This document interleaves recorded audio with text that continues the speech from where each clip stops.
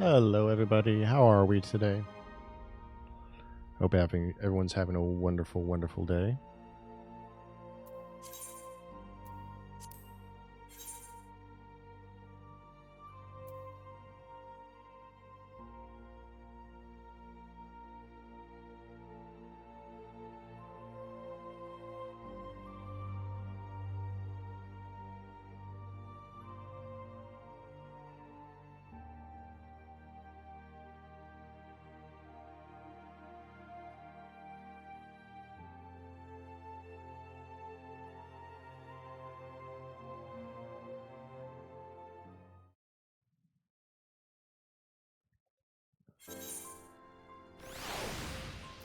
All right.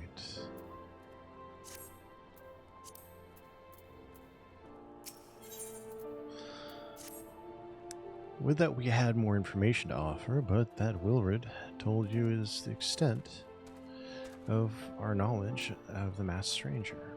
Left unchecked, that man will bring about great pain and suffering. I pray that you will find and put a swift end to the creature, for the sake of the young ones who died by his poisoned words.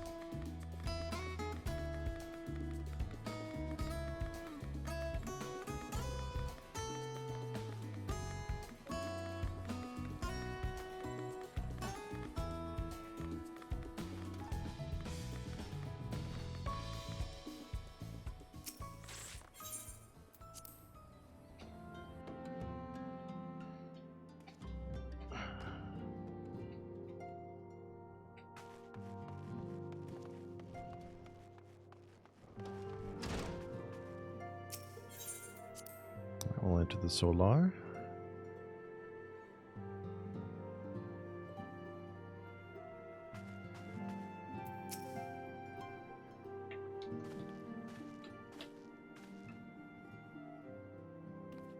Welcome back, Cornell. I'm reliably informed the investigation took you to Quarry Mill and Little Alamigo. So tell me, were you able to learn aught of La Habrea? Hey, Nicole, how you doing today? I'm doing all right. Planted the knowledge of summoning in impressionable young minds, you say. Precisely the kind of deception the Ascians would employ. While many of the ills that ail the land can be attributed to the calamity, some are being brought about by a malign will. We must needs delve deeper into this while things remain quiet on the primal front. All work and no play makes Menphilia a dull scion. Did you say something? Nothing, my lady.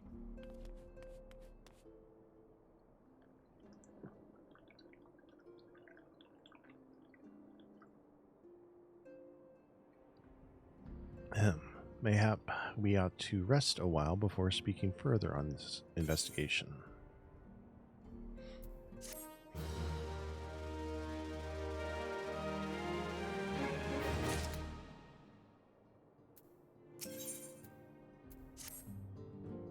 While you were tending to business in Thanalan, some new information arrived courtesy of our friends, the Sylphs.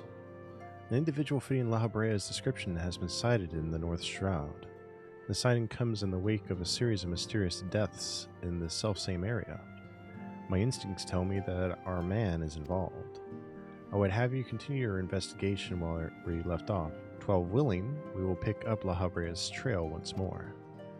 Eorzea can furnish you with the details. Pray speak with her and take it from there. As always, be careful out there, Cornell.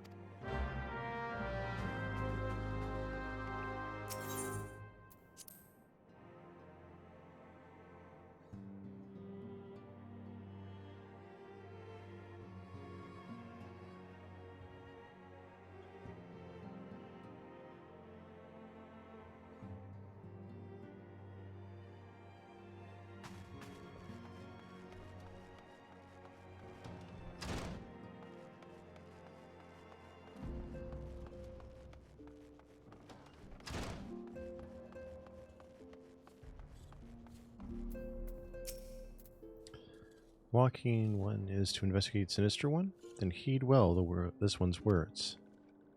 This one is friends with a walking one in the Ashcrown Consortium. According to a friendly one, a digging one named Medrod had an encounter with a scary masked one. This masked one is most certainly a sinister one.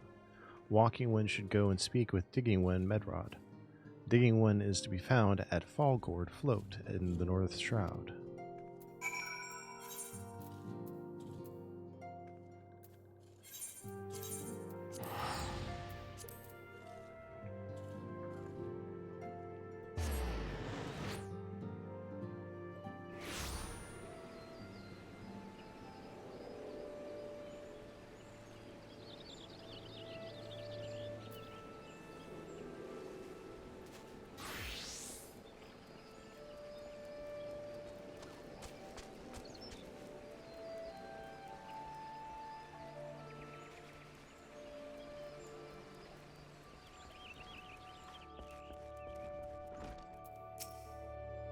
Please leave me be. I'm not long for this world. I looked death in the face. 'Tis only a matter of time before he comes for me, just like he came for that poor woman. Medrod is clearly traumatized. Perhaps if you were to soothe him, he might remain calm long enough to hold a conversation.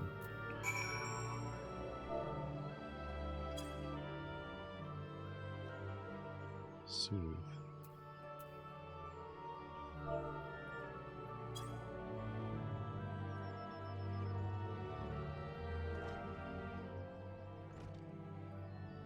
You're right. It's not as bad as it seems. I saw something terrible, that's true. But that hardly means I'm going to suffer the same fate. Thanks to you, I think I can think straight again. I believe I can even recount what I saw without losing it. It was just another ordinary day. I was headed back to the float when I noticed a suspicious character in the distance. A masked man, garbed head to toe in black. He had a hideous fiend in tow, a winged creature that was all eyeball and jagged teeth. Taken by curiosity, I crept as near as I dared to see the corpse of a woman. One glimpse was enough to tell me that she died a gruesome death. In that instant, I knew right away that the masked man was a minion of Thal, and come to claim her soul for his realm. What? You're investigating the same masked man? If that's the case, we'll help you in whatever way we can. Aye, anything to ensure that we won't have to suffer Medrod's hysteria ever again. All right, teamwork. That's what I wanted to... Wait, I haven't been that bad, have I? At any rate, I'm all for helping this adventurer. It's the least I can do to repay him for comforting me.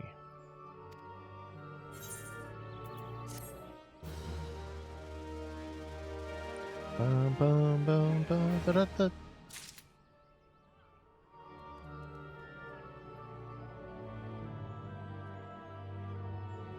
Alright, 18.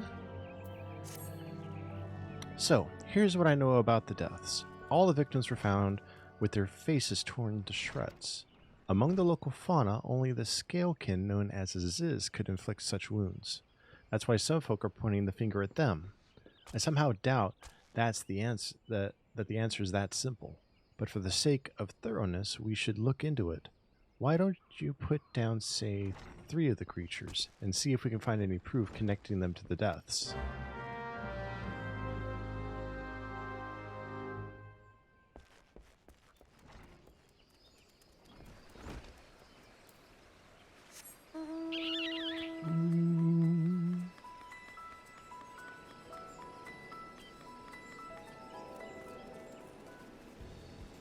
This mount is cute.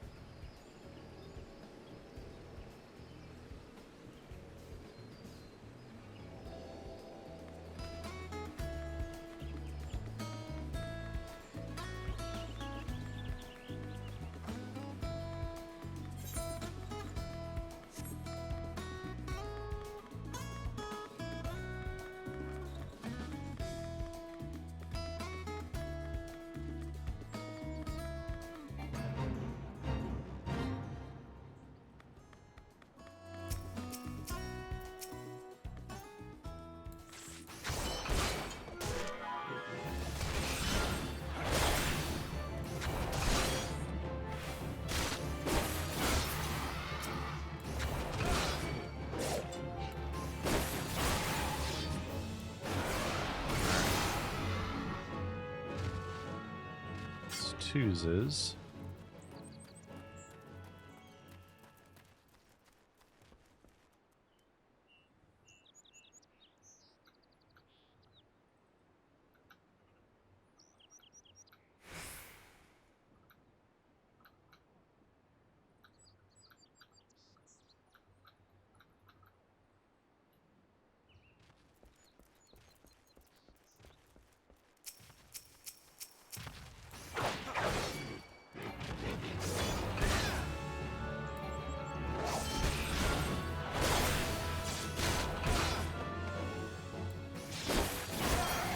There we go. That should be the third one.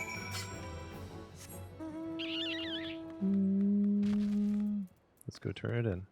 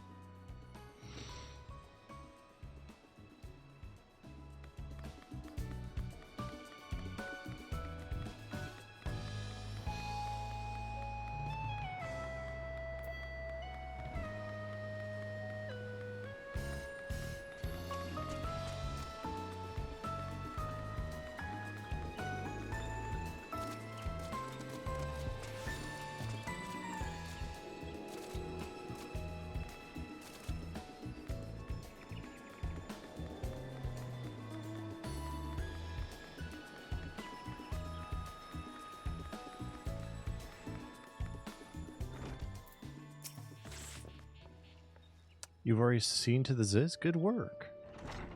So were you able to find aught to suggest that the creatures are our culprits? Oh, Thunder, are you okay? Nothing. Truth be told, even if there were proof, I wouldn't know what it looked like. Anyway, I believe we can safely strike Ziz from our list of suspects, which leaves us with the masked man and his winged eyeball.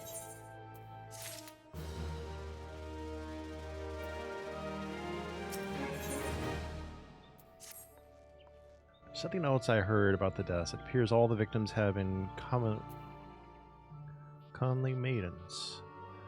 I'd better watch myself, huh?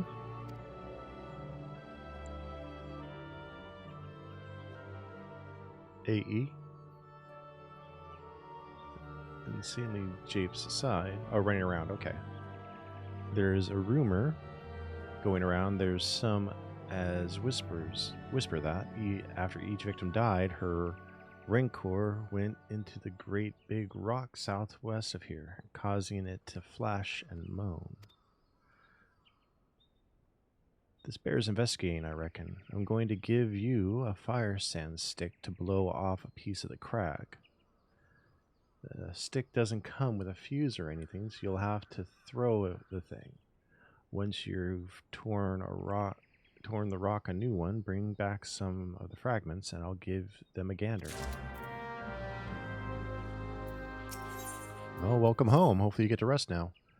There is something you should know. I have been keeping this to myself, lest I worsen Medrod's paranoia, but I too have seen the winged eyeball. I cannot say whether it is a coincidence, but my sighting took place precisely the same time as Medrod's. I was heading home after a day of digging when a shadow fell over me. Looking up, I found myself locked in a gaze with a giant eyeball. I let out a scream at the top of my lungs and ran without once looking back. This happened at the rocky area west of here, in case you had a mind to investigate.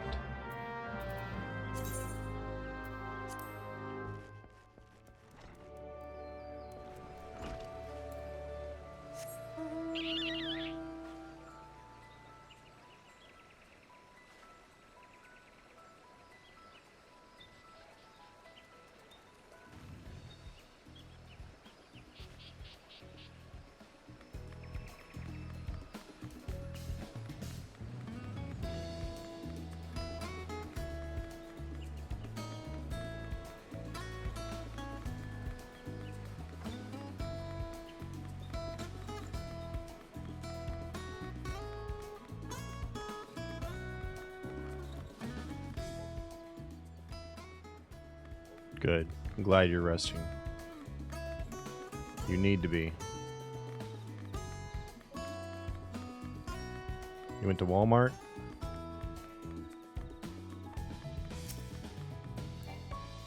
You're fine, man.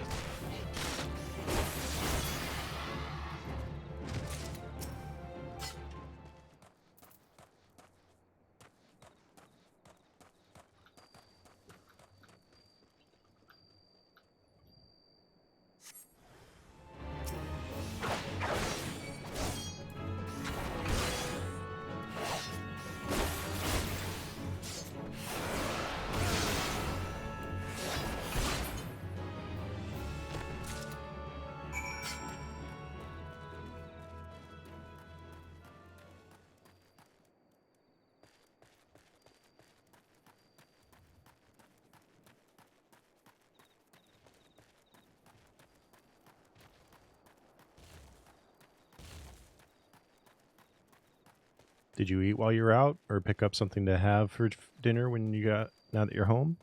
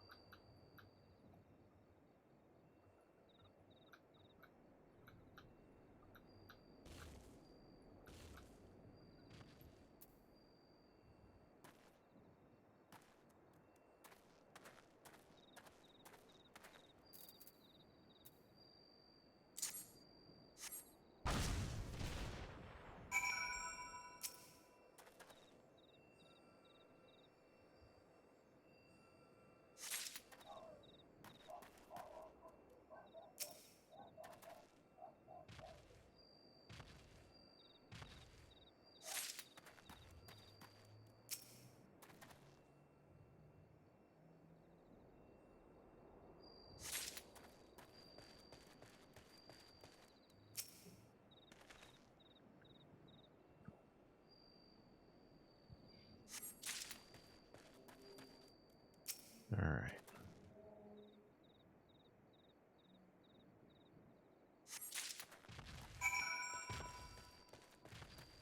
Let's head back to town. Oops.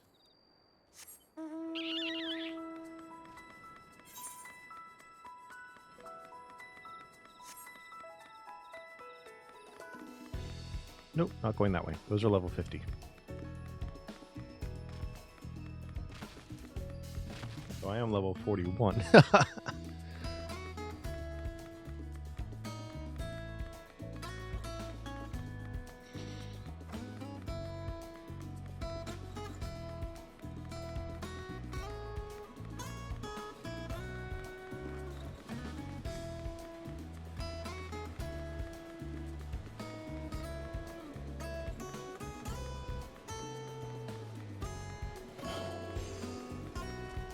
Good. I need to figure out what I'm doing for dinner tonight. Most folk are too scared to go within 100 yalms of the Rock of Rancor. Aye, it has a name, but what's a few vengeful spirits to a dauntless adventurer like you, huh? Huh. These were just your garden... are just your garden variety crystals. 'Tis a bit hard to tell beneath all the dirt and grime, but you're definitely lightning aspect. I almost hate to say it, but that explains the flashing and moaning. Nothing to do with the masked stranger. Looks like I've gone and wasted both your time and a perfectly good fire sand stick. Oh well.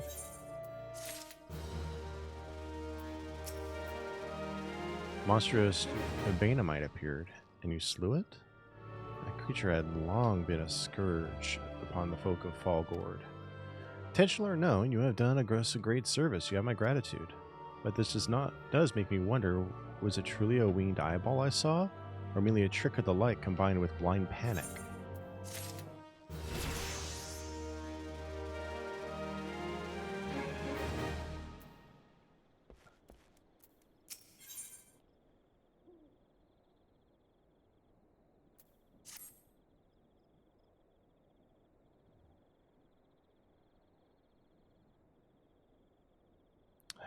There've been no promising leads in the murders. I can scarce get a wink of sleep, knowing that the killer is still at large.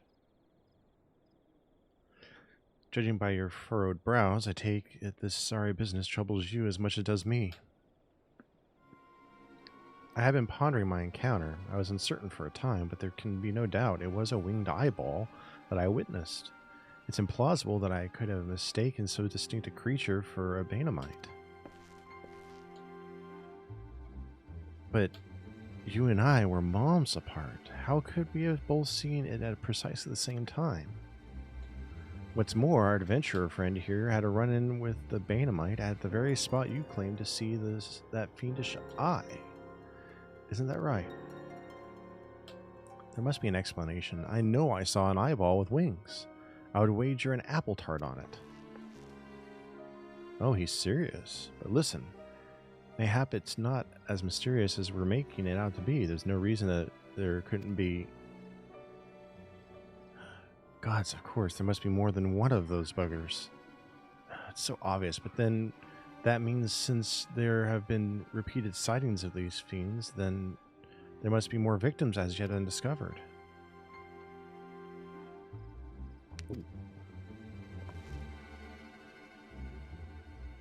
I do believe we're out of our depth. We ought to leave the rest to the expert. Yes, we're just civilians after all. Good luck, adventurer. It was a pleasure knowing you. While I burn to know the truth, some things are best left unknown. Lest you have forgotten, it was at the rocky area to the west that I made my encounter. Should you discover aught of note, you will want to alert the authorities. There is a guardhouse nearby. The serpents there should be pleased for any information that pertains to the security of the region.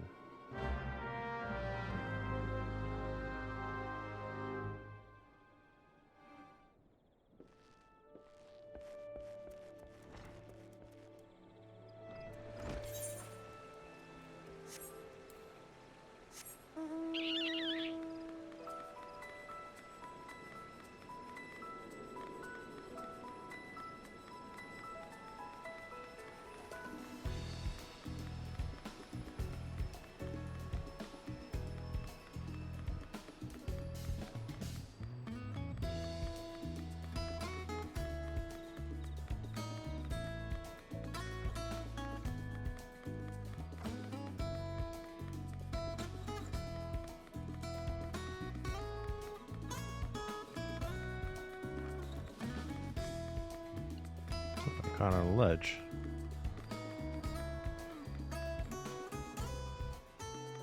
I need to be down there.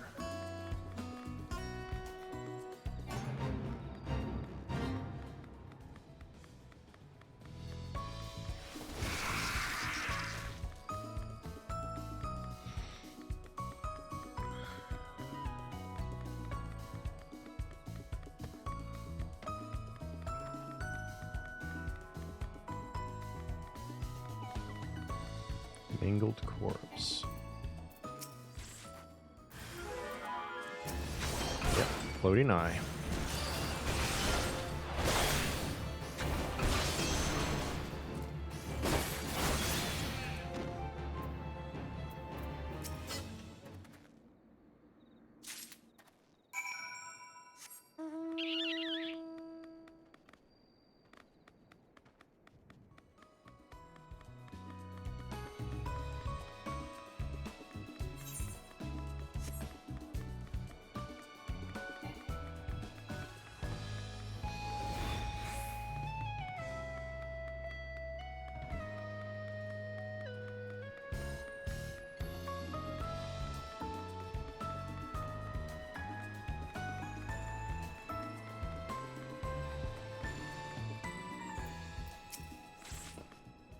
Greetings, adventurer. Is there aught I might assist you with?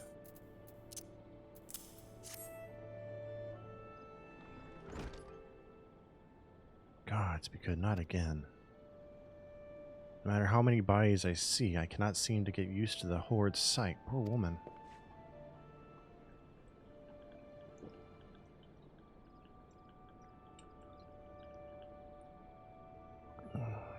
Wetting my whistle.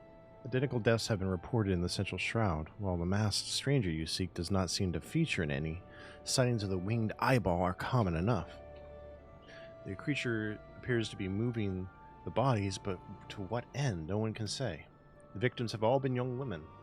All are found with their faces mutilated beyond recognition. It's been difficult to identify them, so as to notify the next of... This button, engraved with a lily motif. The very same object was found upon another victim, a family sigil? Or that of an organization, perhaps? Either way, I dare to hope that this find will prove pivotal in solving the murders.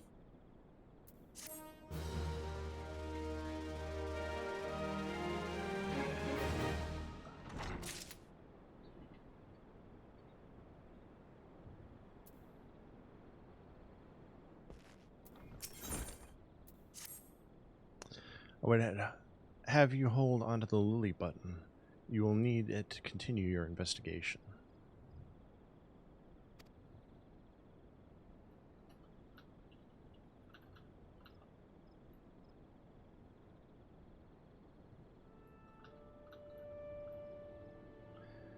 While it isn't standard procedure to entrust key evidence to individuals, you have proven yourself reliable and resourceful in this matter. I see no reason why you shouldn't carry on your work. If I might make a suggestion, you may wish to take the button to Gridania and have it examined by Mione. Perhaps someone in her vast network of contacts can shed light upon this sigil.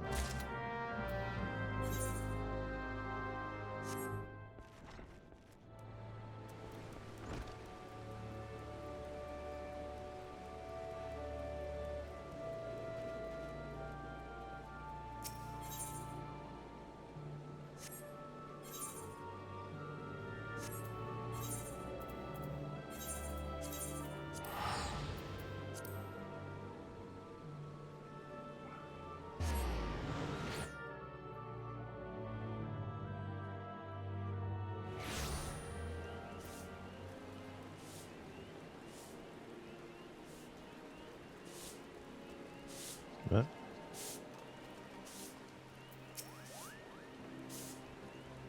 The Mogpendium will prove to be an invaluable resource during the Moogle treasure trove, Kupo. Pour over its contents to find best ways to get your hands on irregular tombstones. Then use that knowledge to fill your packs. And once the weight of your tombstones becomes too much to bear, bring them to me and I'll give you all sorts of rare and remarkable items. Oh, nice.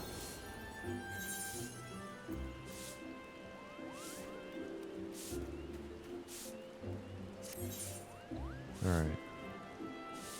Okay.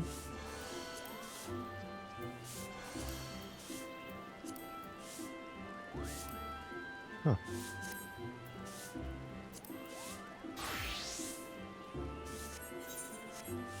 So, interesting. It's another way to get new stuff.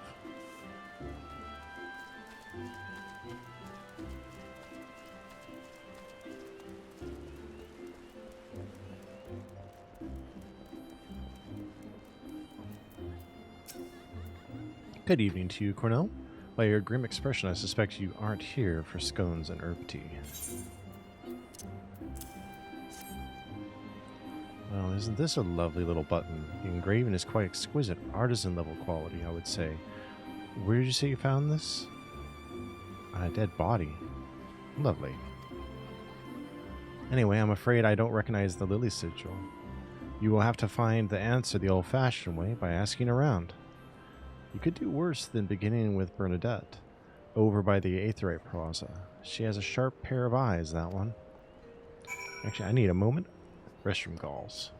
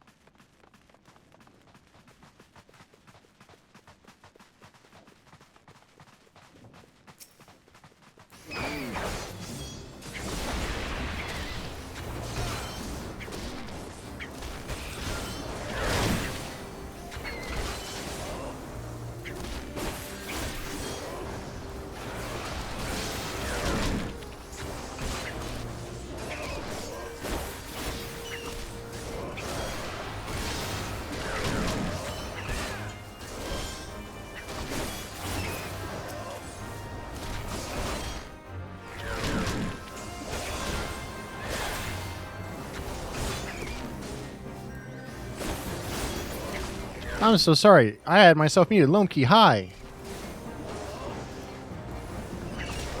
How are you today?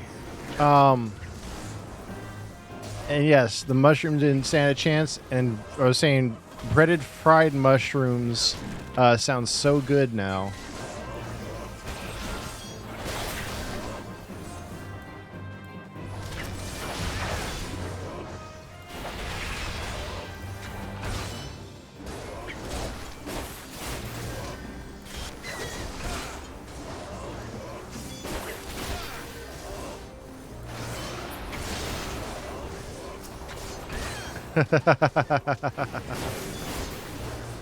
I had hot dogs for breakfast yesterday. I already had a quesadillas today, so I don't want to have that again.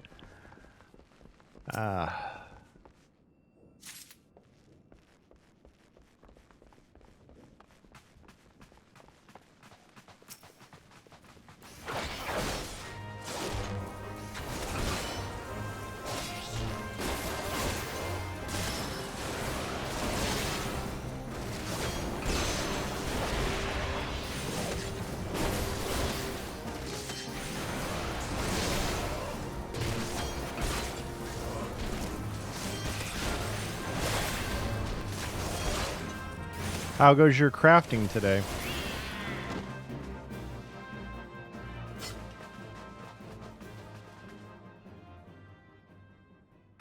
Oh, that sounds good, actually.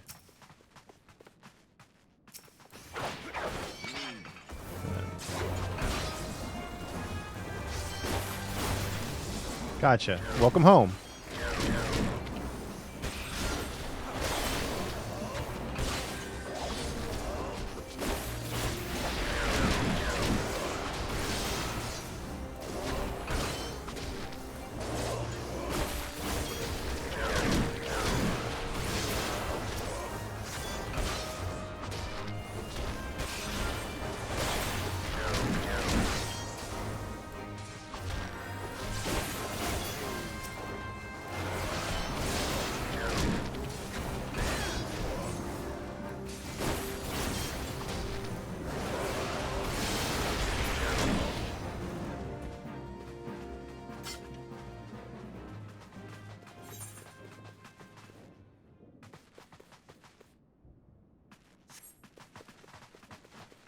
Probably lead around like I think it does.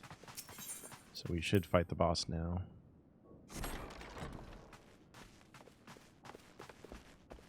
Oh, it doesn't. Just an empty room with a treasure coffer. Manor sandals. They're an up.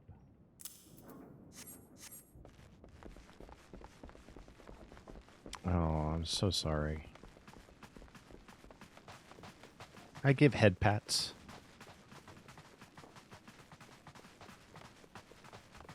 What time is it for you, if you don't mind my asking?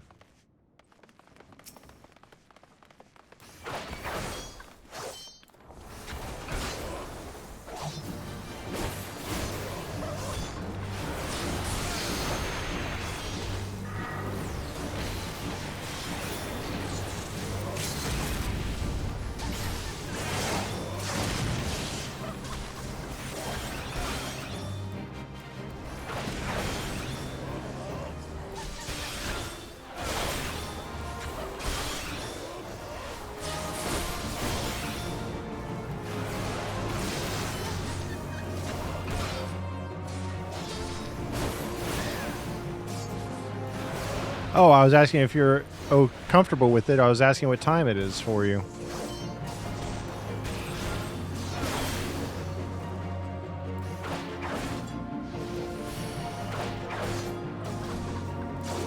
Oh, okay. You're on the East Coast. I used to live on the East Coast, but now I'm in Arizona, so...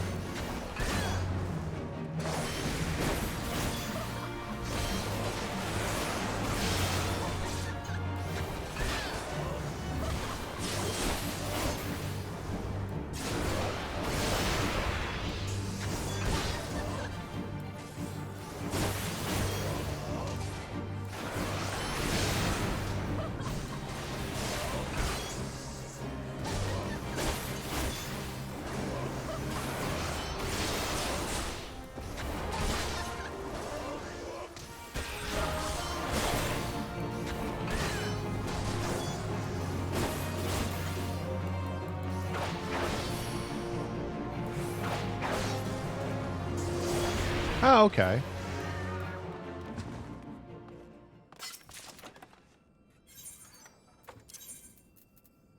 That's actually enough too. Holy crap.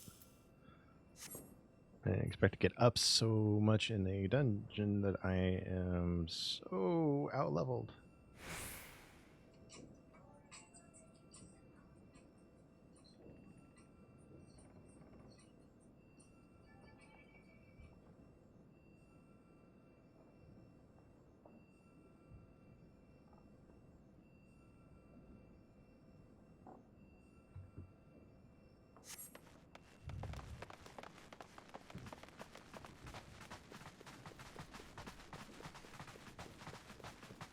Okay, get that hydration!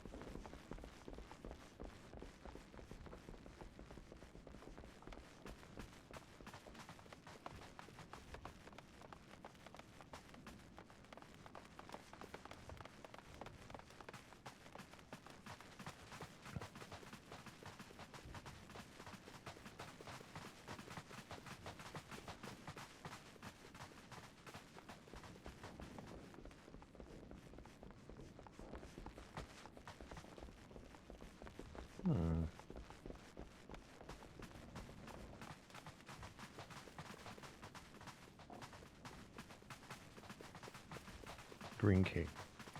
Duh. Of course the boss dropped it.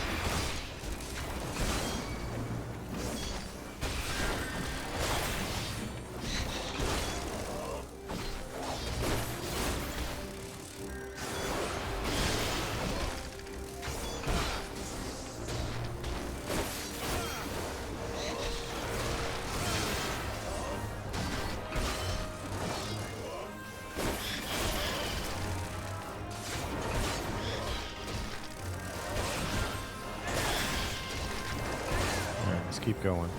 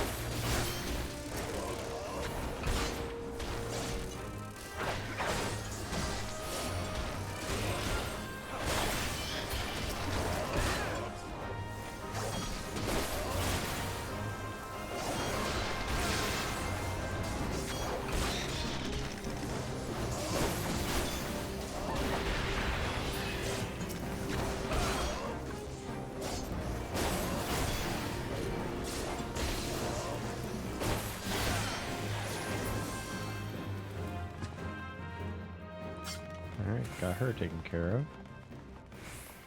Ooh, two tiny keys. Nice.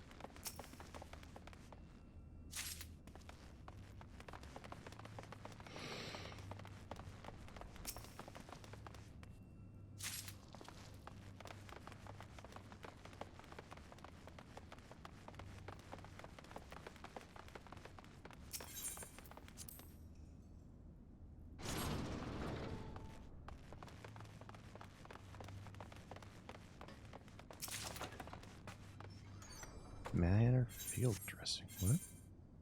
What's that? It's an inventory item? Or it's a...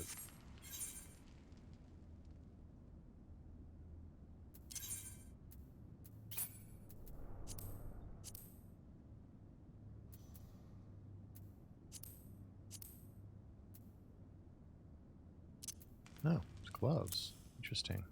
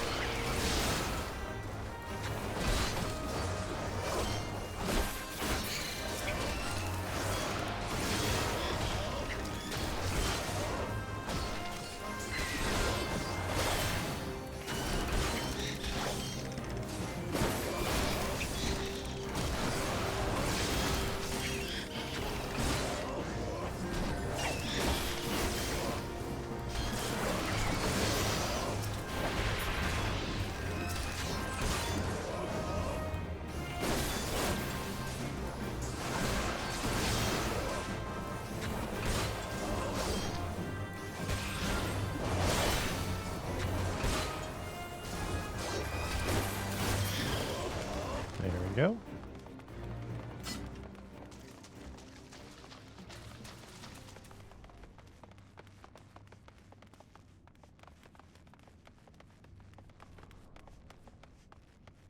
Nothing really in that room that I saw. There's a yellow key.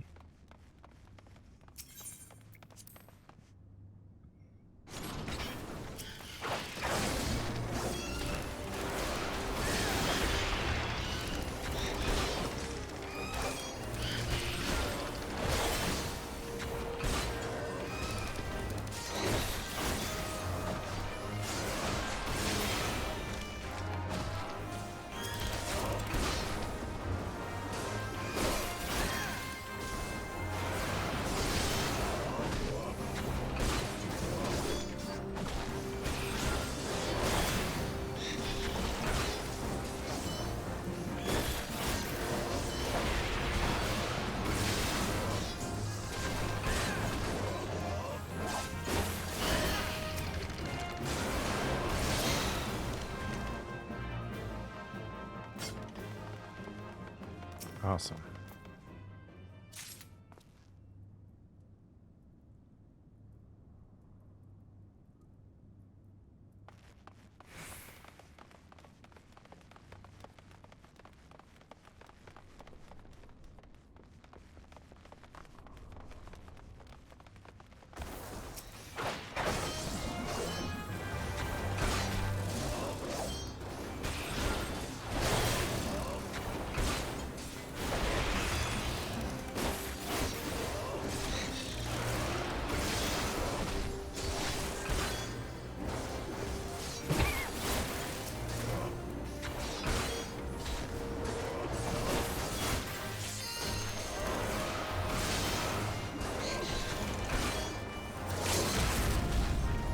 Yes.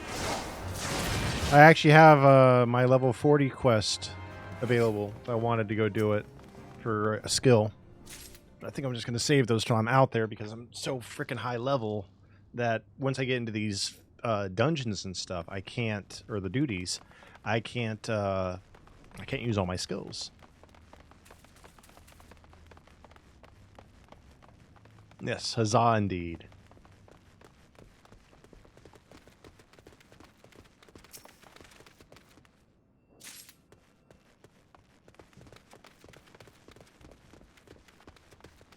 I can use one of them right now, actually. I can use jump.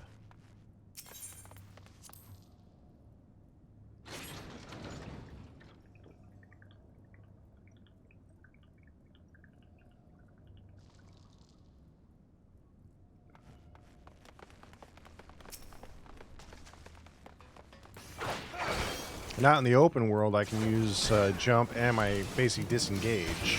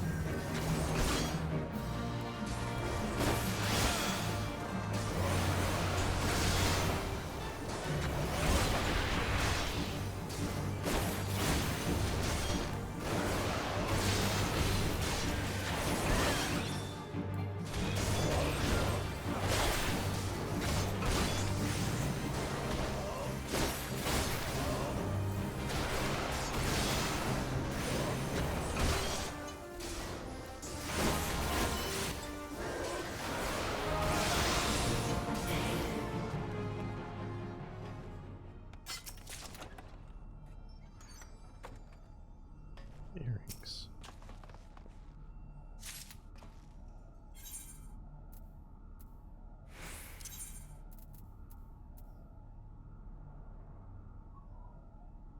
Don't know if I want to get rid of these earrings I'm wearing, though. I'm guessing those are a good... Yeah, 430, 29. Yeah, those are a higher item level.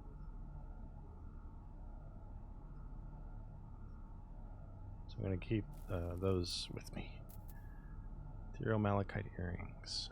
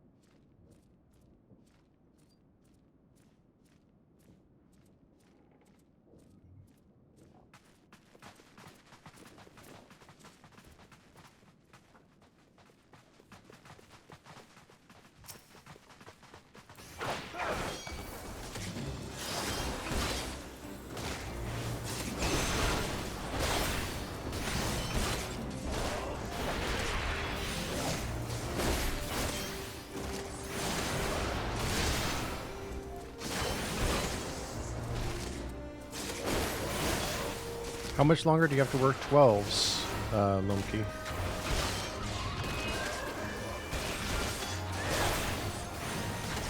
Hopefully there is an end in sight for that.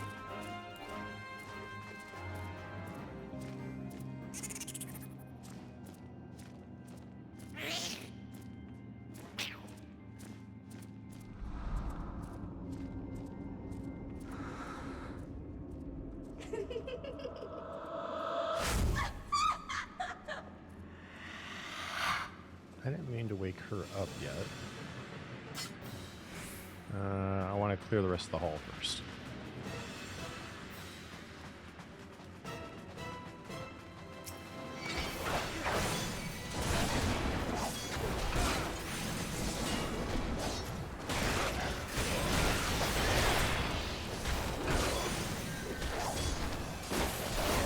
Yeah.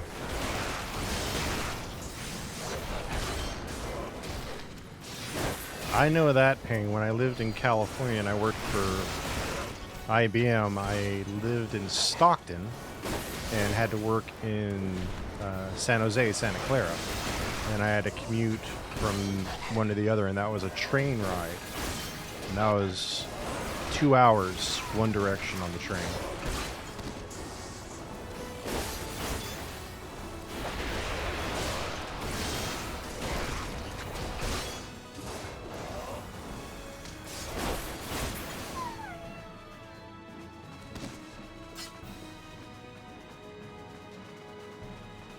Something told me to hang on to that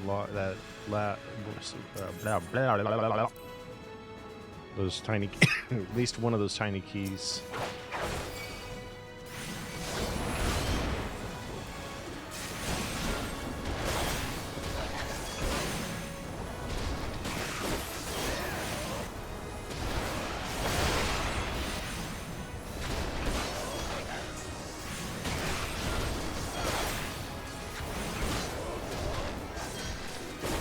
Yeah, that was the nice part about it, but then I became injured retired. So, before I was 30.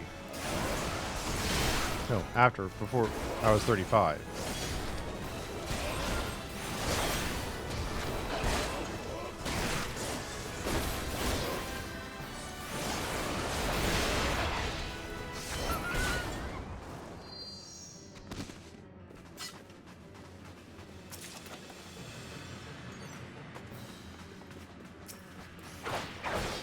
I can't use the axe.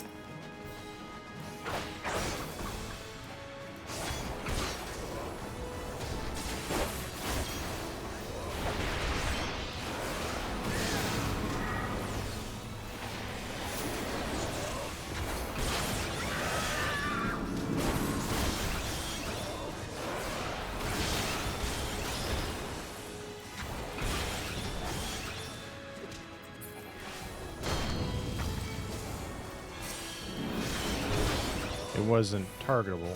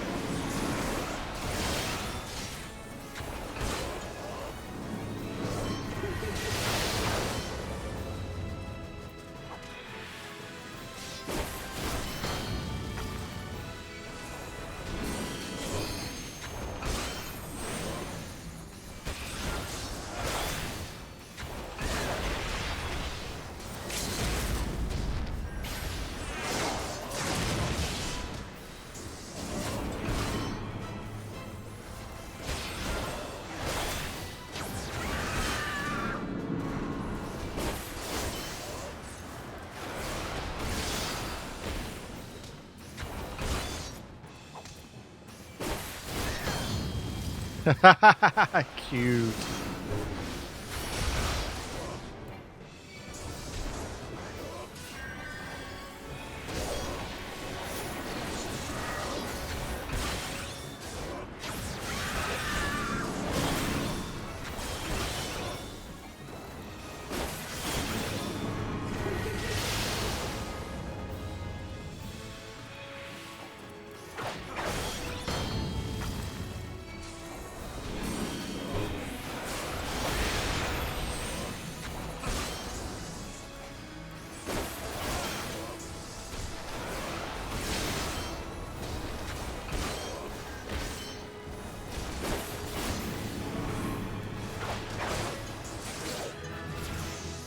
Got her.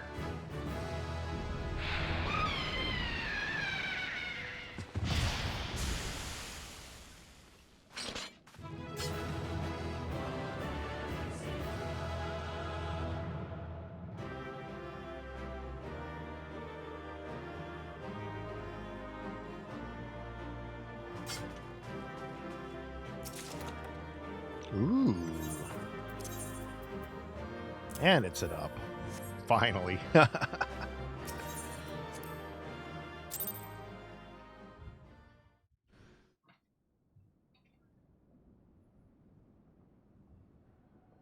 Darkness has taken root within these halls, sprung from the most unlikely of seeds. One cannot help but admire the irrepressible spirit that quickened it to life.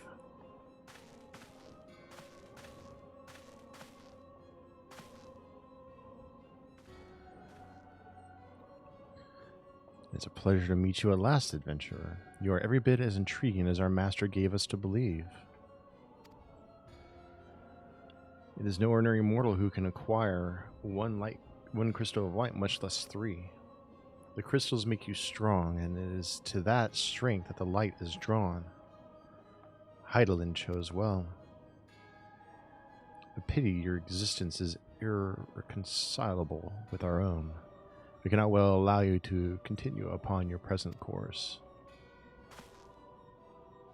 Alas, we came here not to play, but to take the measure of your strength from Mr. La Habrea.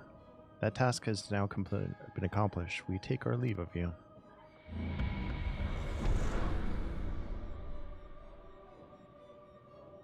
Fare you well, bringer of light.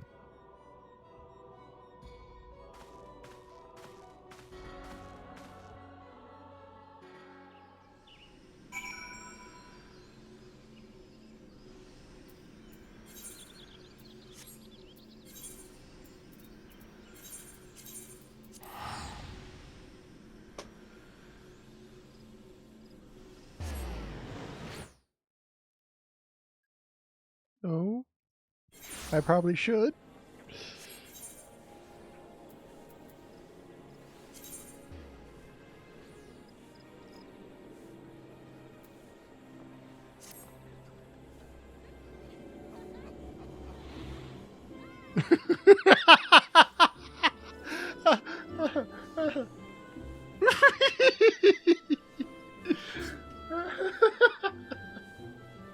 Oh my god.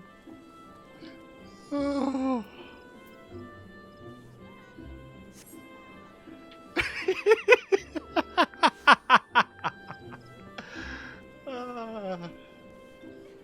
I'm able to at least laugh at myself when I make with stuff like that, you know?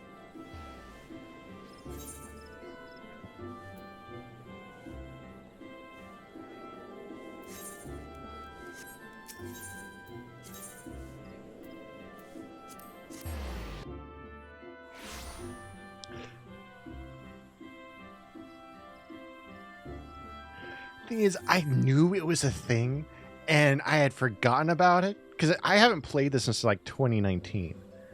And then you mentioned it, and my brain is like, "You damned idiot! Yeah, there's a recommended gear button. Most Final Fantasies have a recommended gear button." Sorry, I was saying.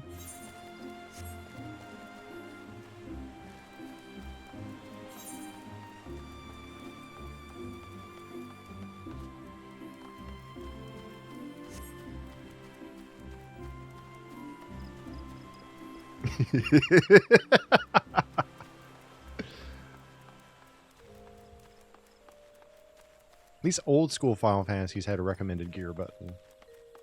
Or recommended equipment. Heck, it's even in Final Fantasy XIV Ever Crisis. You are returned. What sights awaited you within the manor? What has become of Lady Adamantine? You must tell me all.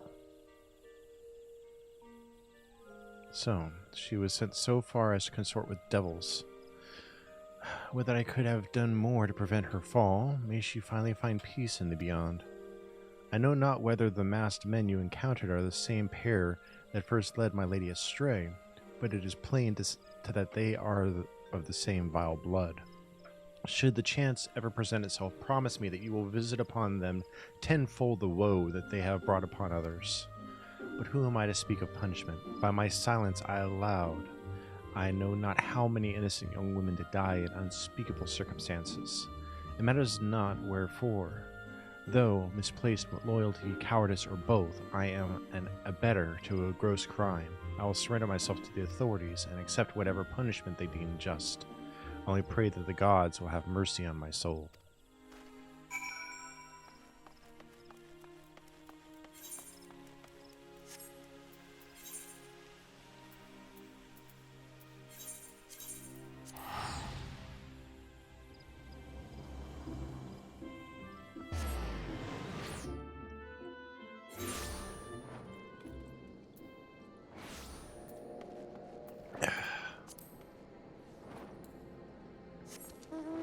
That's a pretty mount.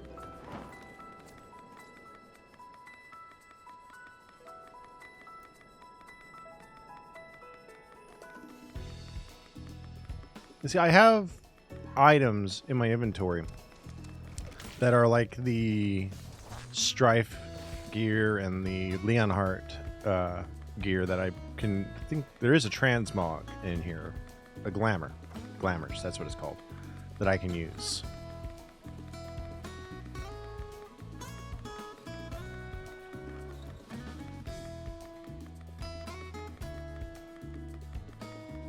Those were gifts from another friend of mine, who unfortunately is no longer a friend.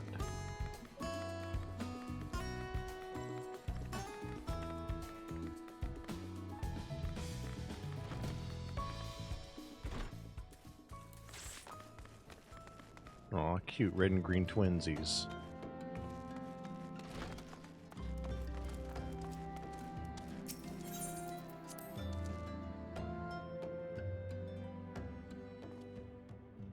Oh, okay.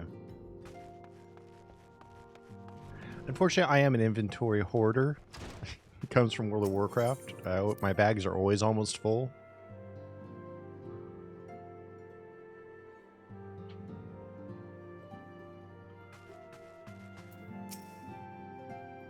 I've got so much stuff in my inventory. Welcome back, Cornell. Full glad am I to see you safely returned. Tell me, how fared you on your sojourn into the Twelveswood?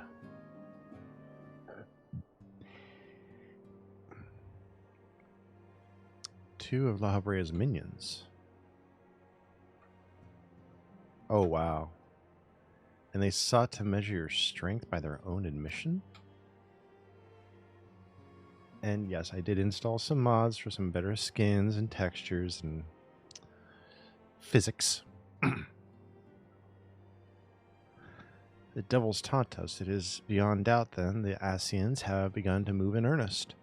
Would that we knew what to end. You can make fun of me and bully me about it all you want. Yes, I am an anime nerd. I am an otaku. Yet I will not bemoan our plight. Thanks to your tireless efforts, we are at least aware of the encroaching darkness. I mean, I am an incubus after all. Alas, we only do so much. It is clear to me now that we scions are too few to protect the realm against this threat unaided.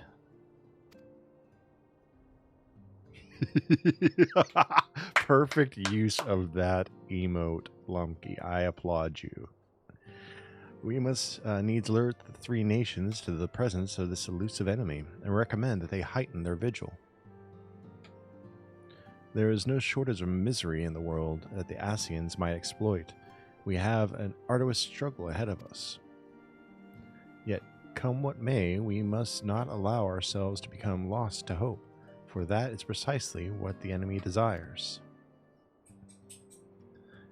We have gleaned all we can from the information available to us. Let us set this investigation aside for the present. Another matter has arisen that requires your attention. Let me know when you are ready to be briefed, and I will summon the others.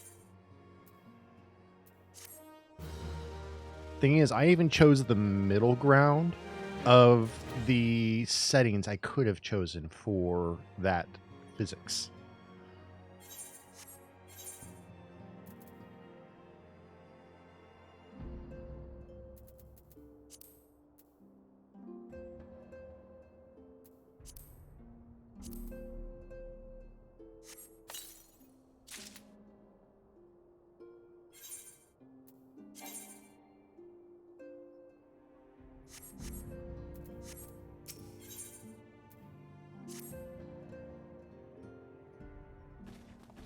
Well, I've been modding games for quite a while. Like I have like what, almost 300, 400 mods installed on Fallout 4.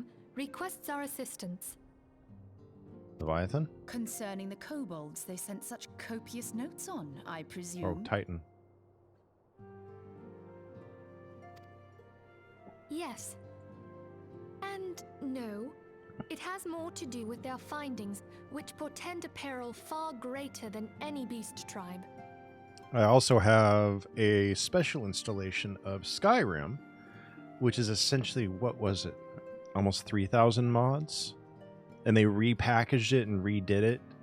The whole game itself, they completely redid the entire installation of it. So it's literally a rebuild of the game with these mods built into the base game. And it looks like it's being played on a brand new off of a PS5 with Unreal Engine stuff.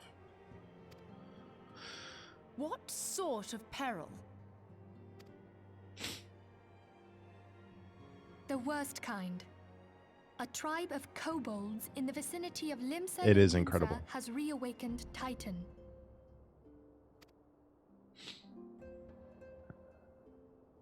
Our task will be to slay the primal. The Maelstrom have sworn support for the endeavor. That was such a damn cool fight in 16, which I haven't finished 16 still. They are no strangers to the havoc kobolds can wreak. Years before the Grand Company's reformation, two primals, Leviathan and Titan, chanced to converge upon the sea wall, wreaking untold devastation. I saw pictures of that happening. I didn't know they found the person. There, by the grace of the Navigator, were the mercenaries Merlvip hired able to fend them off. Yet it did not take long for the beast tribes to regroup, and they summoned their Okay, it's getting too hot in my room. I'm going to close my window.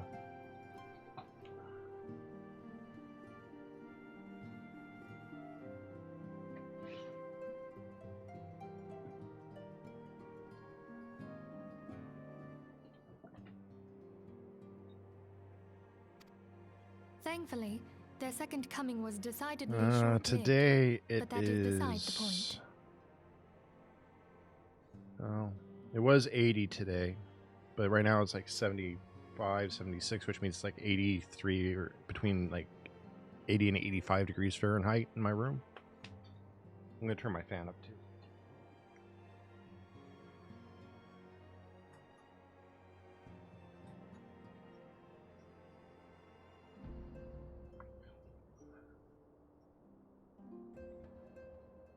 Yeah, I can't keep it.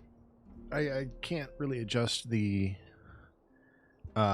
temperature here that much as far as the thermostat, because my godmother, who I live with and take care of, is in end-stage cancer, and so she's really, really thin from the treatments. So her body temperature doesn't regulate very well. So if I have to be uncomfortable and warm, but her be fine, I'm fine with that. So long as tormented souls will them to exist, the realm will never be rid of primals. The Maelstrom has kept a watchful eye upon the beast tribes, and the kobolds in particular, ever since. Which brings us to the matter at hand. Unlike Ifrit, we know scarcely anything of Titan. Unfortunately, the only force known to have bested him, the modestly named Company of Heroes, disbanded 5 years since, and mercenaries are not in the habit of keeping chronicles. Hungry. Expect the worst.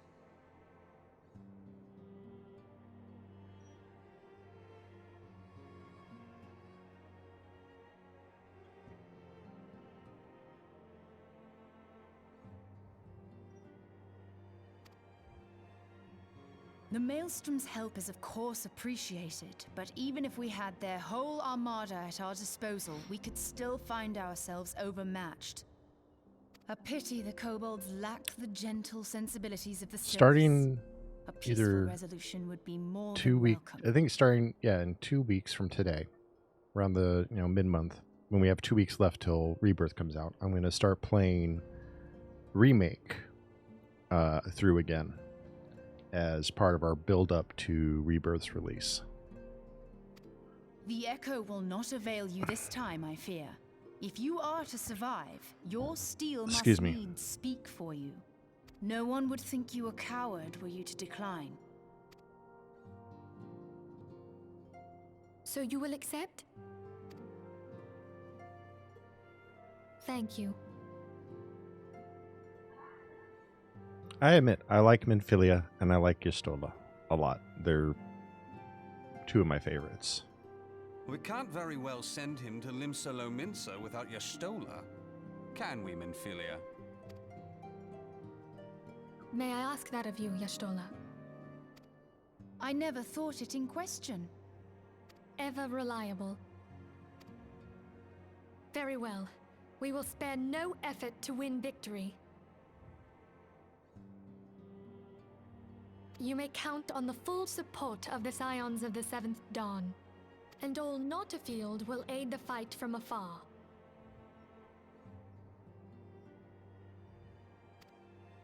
Thancred, Ida, go to the Grand Companies, tell them of our plight and solicit their support.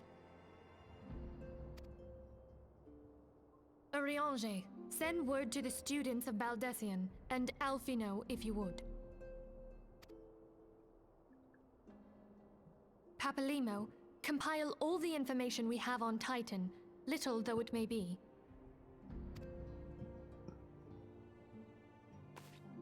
You will be apprised of the tactical situation when you reach the Sailor's Ward. Provision yourself for the journey. May you walk in the light of the crystal.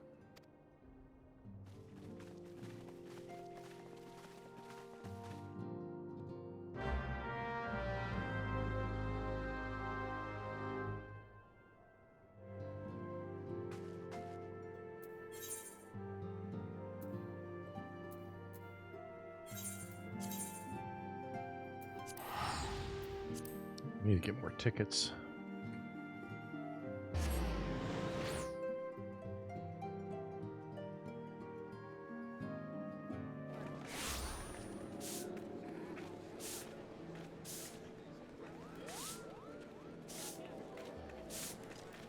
I'm not sure. I thought I've gotten some for quests.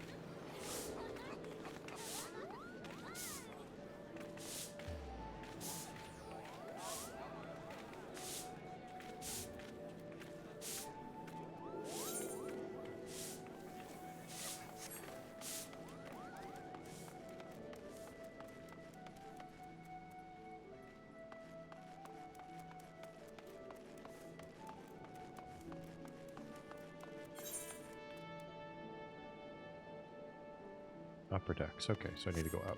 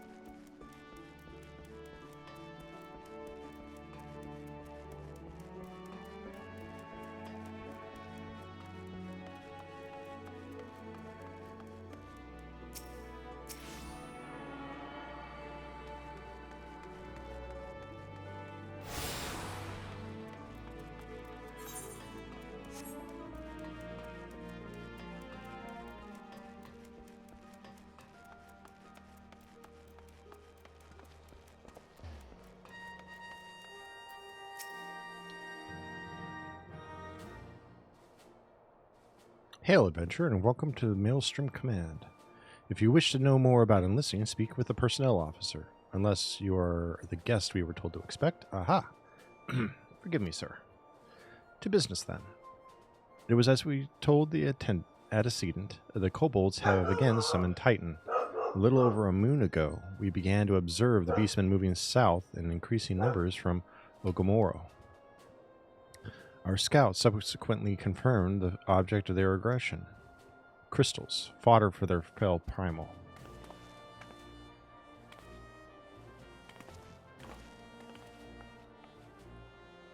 Thank you, High Commander. You may leave the rest to me. Word is spread of your accomplishments, Cornell. On behalf of Limsa, I thank you for heeding our call. Forgive the lack of forewarning, High Commander. The Admiral wished to address Cornell personally. We are no strangers to conflict. Long have the Sahayan and the kobolds plagued our people. No, nor is this the first time we have had to address a primal threat. In the past, when Titan rose to threaten the peace, it was to the company of heroes returned. But they are long disbanded, and we must look to other brave souls blessed with the strength to face this foe. So it is that we turn now to the Scions of the Seventh Dawn, confident in the belief that you are Limsa's best hope. I hope you are right, yet the situation is far from simple. The kobolds are not prone to unprovoked aggression. Did not the Thalassarci make a pact with the beastmen that each would keep to their own lands and that no blood would be shed? And was it not the Lominsians who violated this agreement, dissatisfied with their lot? Shall we then condemn the beastmen for defending their homes? Even a pirate must one day reap what she has sown. I advise you to choose your words with greater care, Lady Estola. Stand down, High Commander. She has the right of it. And the wrong is mine. Freely do I claim it. Yet it makes little difference. Remorse will not shield us from the Titan's wrath. Or would you have us fall upon our swords? My apologies, Admiral. The safety and security of Limsa and Lamonsa's citizenry are, of course, of paramount concern. Already we have observed disruptions in the flow of aether further inland. The effects will be felt here in the city ere long. I ask much of you, I know, but the need is great. Can I count on your help, Cornell? You have my thanks, along with the full support of the Maelstrom. I await good tidings. That the kobolds should summon Titan demonstrates that they are no longer amenable to negotiation. This being the case, we must needs prepare for conflict. Before we meet Titan in the field, however, it would be wise to learn all we can of our foe, and I can think of no better source of information than the mercenaries who defeated him once before. The company of heroes may be no more, but several of its former members still live. It is said that one of them is employed at the Grey Fleet Mills in Lower Lanuska. Quite why a mercenary should choose to become a miller, I do not know. When you find him, mayhap you could ask him for me. I meanwhile shall seek his fellows.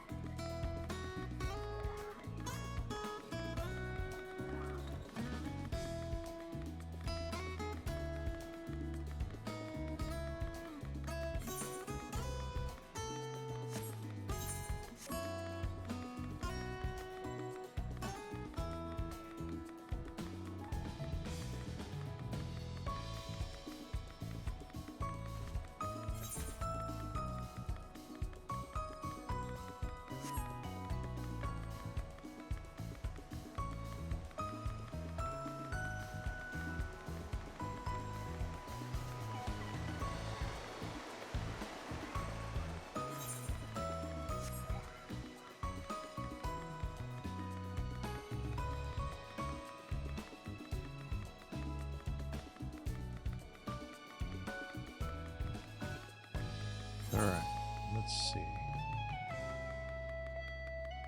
About halfway there. There's no crystal there, so...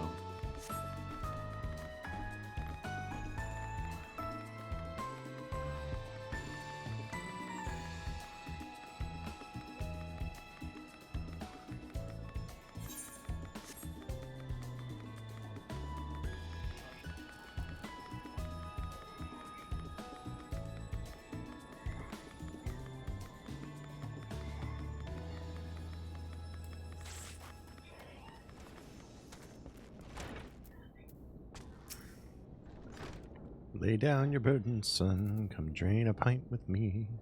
We'll have a grand old time, find ye a lass or three. You go and say something, venture, or just keep staring. Eh? You want to know about the Company of Heroes? Ah, hells. Price of bleeding fame. Can't a miller mill in peace no more? Still seeing as you've come. So, right? Guy thinks he's Issei from, High School DxD.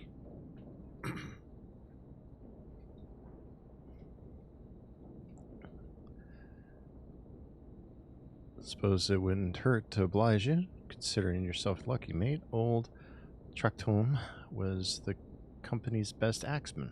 Now, what was it you wanted to know?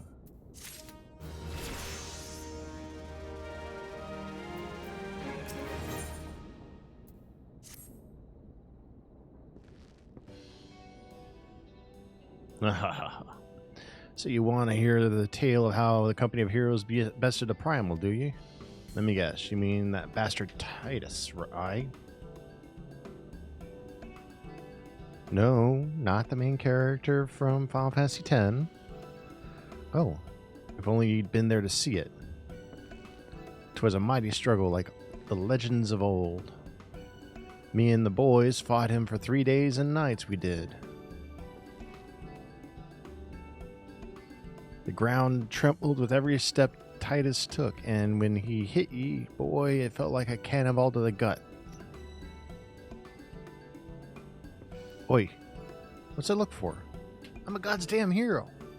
I'll have you know, the people around here sing me praises. Don't tell me you only care about learning the secret tactics we used to beat old Titus.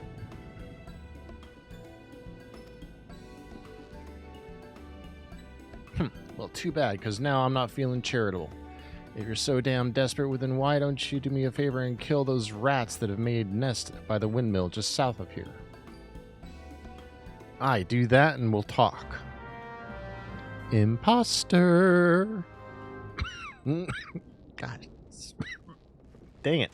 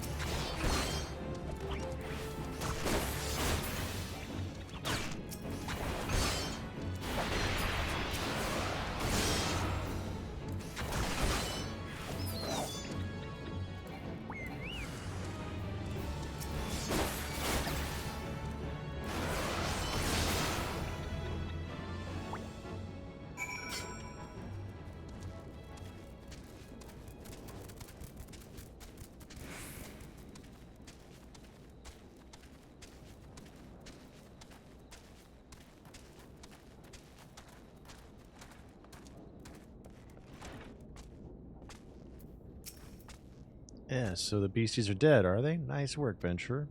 Save me the hassle of, never mind.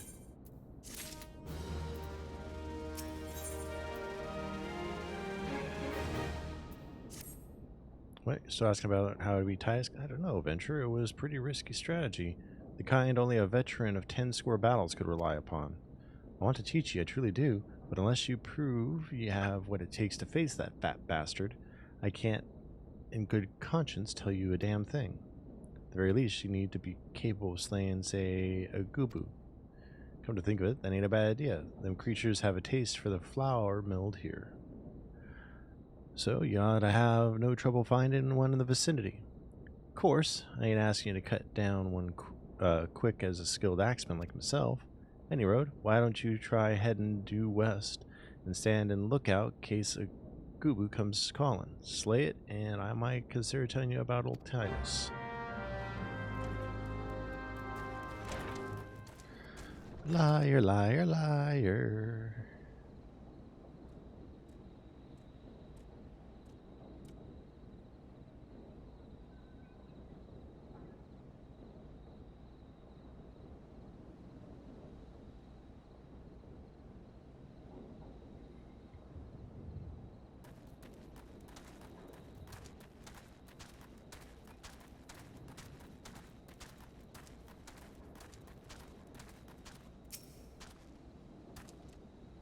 Surveying. Damn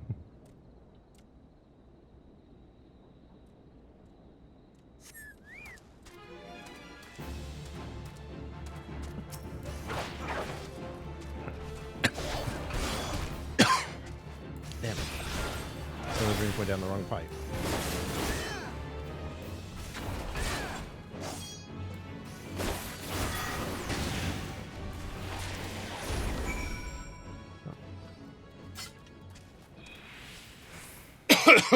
Excuse me.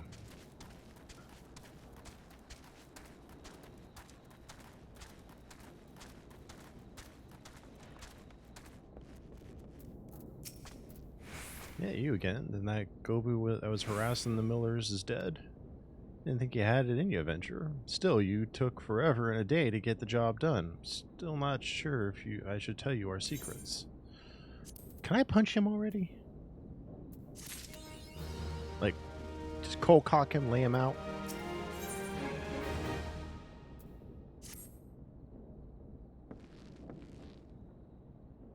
So, as I was saying, I still don't know if you got what it takes to face Titus. Maybe if you slew,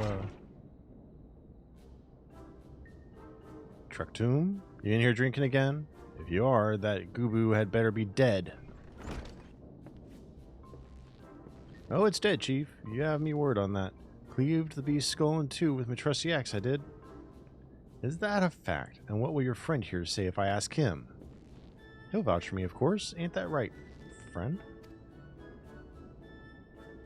Tell me true. Was it Traktum who slew that Gubu, or was it you? Chief, what are you saying? It's me, Traktum, the finest axeman to ever served in the company of heroes, the legendary mercenaries who slew that bastard Titus. Titus? Titus? Who in the seven hells is Titus? Some primal you fought in a drink-sodden dream? The company of heroes slew Titan, you bloody half-wit. Well, we'll see. Titus was what me and the lads used to call him. That's the biggest load of Sahagan shite I've ever heard. Both of you, outside, we'll learn the truth the Lemosian way.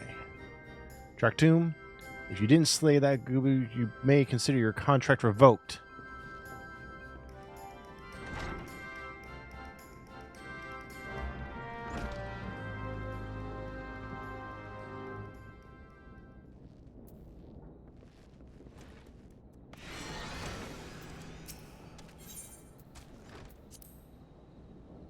Levels above the quest.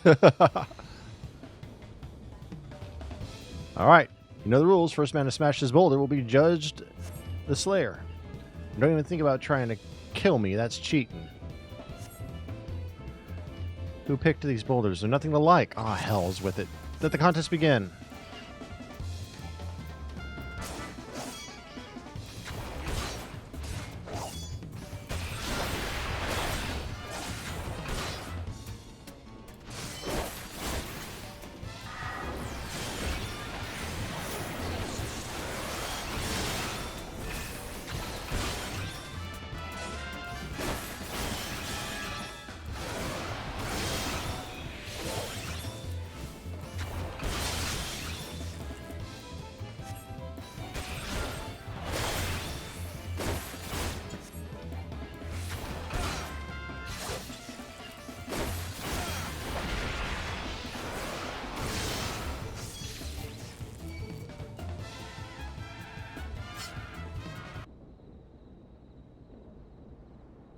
Alright, I admit it.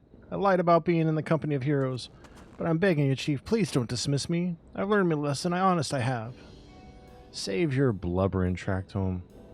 Gods, I should have known. Mercy, please, I didn't want to deceive you, I swear. It's just that I kept getting turned away by all the folk I asked for work, and I panicked. See, the last job I had was at Costa del Sol, and there was this grizzled marauder everyone treated like royalty. When I heard he was a captain in the company of heroes, I finally understood why. I wasn't being serious when I said I was one of them, but you went and believed me, so Look, his name was Weiskeet, alright? Weiskeet. He'll tell you how to defeat Titus, or whatever the hell's the thing's name is. That's what you wanted, ain't it? So come on, then. Tell the chief to forgive me. It's only fair.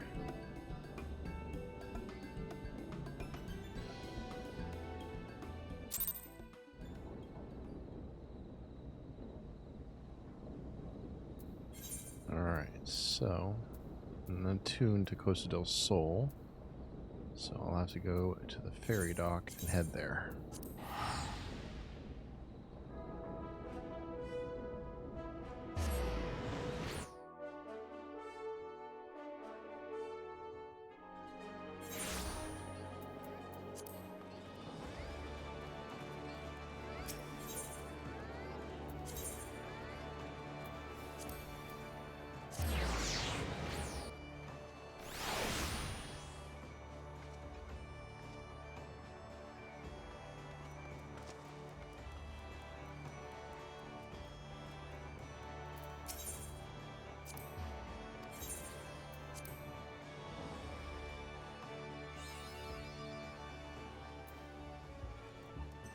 Alright, first things first, of course, is to go attune to the crystal.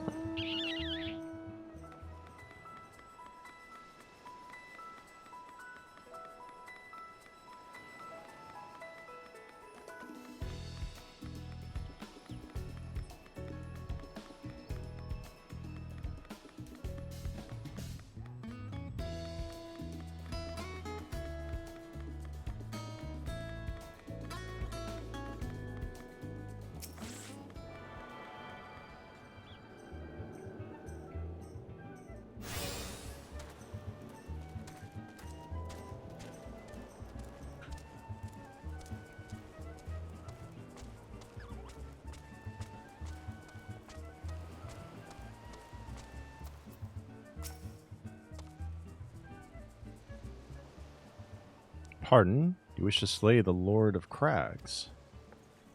We must slay him, Captain. The people of Limsa are depending upon us. You fancy yourselves heroes, then, just like in the tales. Not so quick to judge. Long have I labored for the well-being of you and yours. My associate here has bathed in Ifrit's hellfire and lived. He is blessed with a power that protects him from primal influence. Thus, he was able to lay low the Lord of the Inferno. We know full well the risks, and have taken every possible precaution.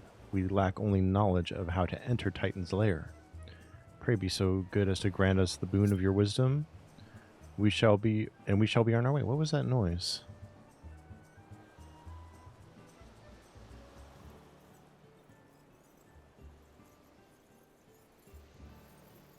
Was that an alert on my stream?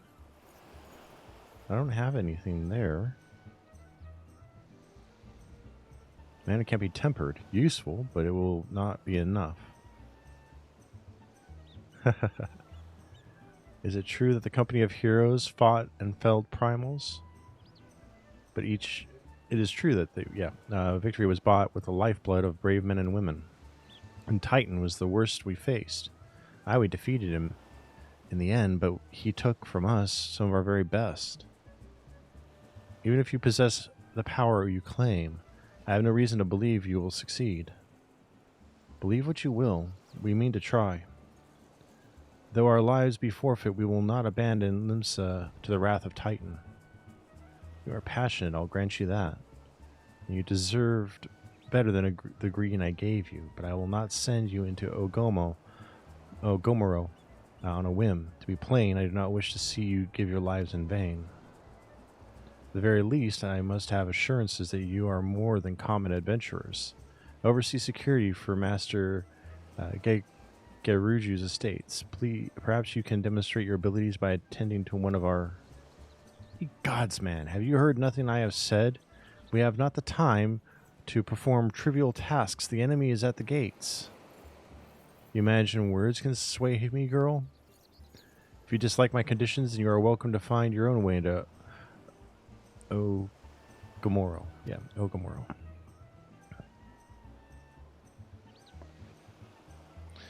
Though it pains me to admit it, I fear we have no choice but to acquiesce to this man's demands. Yet much remains to be done if we are to best Titan. Forgive me, but I must ask you to undertake this task alone. I'll use the time to see to the remaining preparations. Leaving the dirty work to others, are we? Very well. Pray do whatever the good captain bids, however trifling. Remember, the fate of Limsa hangs in the balance.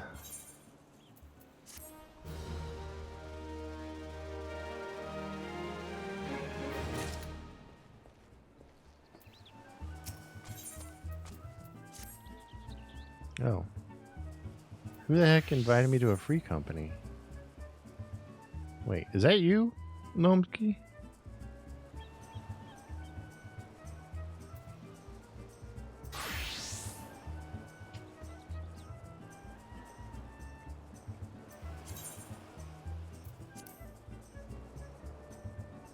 Nyx has recently been seen prowling the beach to the east. As you can imagine, my master does not want large, slimy creatures anywhere near his lands. Gotcha. The beast is cunning, but you should have no difficulty luring it out with herring. Slay the Nyx and return to me. Oh, don't forget to bring me a leg as proof of the kill.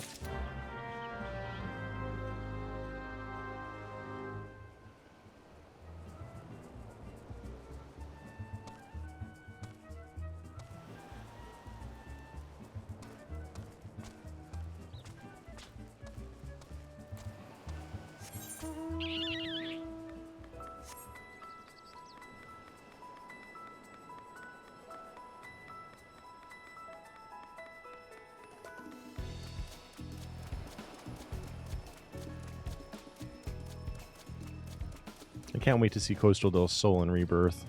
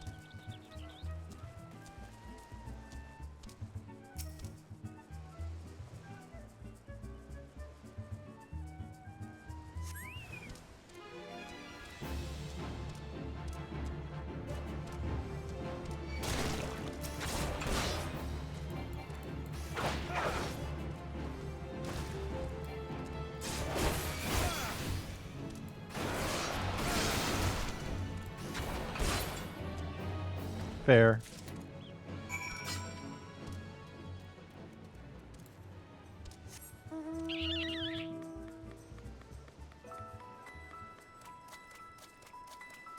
And I know each character is going to have a kind of a unique outfit for special places like Costa del Sol and Gold Saucer. Part of me hopes that some of the characters carry over their outfits from Ever Crisis, Costa del Sol.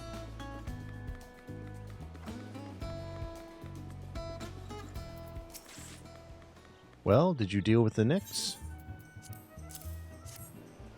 It would be. Lest you think me overly cautious for testing you in this way, you should know that we had an incident long ago. A foolish young employee was dismissed for lying about his past. Claimed to have served in the company and heroes, but I knew for a fact he did not. Anyway, now that the pointless busy work is finished, I shall give you a challenge that as befits your talents.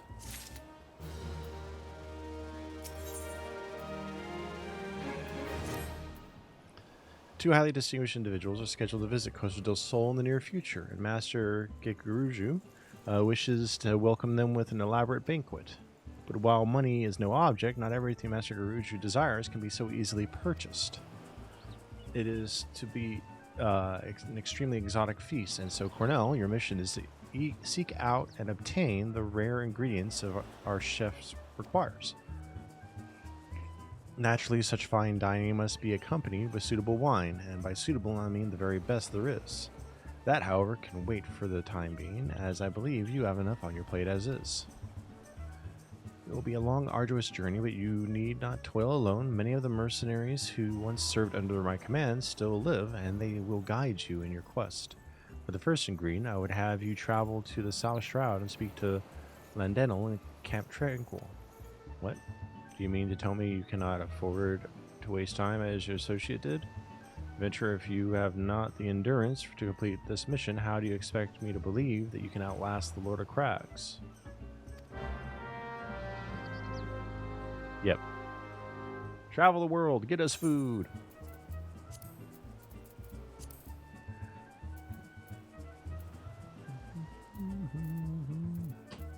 I think that I've been to most of these places.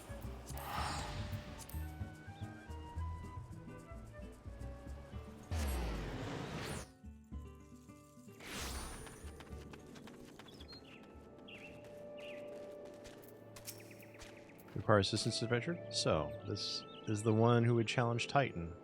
I've been expecting you, Cornell. The ingredient you seek is the egg of a giant adamantoise. The method of acquisition should be obvious. You steal it from the beast's nest, of course. Simple in theory, but difficult in execution. Most who try die in the attempt. Will I help you get it? You amuse me. I will not jeopardize my position by openly assisting you. For me, you will receive only information. What you do with it is your choice.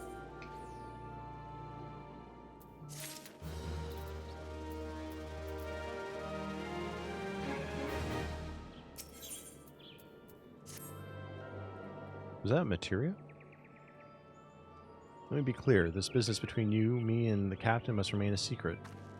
See, I don't regret my time with the company in the slightest. Traveling the world, meeting interesting people, killing them, it was all jolly good fun. Alas, Gridanians are, by and large, an unforgiving lot. Ditto here being a rare exception. I've had to go to great lengths to ensure that I am seen as a model citizen, with no taste for drinking, whoring, gambling, and all those other activities I do so dearly miss.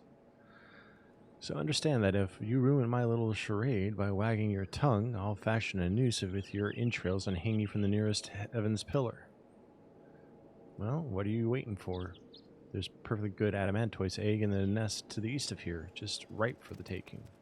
Not that I expect you to live long enough to claim it. The mother never strays far from her child, and you will surely be attacked the moment you lay hands upon the egg. There will be other heroes, Cornell. You do not need to challenge Titan. Abandon your quest or your corpse will rot in this swamp.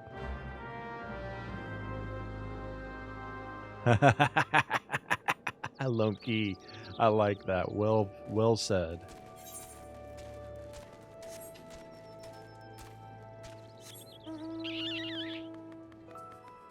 Get back. He was waiting for you, though. Alright, I'll take care of his food.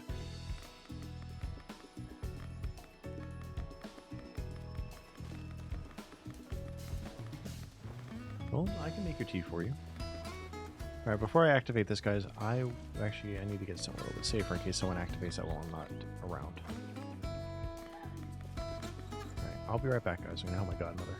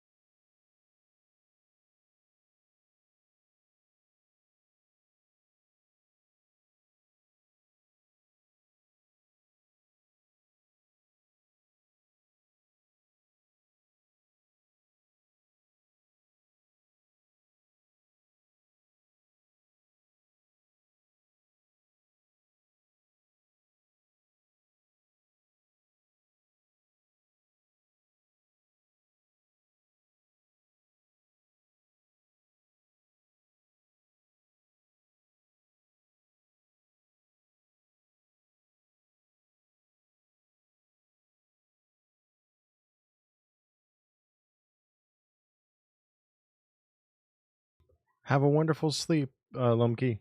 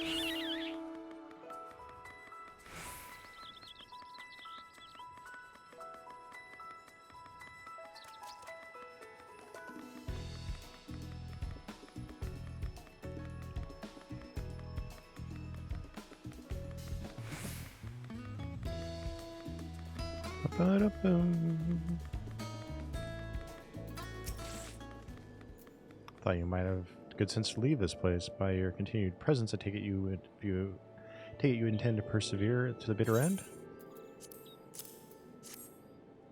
Aha, such bravery, such recklessness. That will serve you well against Titan. Leave the egg with me, I'll see it gets to the captain. You should make haste to southern Thanalan. In Forgotten Springs, you will find a man named Udu Noon. He will be your next guide. Safe travels.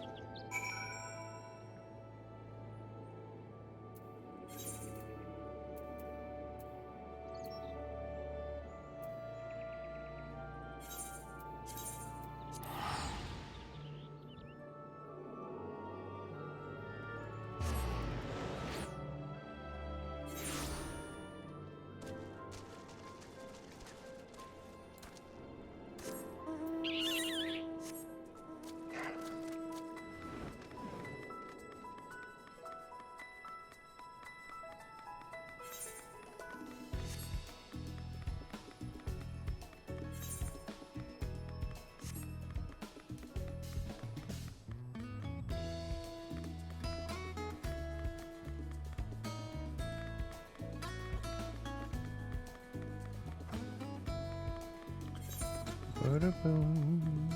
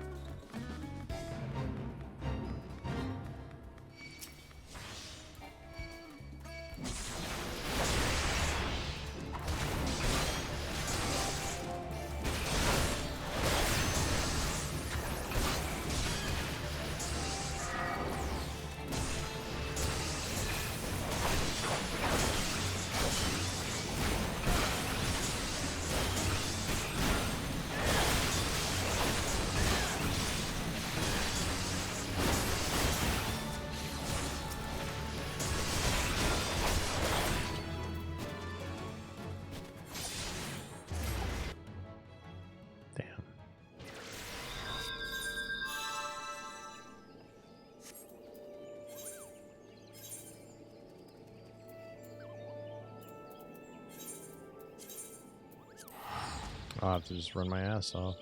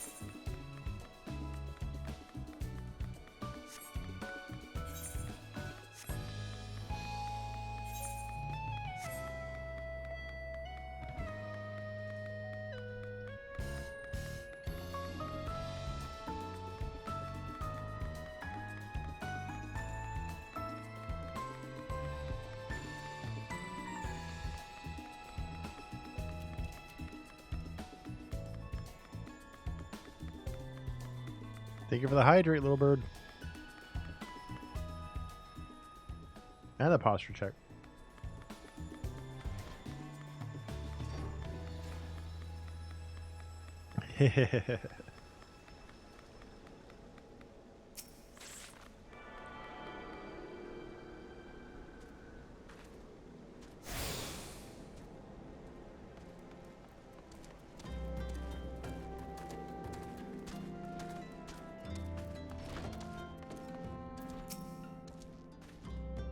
State your business, adventurer. So this is the one Whiskate sent me. I haven't the foggiest what he sees in you, and until I do, you will receive no aid from me.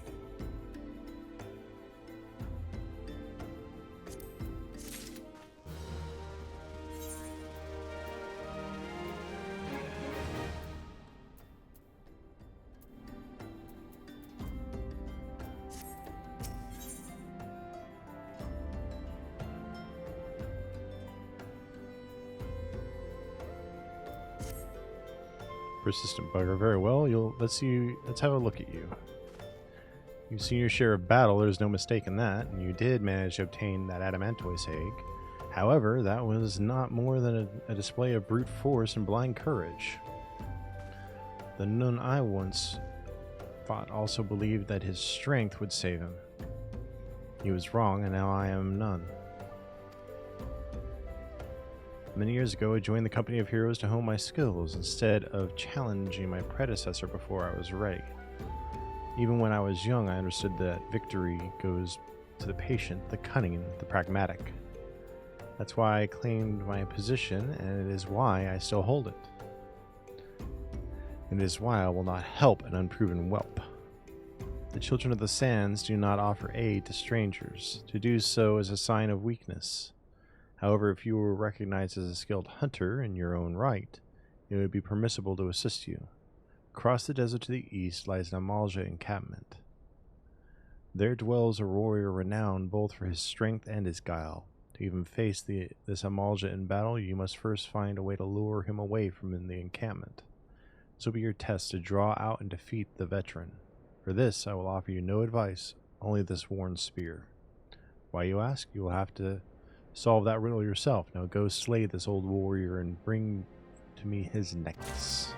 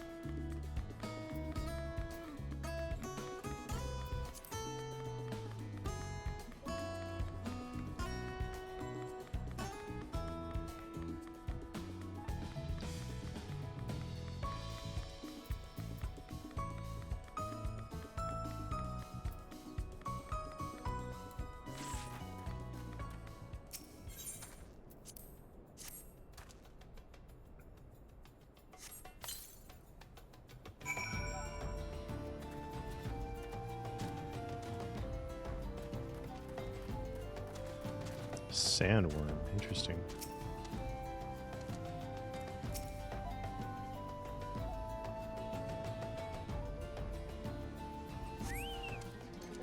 Cry echoes across the desert.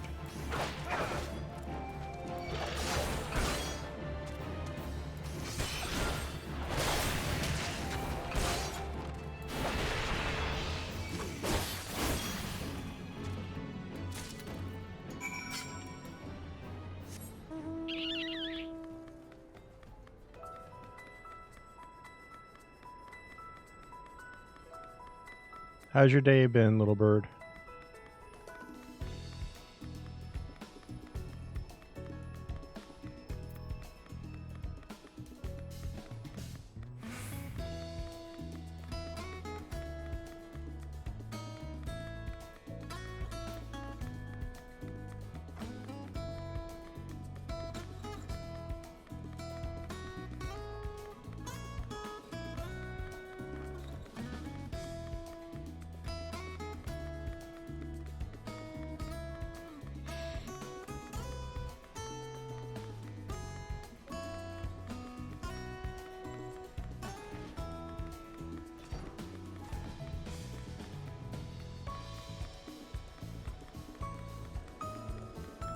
Better than yesterday. Went to the optometrist, got my eyelids, so now as I sit here and study, it looks like I'm able to see sounds.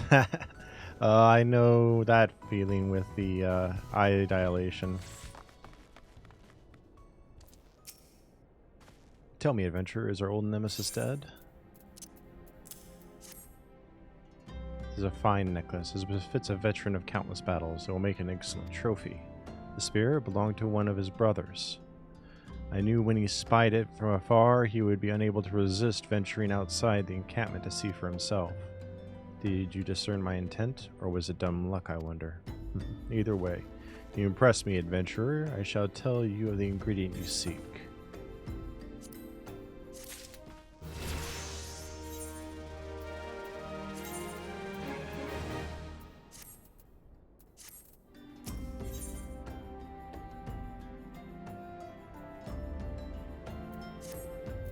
A shame we did not meet when I was still with the company of heroes. You would have made a fine recruit. Yep. But no point dwelling on what cannot be. You have a Welwick worm to hunt. Sandworms slither brazenly across the desert dunes, but Welwick worms are far fewer in number. Rarity breeds demand, and so their meat is highly prized as a delicacy. The only way to catch your quarry is to entice it with something it cannot resist. These worms prey on the smaller creatures of the Sagoli. A freshly slaughtered angler carcass would be my choice of bait.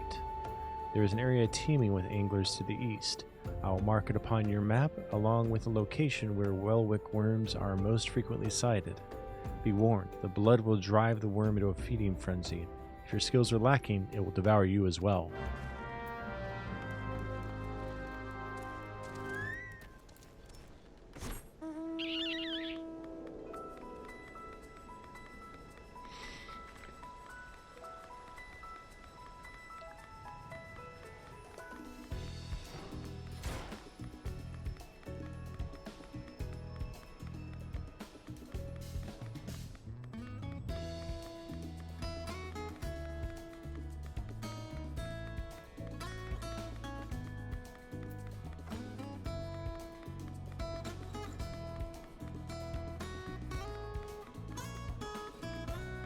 I appreciate you coming in and hanging out, though, even though you're studying.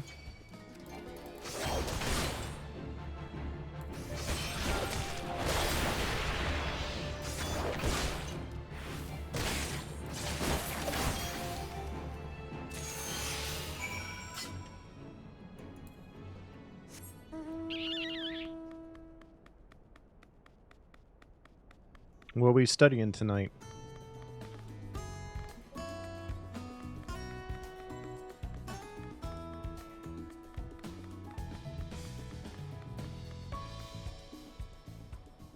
Fair enough. That can be hard, so being able to tune in and have someone who talks now and then can help. I understand that feeling far too well.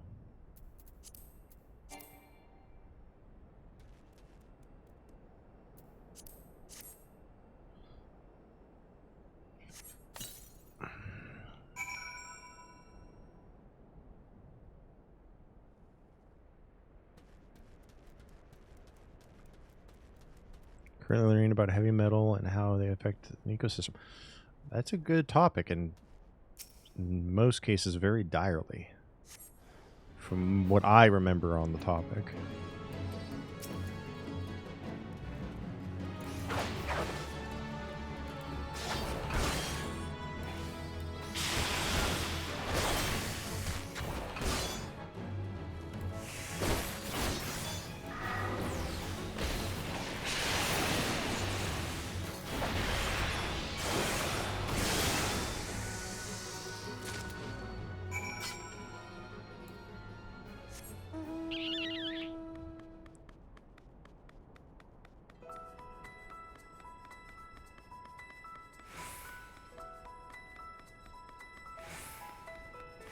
I remember visiting some hot springs that had heavy metals in them that you couldn't go into or anything. A, because they were just way too hot. It would have boiled your skin off. And B, because of the heavy metal content.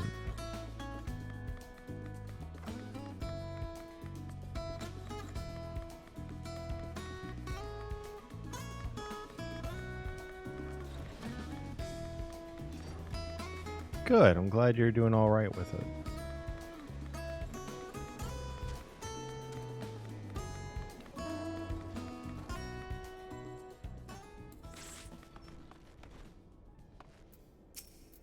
You look well. Have you caught your quarry then? Your skills as a hunter rival those of our best. I applaud your success, Cornell. Mostly a refresher from what I learned in high school. Fair enough. And I think that's where I was learning about it too, was high school. The meat will need to be heavily smoked before I ship it to Weisscrete. Worry not, you have my word that he will receive it in time for the banquet. You must be eager to obtain the third ingredient. I regret to say that I know not of its location. For the nonce, you should return to Costa del Sol and seek Weisscrete's counsel. But hold on a moment. Since you will be meeting the captain again soon, there's something I would like you to deliver to him for me.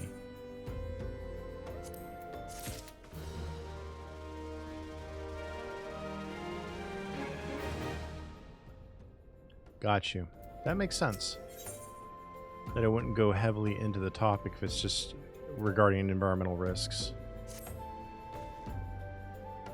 The captain was always fond of this brand of wine. I would be grateful if you could deliver it to him on my behalf. I was a reckless, angry youth when I first joined the company, and he would have been well within his rights to cast me out. Everything I have I owe to his wisdom and generosity. Weisscrete was a firm yet fair teacher and expert molder of men, and I suspect that it is still the case now. Please give him my regards, Cornell.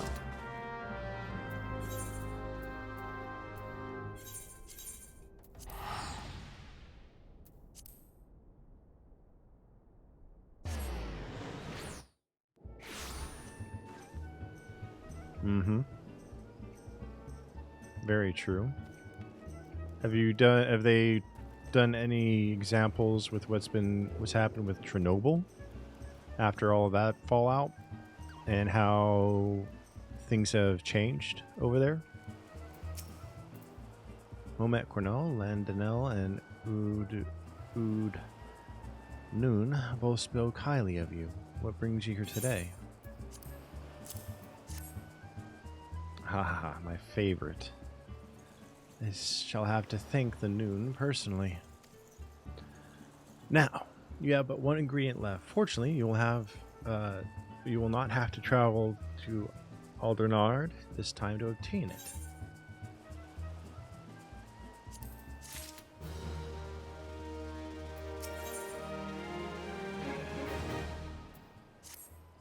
Truth be told, I never intended for you to collect this last ingredient. Brave Phlox, my old quartermaster, wished to bring it to Costa del Sol herself. That makes sense, being Hurricane Katrina is the most recent in history that we have probably a lot more complete data on compared to Chernobyl. However, not long ago, she sent word that there's been some trouble at the long stop, and that the delivery would be delayed indefinitely.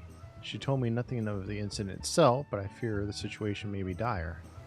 Though I would like nothing more than to aid her myself, I have no choice but to turn to you and your allies. Make haste to Hidden Falls Dock and speak with Ozan Nazun. He will direct you to Raincatcher Gully, where Brave Phlox and her people have made their home.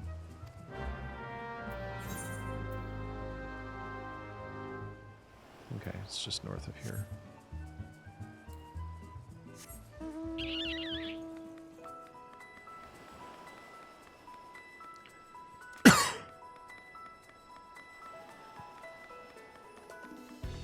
It was big time. It was a massive one. So was the levee/dam break up in California, Lake Orville? I only know about that one because I used to live in Paradise, California, which is another case study in electric companies not maintaining their infrastructure properly and literally causing the destruction of an entire town by the wildfire that was caused by their electrical wires.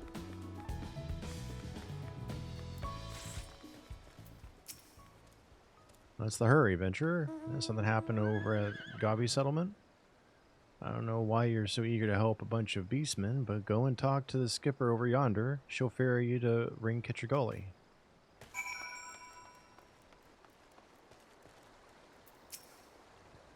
Going to Ring Kitchagully? Are you coming along?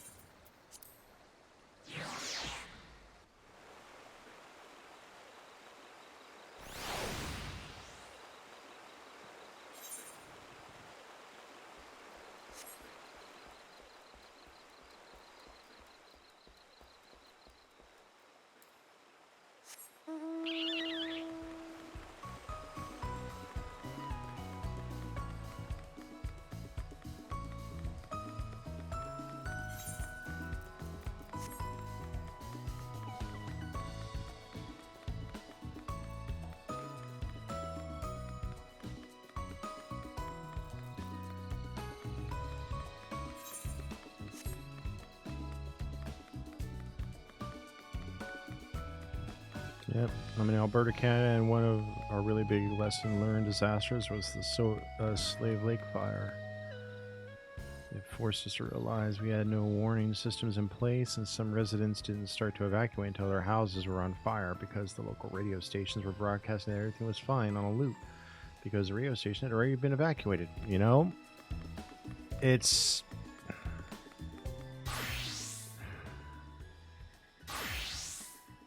in a lot of cases, in situations like that, and situations of natural disaster with wave levels and everything like that, that's where a limited AI would be nice to have for these warning systems.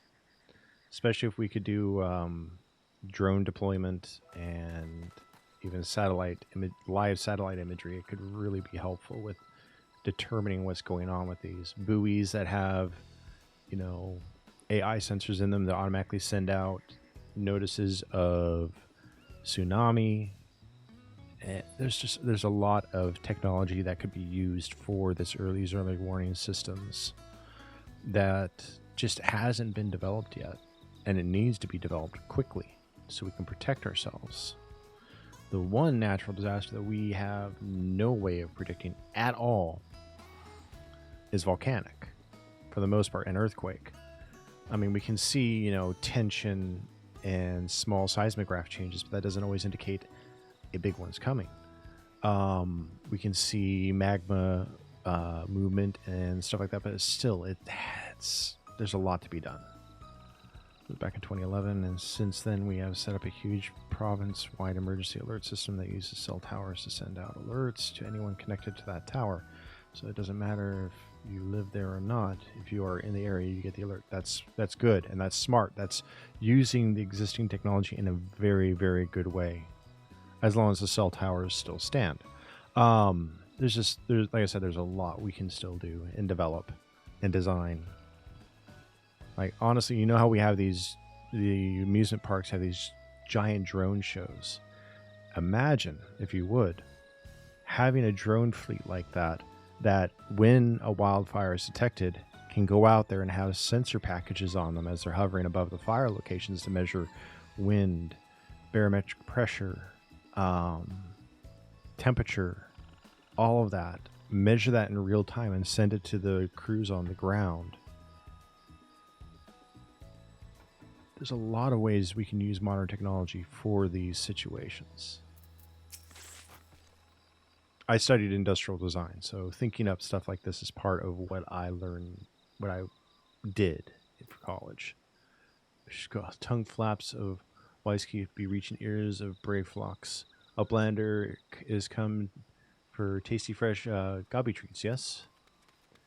Quest prize of Uplander deep in Longstop.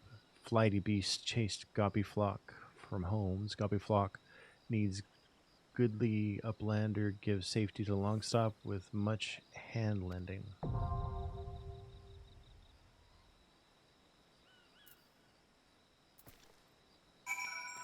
Oh, it's a dungeon.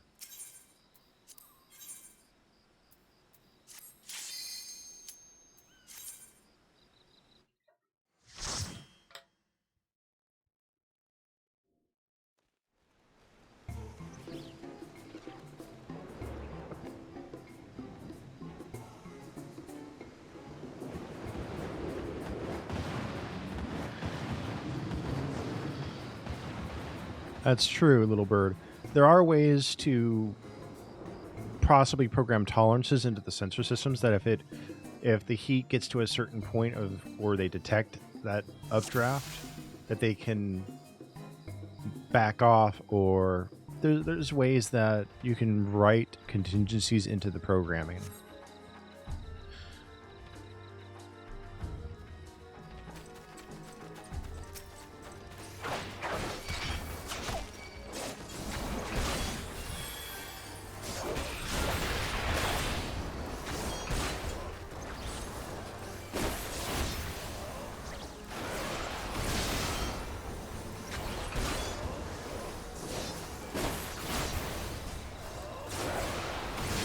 Yeah, I don't work in industrial design. I work mostly in IT, minus my my disability. You know, I work 15 hours a week right now with my current disability, though I'm still trying to get disability from the government, and they're fighting me on it.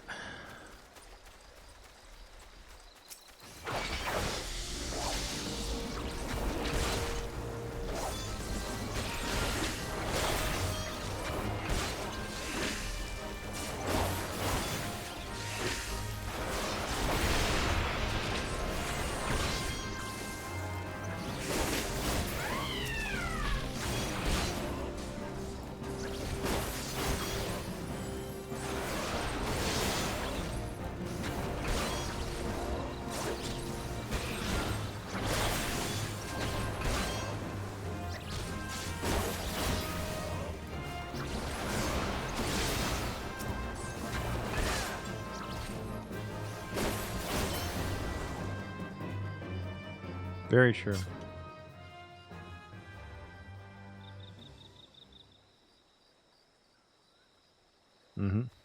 That is the big hurdle with that, is getting enough resources together and the training of pilots.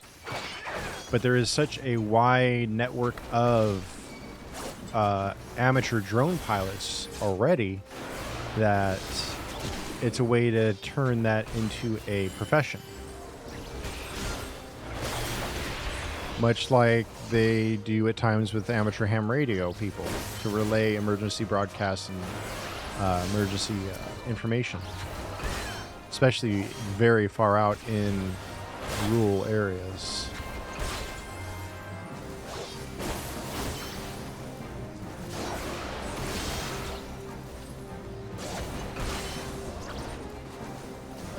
They do. They do have a magnetic property to them.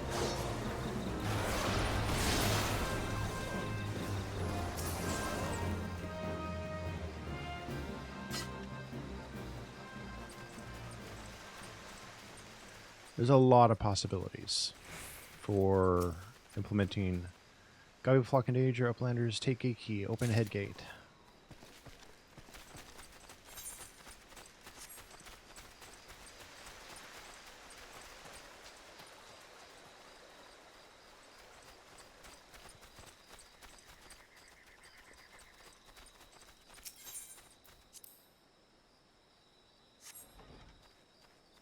See, I'm an idea person, but it's just finding a job that will let me just be that idea person, to sit there and just come up with concepts throughout the day. That would be a dream job to me.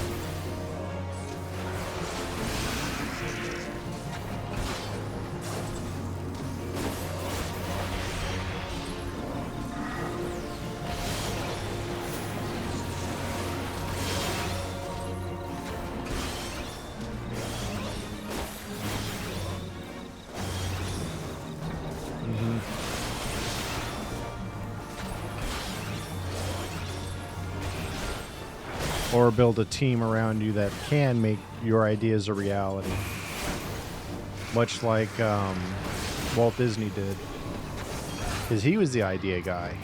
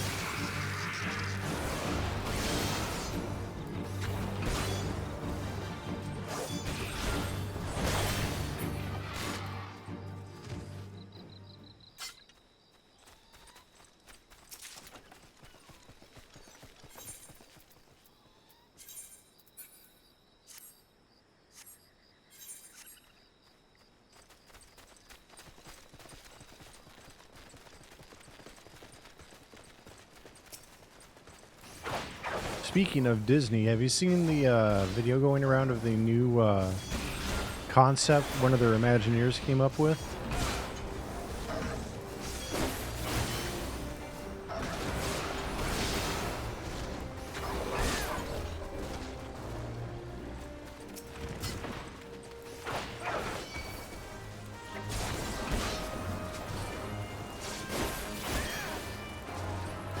Look up hollow floor, like hologram,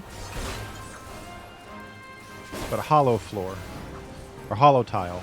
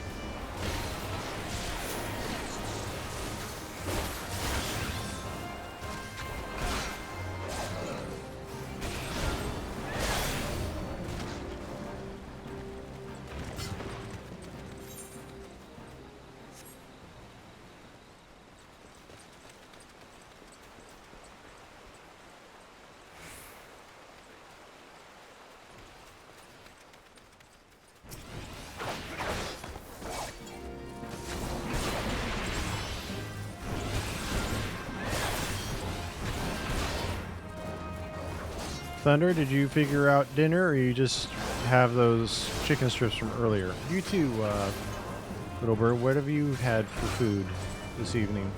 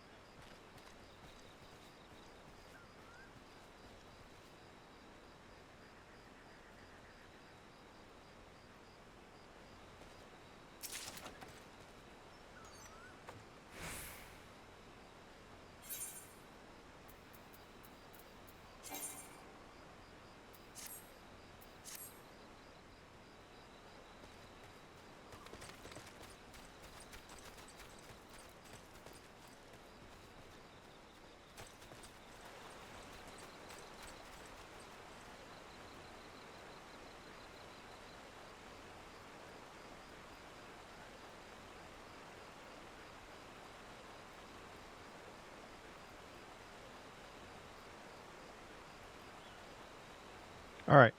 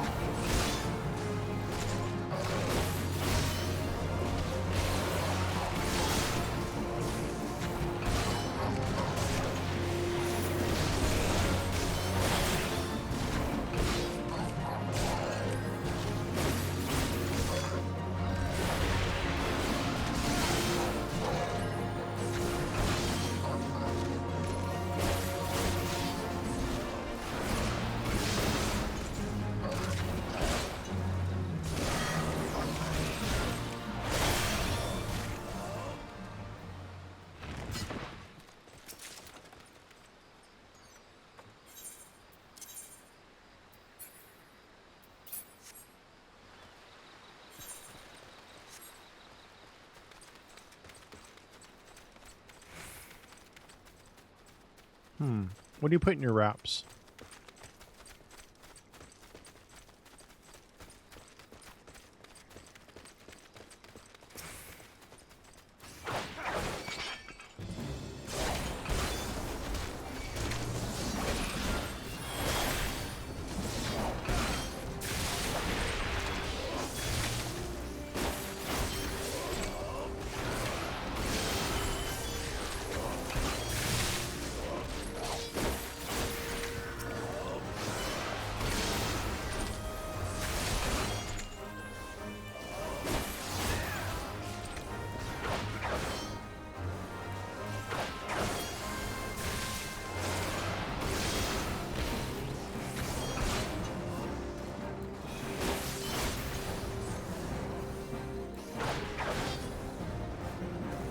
Poppy seed. Okay, good dressing. One thing I do with mine once in a while is I'll put like ranch dressing in them. I also will I'll treat them like pretty much a normal sandwich and put some mayo. Or if you want to do something a little different with them, if you have something like a panini press or something you can do a panini press style with, is you can make your wrap, lightly butter the outside, and then warm it to melt everything and just lightly toast the outside.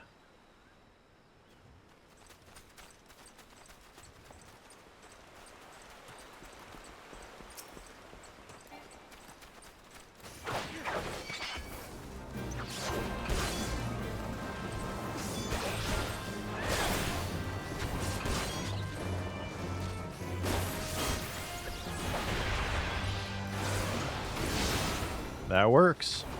Frying pan and a good spatula will do it. Also, a little secret if you ever make yourself grilled cheese,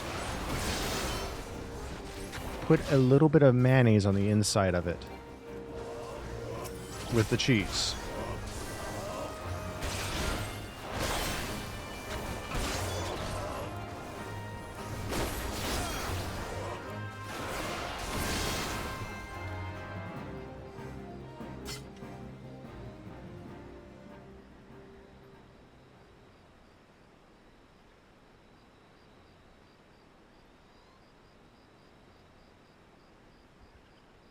Oh, yeah. You can do kale. You can do romaine. Romaine is one of my favorites. Romaine. You can do a medley. You can do cabbage. There's a lot of things you can do there. If you want a completely different texture and profile, get... Ooh, arugula is nice too. Get some of the seaweed snacks. The seaweed squares.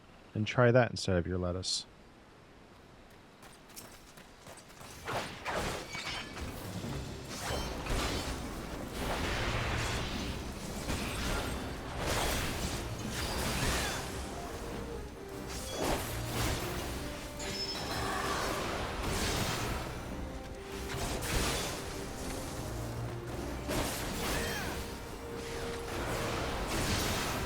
Amazing some of the things you pick up in college when your roommates are culinary students.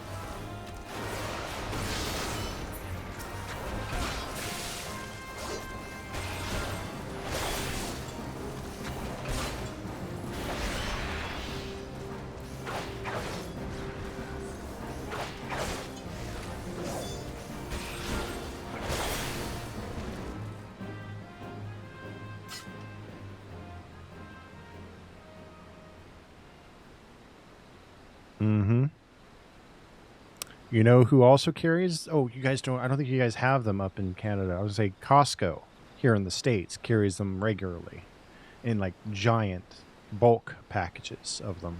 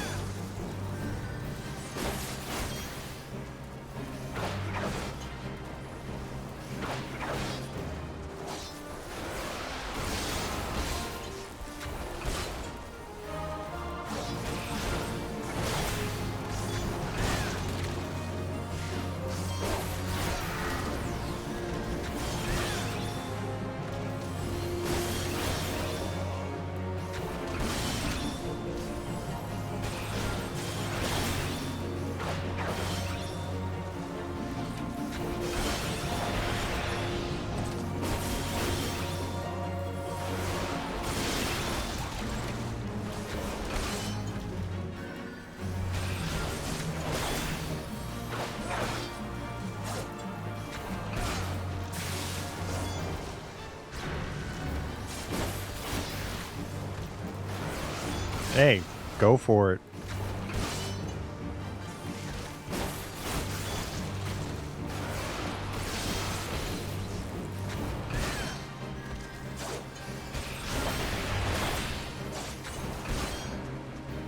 I'm just glad I can be helpful with suggestions.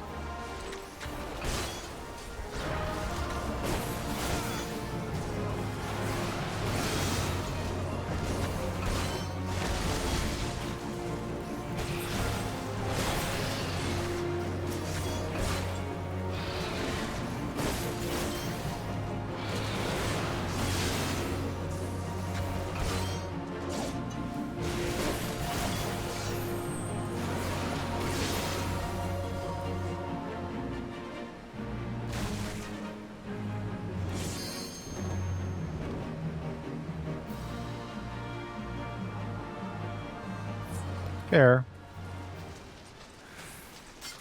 What Costco is good for if you live alone is for stuff like, you know, toiletries and stuff like that. Getting that in bulk so you don't have to worry about it for a long time. Or if you're like me and you're like you buy ramen and stuff like that, you buy the giant things of ramen so you don't have to buy it for like 3, 4, 5, 6 months. But overall food itself, like the deli meats, the cheese and stuff like that, yeah, not so much. Unless you go and buy the blocks of cheese and you have a food processor that has a shredding function or a chopping function on it, then you can buy like a block of Gouda, a block of provolone, a block of Asiago, a block of white cheddar or sharp cheddar, and then blend those all together into your own shredded mix of your personal favorite cheeses. And then you keep one Ziploc bag in the fridge for yourself and freeze the remainder. That's another thing that you could do as well.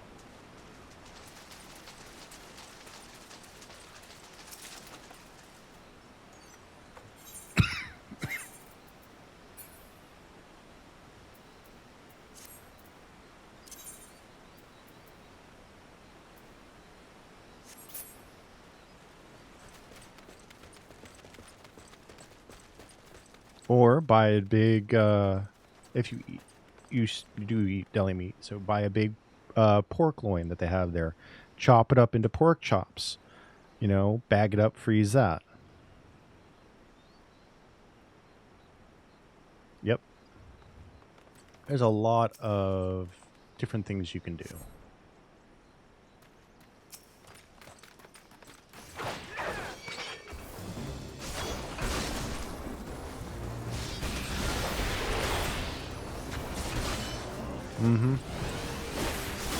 Dang it, I've made myself super hungry now.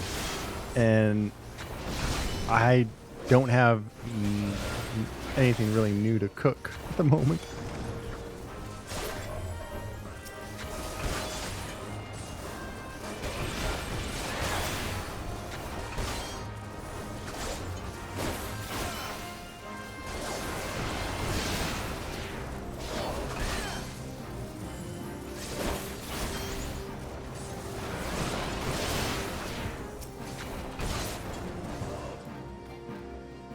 Fair. As long as you have a cutting board, you can, cut it into, if that's what you've got for your space to use, and that's the space you've got to use, and that works. Just make sure to clean the sink first before you start chopping. But as long as you have a good butcher knife or a cleaver that you can make your pork chops with, when you're cutting the loin, you're good to go.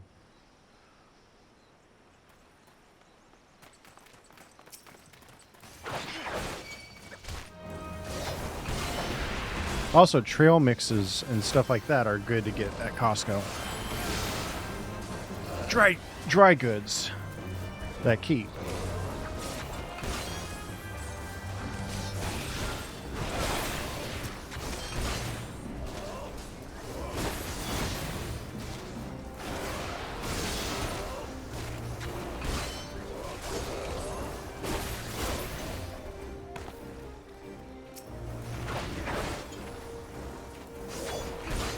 You know where I surprisingly, A, got good knives, and B, got a good knife sharpener from? And I was really shocked? IKEA.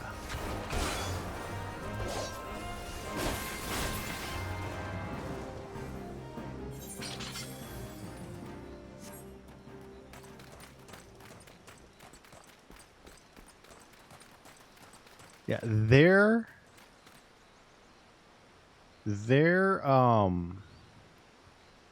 line of kitchen cutlery, like chef cutlery, is really, really good. Like, surprisingly good.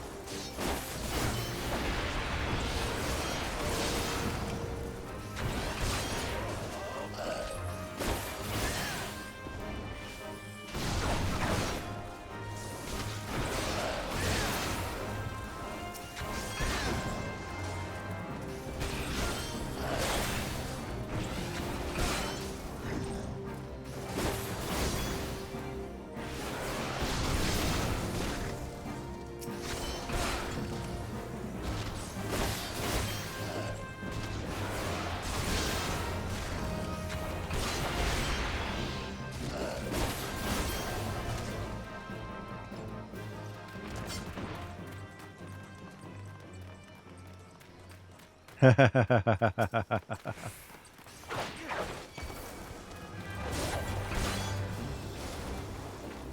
have good taste, little bird.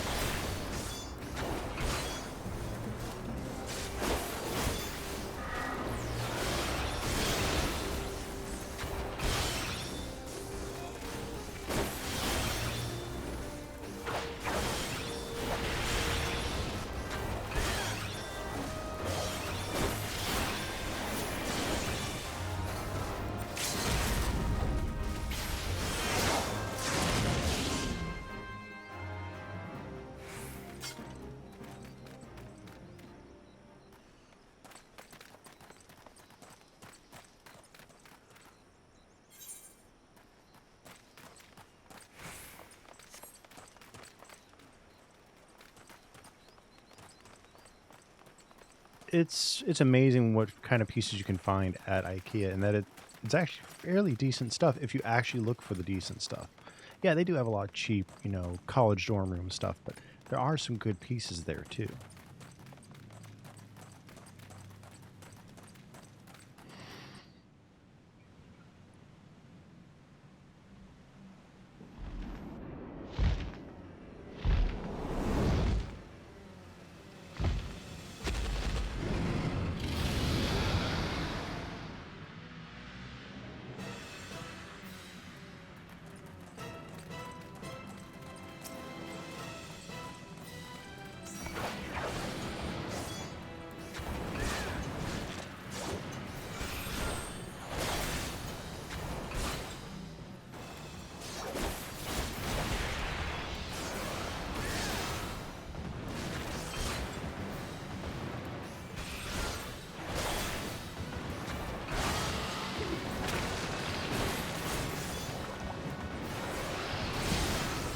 Fair enough, and adorable at the same time.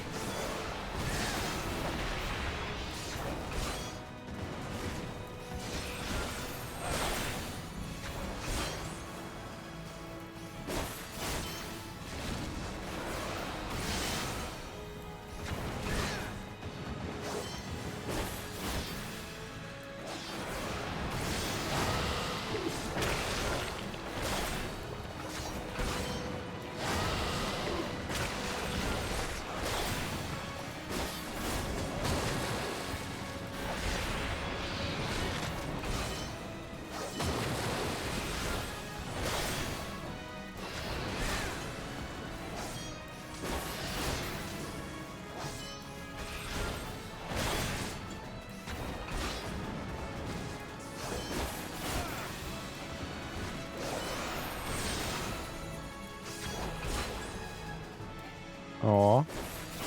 That's cool, though. And good find.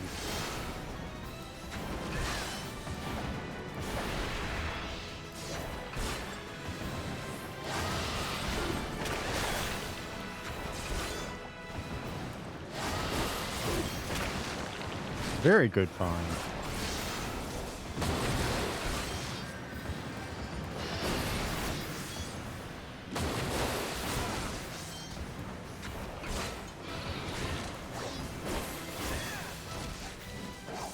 Sorry.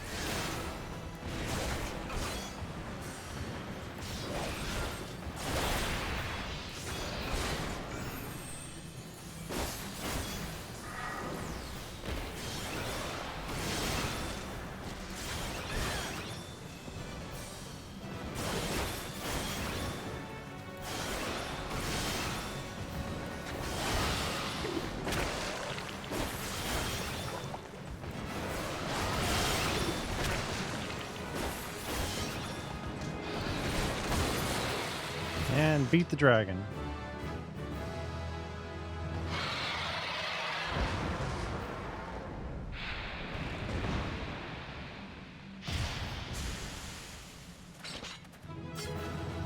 There.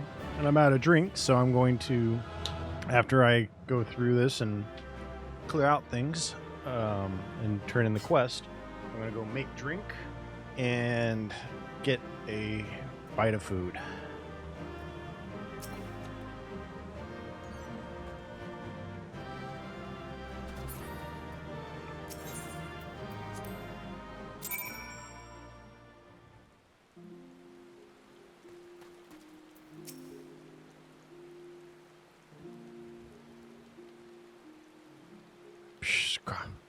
Goodly Uplander has thinks of gobby folk. Flighty Beast was tricksy foe, but Uplander outwitted with plans making. Uplander has goodly head for fighty think. Brave flocks happy gives tasty fresh, gobby treats to clever Uplander. Cheese is stinky sweet gobby treat, special make with secret gobby arts. No party complete without gobby gouda, brave flocks ever say. God darn it, Gouda cheese is the best, and it sounds so damn good right now, and I don't have any.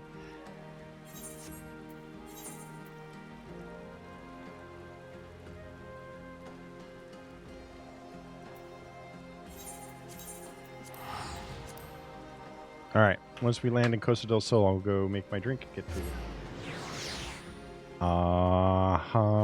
Right. Especially a nice smoked Gouda, melted. Maybe add in another cheese, melted as well, and just. All right, be right back.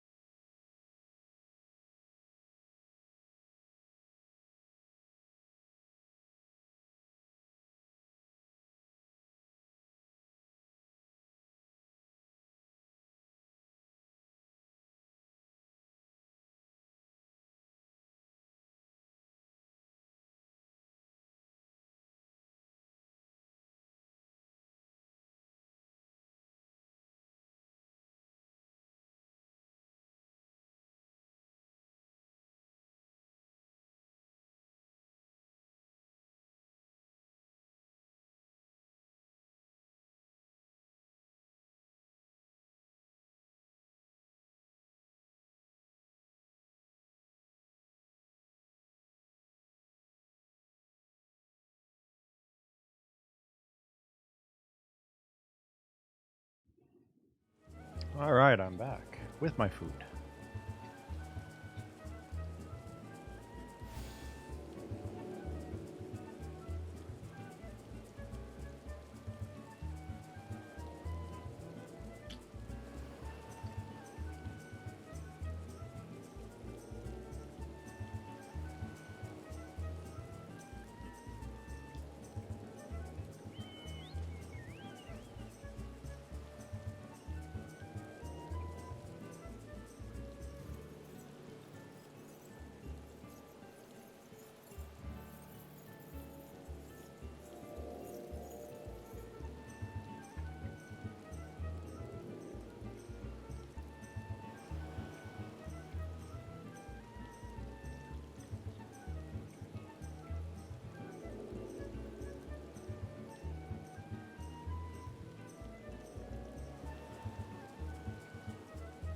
Yep, I'm back.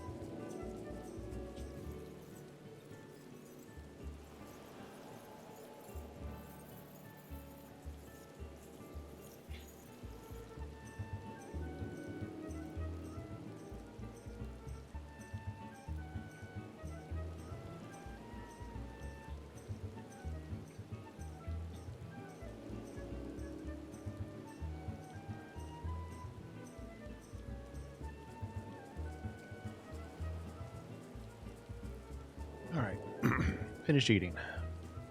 Let's go turn this in.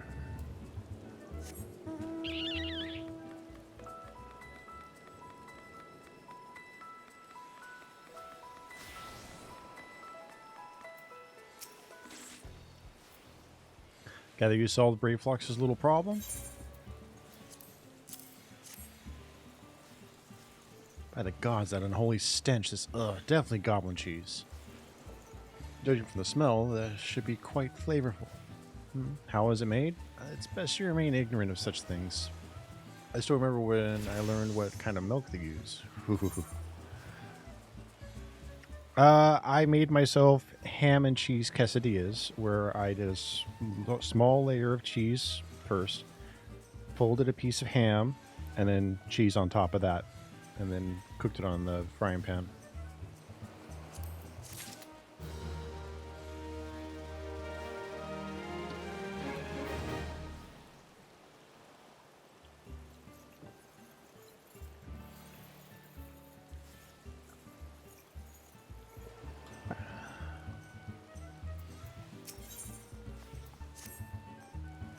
Bravo, Cornell. Thanks to you, our guests shall be honored with a marvelous banquet. But what good is an exotic feast without an equally exquisite aperitif? Luckily, I know just the person to ask. Make your way to Wineport and seek out Shamani Lomani, another former member of the company. All you have to do is give him this order slip and he'll take care of the rest. Oh, and if you're wondering if this is merely a ploy to test your patience, I assure you I do actually need that wine. And while you go there, give Shamani Lomani my regards.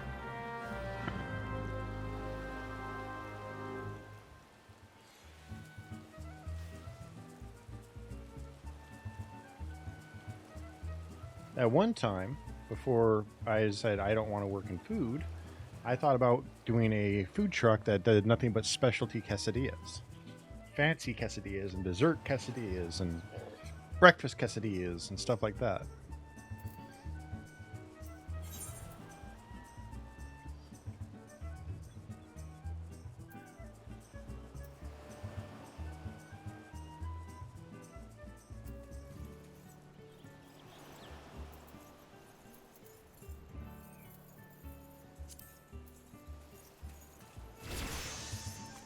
Mm-hmm.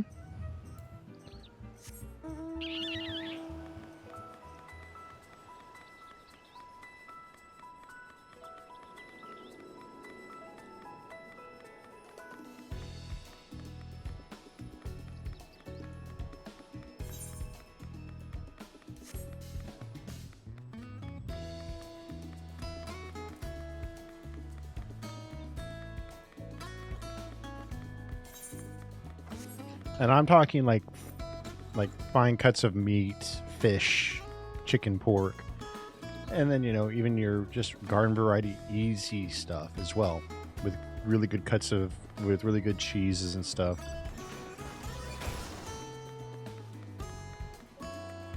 Like pairing a salmon with a wine cheese and stuff like that in a quesadilla, along with, you know, garlic and lemon and stuff like that. As far as like some garlic powder or diced garlic, minced garlic, and lemon juice and stuff like that.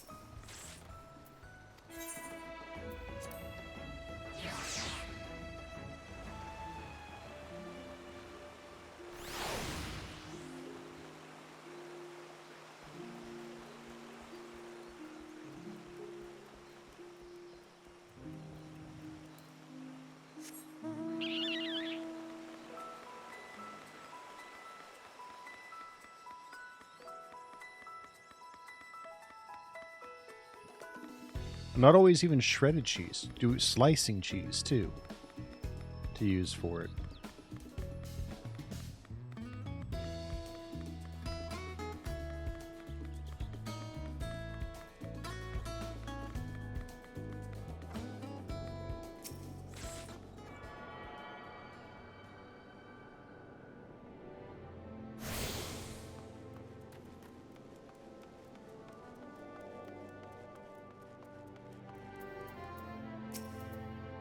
Sweet grime and blood are you reek of blood and adventure, unless I'm mistaken. What brings you to Wineport? An order, let me guess. A request for the finest vintage I can muster? This paper smells of loam and perfume, coastal soul, and there is also a unmistakable odor of goblin cheese. Yes, Master Gerguju would not settle for anything less than the best Dristwites, and his crew must be quite busy preparing an exotic feast, hence his decision to rely on an adventurer. But perhaps you are confused. This display of deduction was not intended to impress you. When one loses his vision, he is forced to compensate in other ways. But you've no interest in my affairs. You wish only to discuss the wine, I suspect.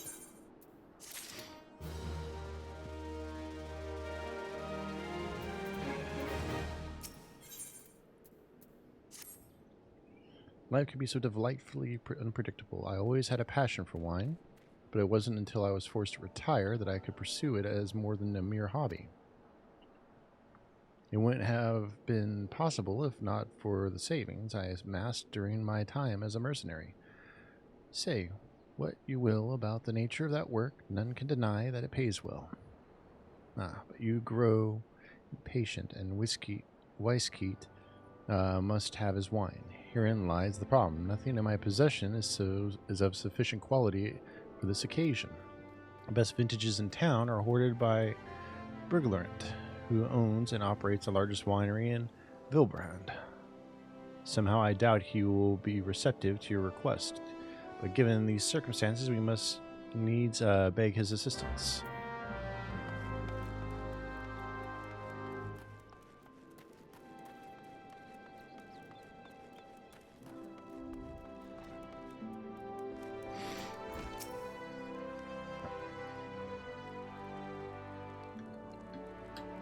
What rank bottle amateur bottled this wine? The impurities have rendered it nigh undrinkable. Dismal. It's too good for the man responsible. He should be made to drink every drop of his polluted swill. What is it? I'm in the middle of an important discussion. I do not care for interruptions. The neophyte Vinter bid you speak with me? Ha! Neither you nor your friend has the palate to appreciate the subtle qualities of my private stock. I would sooner serve you Gobu urine than sell you my worst vintage. Begone from my sight. What an asshole.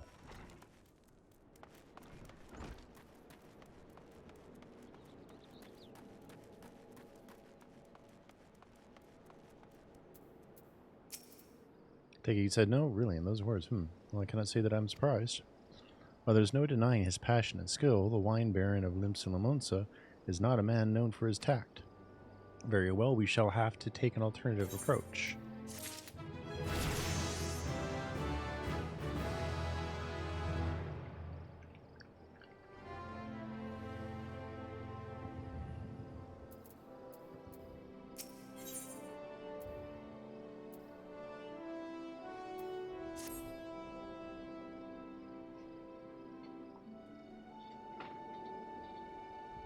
There's a chance, however small, that another resident of Wineport can furnish us with suitable wine.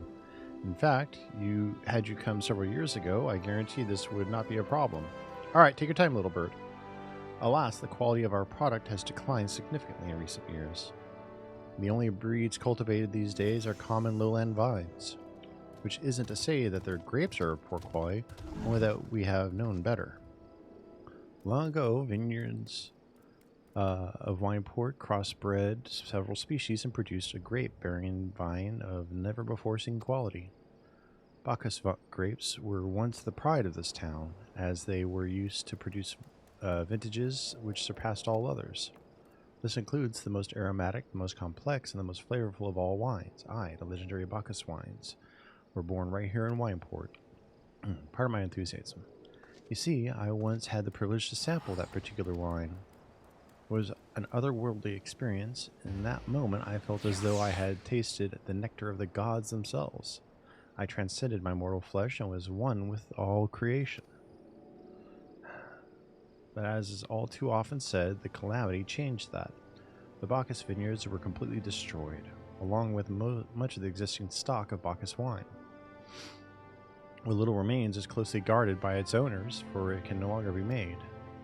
We cannot convince Biglarant to part with his wines. Our next best option, as ridiculous as it sounds, is to find someone who has a bottle of Bacchus wine, and to offer them every gill we can spare. Heard rumors that one of the vineyards tending the vineyards might have once owned a bottle. Perhaps you could start by speaking with them.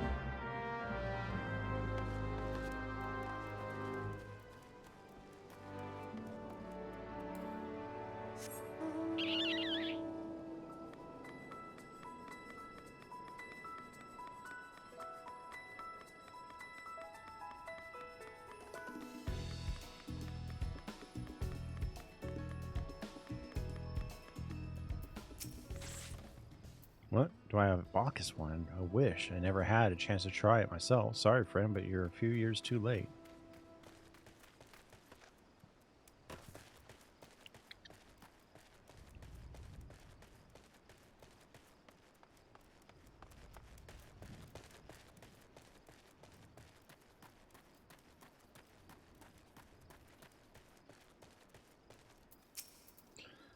Bacchus wine? Don't remind me. I used to have a cellar filled with the stuff, though I could thought I could keep the wine safe from thieves and the elements, never counted on a bloody primal blowing up my god's damn house.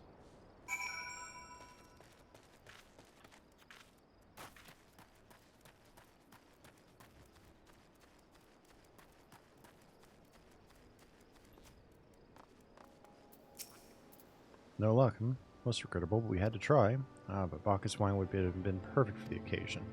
I must confess, my certitude could be due in part to my personal history with the beverage. It is, after all, the very reason I decided to become a vinter. After Titan blinded me in our battle beneath Ogomoro, I fell into a deep depression. It wasn't until I tasted Bacchus wine that, for the first time, that I realized there was still so much I could experience, even in my condition. It helped me to find a new direction in life. It breaks my heart to think that wondrous ambrosia was once filled me with hope, may be forever lost to us.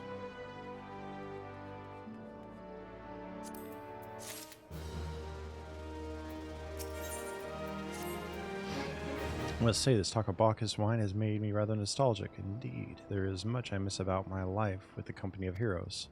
After everything the captain has done for me, I could not bear to disappoint him.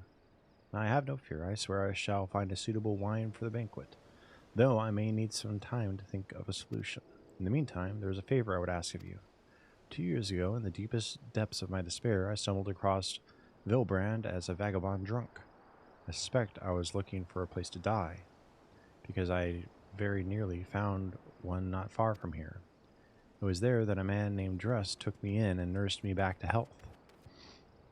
It was he who gave me my first taste of Bacchus wine, which helped me to find a new calling. Though I am still a novice in the arts of winemaking, I would like him to know what I am pursuing my dream. The wine is my own original creation, and I would be most grateful if you delivered it to him in my stead.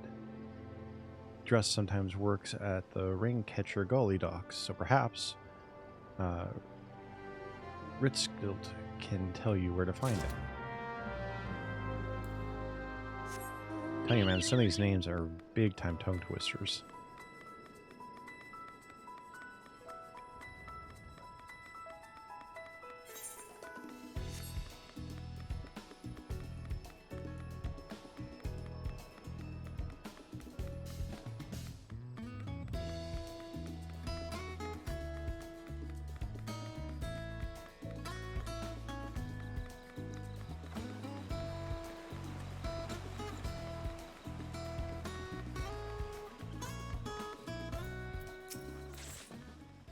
Dressed? Oh, you mean the hermit. Aye, I toss him a few gil when we need an extra pair of hands.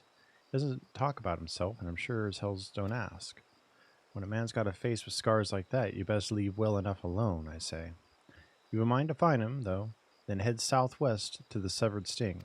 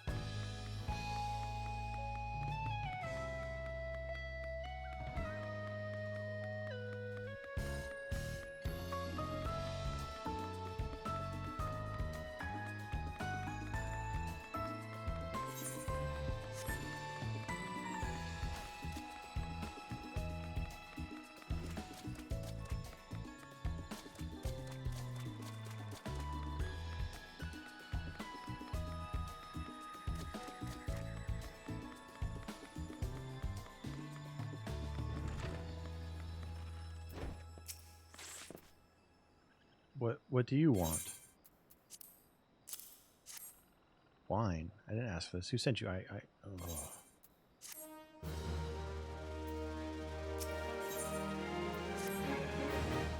can't sleep. They won't let me sleep. The midges, the buzzing, it keeps me awake. I never want to hurt anyone. I won't fight. I don't want to fight. Please, make the buzzing stop. Make the midges go away.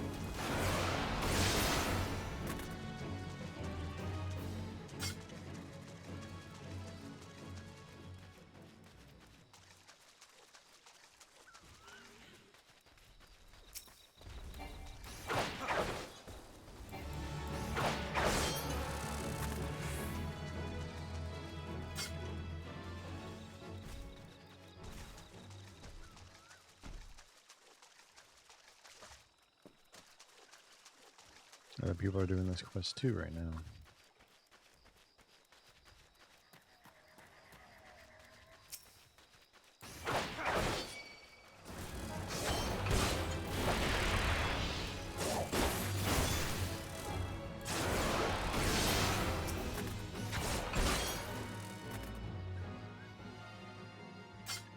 One more.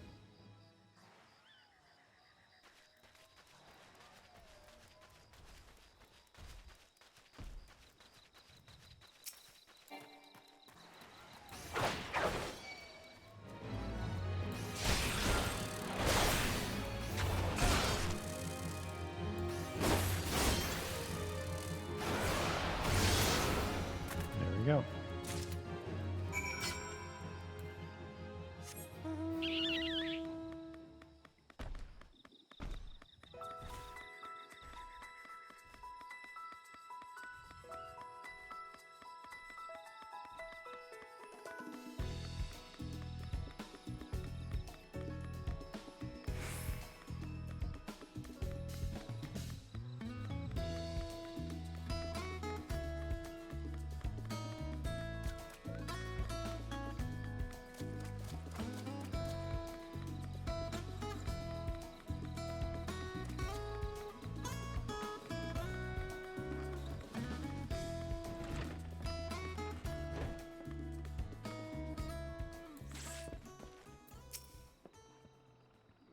It's not so loud anymore. Did you do that? Thank you. You helped me.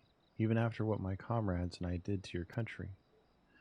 We were on a reconnaissance mission when the maelstrom caught us by surprise. We tried to escape, but no one else survived. I didn't ask for this, damn it. I'm not even Garlean. They conquered my lands just like they tried to conquer yours. I don't want to die in some blasted jungle halfway around the world. I just want to go home.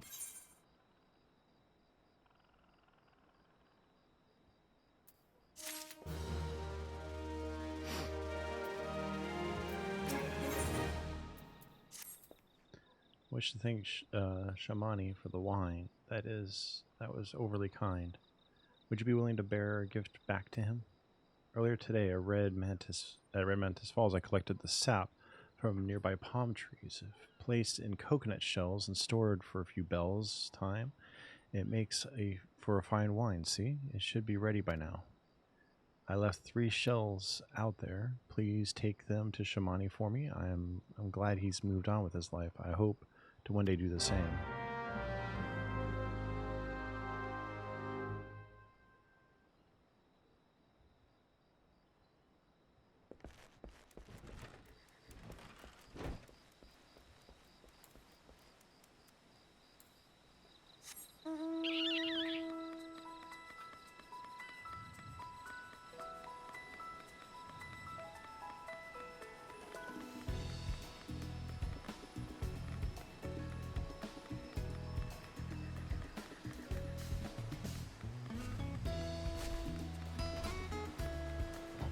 Pardon me. Okay, they're over there.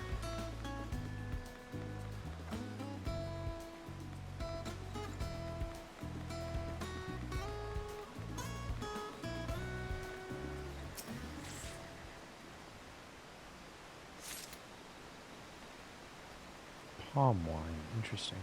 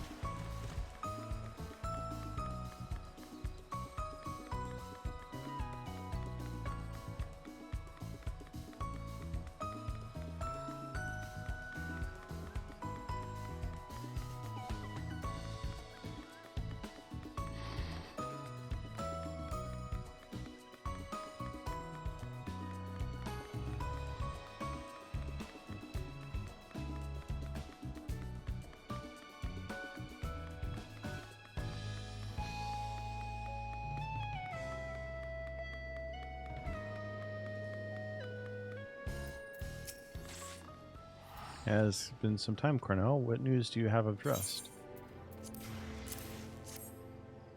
Oh yes, I recall he did have some knowledge of winemaking, a simplistic but nevertheless effective method that utilizes the natural properties of palm sap. I shall have to enjoy this batch before it spoils. We are not so different, Drust and I, two men who have long struggled not to let our scars define us. Worry that he has been alone with his thoughts for far too long. Aye, it is past time I paid him a visit. Thank you for looking after him, Cornell.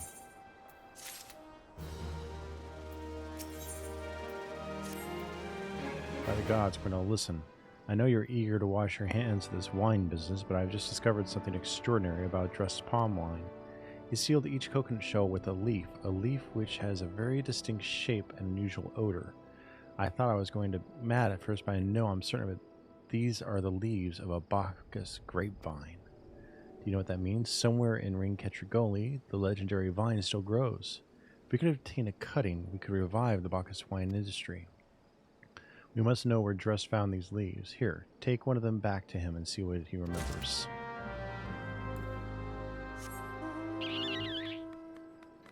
Welcome back. Did you go get yourself some snacky snacks?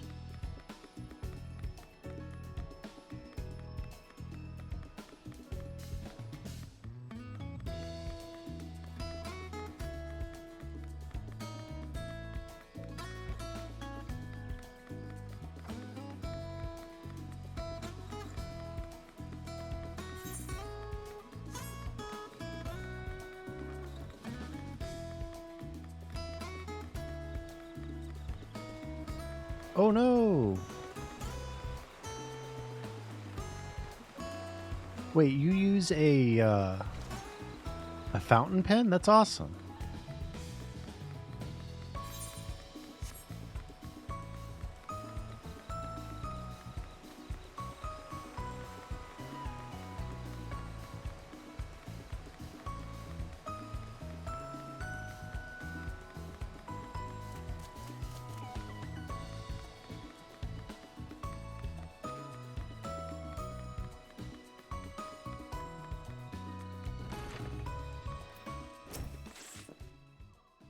Well, hello again. What is it?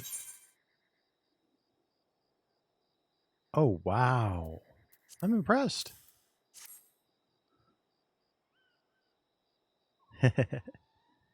It's just a leaf, isn't it? I only chose it because it was pretty. Didn't know it was rare. Found them near the Juggernaut to the south.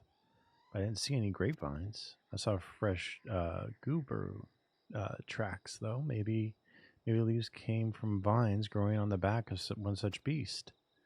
If you go looking for it, please be careful. Some goobus are more territorial than others, and you may have to defend yourself.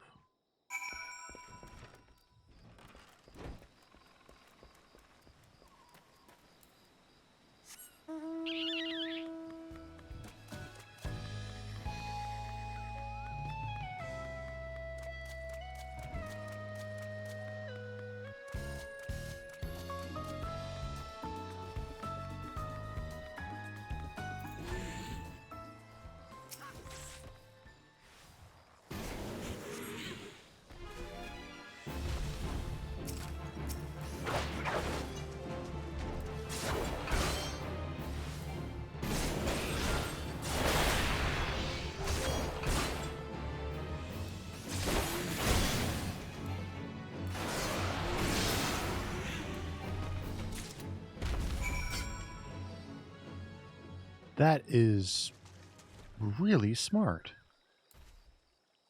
Color me very impressed.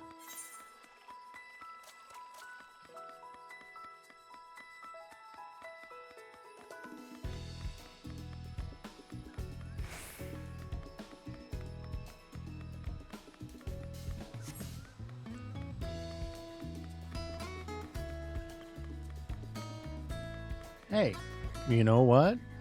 I can dig that, and I can see that too. I can understand the appeal of that.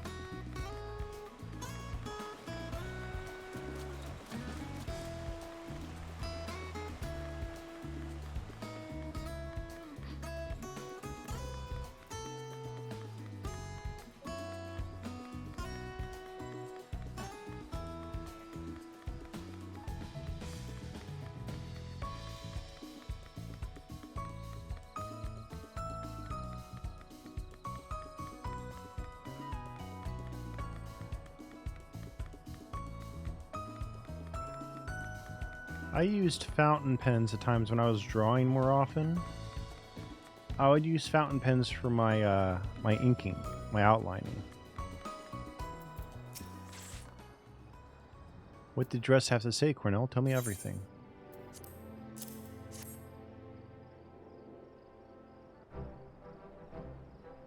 Aha, I was right. The smell, this texture. I hold in my hands a Bacchus grapevine cutting. Come now, enough of this nonsense. I heard talk of your discovery, and I refuse to believe that a common adventurer and a novice venture could... 12 is my witness. It is a Bacchus grapevine. Wherever did you find this fantastic specimen?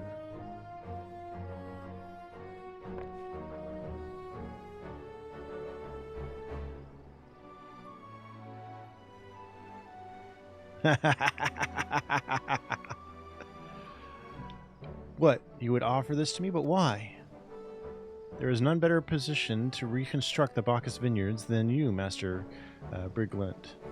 You have the resources, the knowledge, and the passion to do so. It would be selfish of me to keep this cutting. Never knew you cared so deeply about your craft. Thank you, good sir. I will not squander this gift. In just a few years' time, I swear that every tavern across Eorzea will once again be clamoring for a cask of Wineport's legendary Bacchus wine.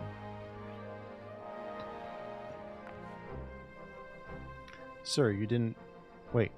The shape of this bottle is sent to this label. This couldn't possibly be a 1547 Bacchus? That's impossible. This vintage has not been seen since years before the calamity. It was the crown jewel of my personal collection for years. I debated opening it, wondering if today or tomorrow would be the ideal time. But now I realize that it was never meant for me. It should be savored by the saviors of Wineport, I say. He has made us an offer we cannot refuse. Master Gigaruju will find no finer wine. You have forever changed Wineport, Cornell. Thank you for your kindness and your generosity. But do not permit me to delay you any longer. Pray, deliver the wine to Captain Weiskite. I have a Bernese mountain dog leaning his head against my leg and then lifting it to lick my arm or my hand as I'm petting him. Yes, I would very much like to drink, but I'm a patient man. I have faith that one day I shall have another opportunity to taste perfection. He's my good boy. Aren't you? Yes, you are. You're my good boy. He just nosed my arm, so my hand went on top of his head. He's a clever dog. He's no dummy.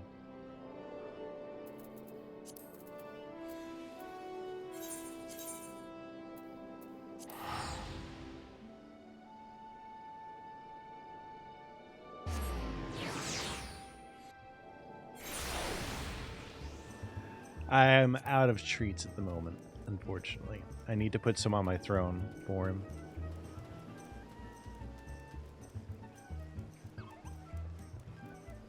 I had it on there, but people were using it a lot, so he was getting treats more than he needed.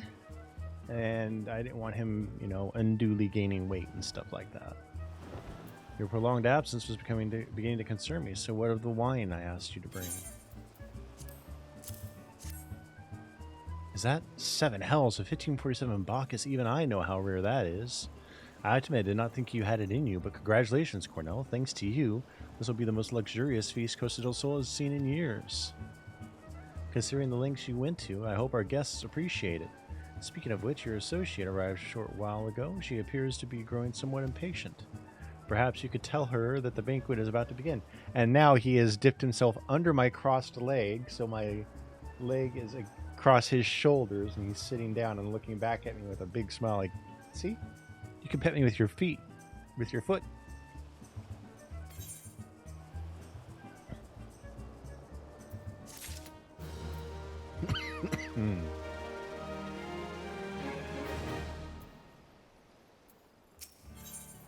He's a good dog.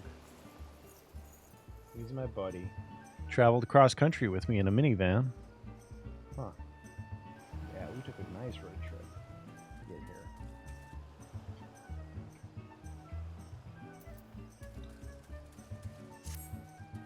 You have the look of a man who has been to the 7th hell and back.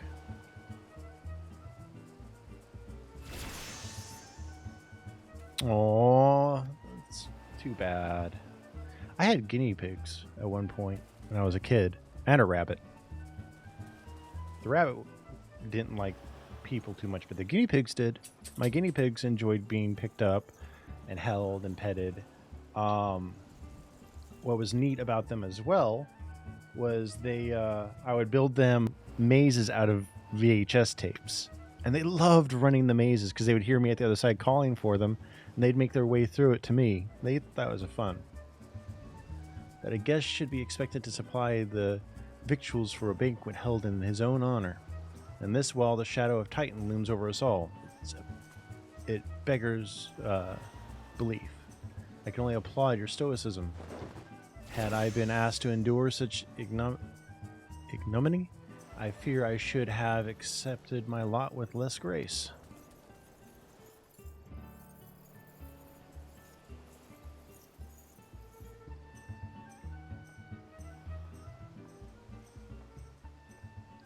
Lady Erstola, Sir Crits. Ow, the splinters. Ow! Oh my gosh! You realize how torn up that guy's knees would have been? He's a little asshole, but he's my asshole, so anytime I see something that would be a good thing for enrichment, I try to get it for him. He upgraded from the overcrowded cage at PetSmart to an interconnected 3-cage home to now a 100-liter tub. Nice. Does he have a ball to explore? 1,000 pardons for this extreme discourtesy, as I was wholly unaware of your true identity, sir. Had I known, I would never have permitted my man to subject you to such unspeakable ordeals. Come now. He must have sensed something was amiss.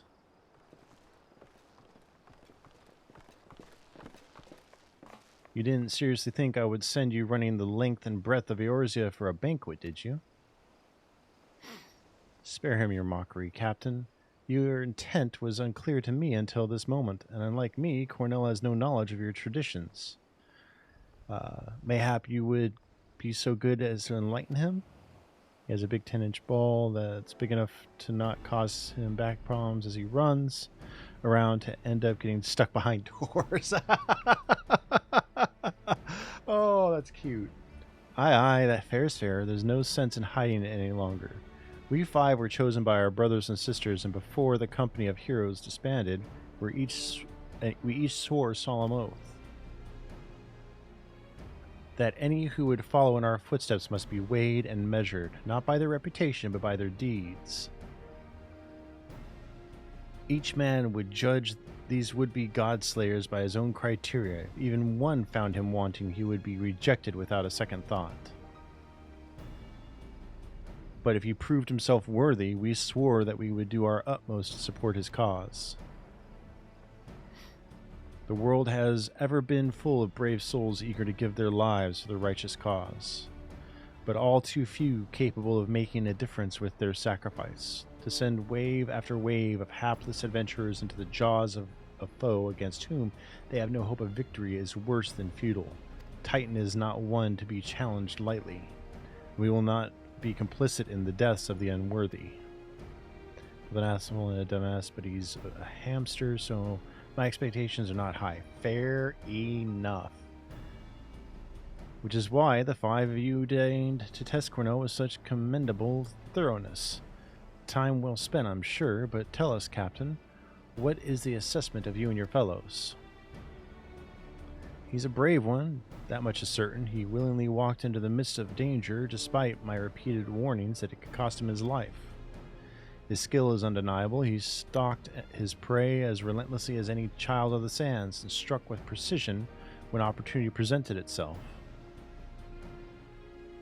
Too many adventurers these days care only for fortune and glory. Cornell, however, is a kind and generous soul. I'm certain he has no shortage of loyal allies who will gladly fight at his side. Pshko. Wily Uplander is talentful plansmaker, tricksy foe for mighty rockman. I can only concur with my colleagues' assessments. We 5 of the company of heroes hereby judge you a worthy challenger. Cast down the Lord of Crags, Cornell Crits, and write a new chapter in the history of Eorzea. Thank you.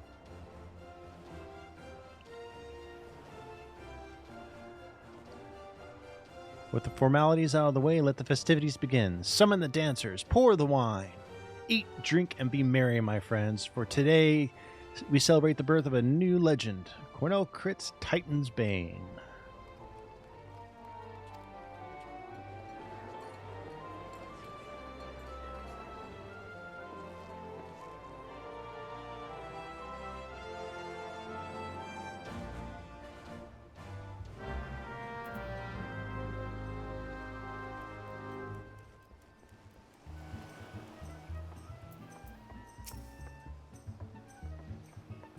Congratulations, Sweetling. Now relax and enjoy the show. It's only just begun.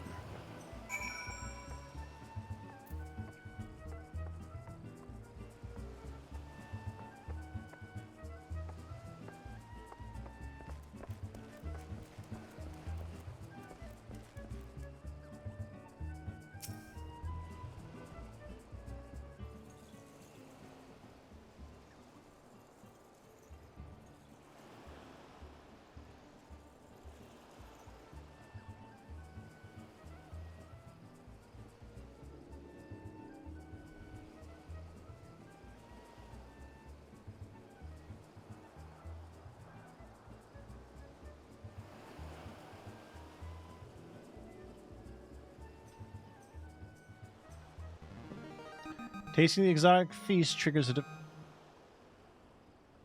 I did not expect to hear the old school victory fanfare. Tasting the exotic feast triggers a divine revelation. In that brief, transcendent moment, you glimpse a true form of reality, comprehend its fleeting nature, and cry out to the heavens in celebration.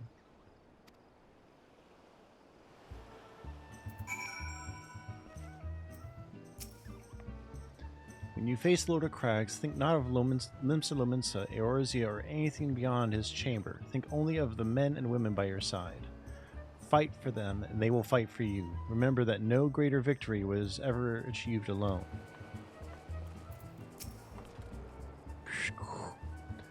Goodly Uplander must be facing mighty rockmen with clever fighty think. Gobbyflock cannot be coming to rescue this time.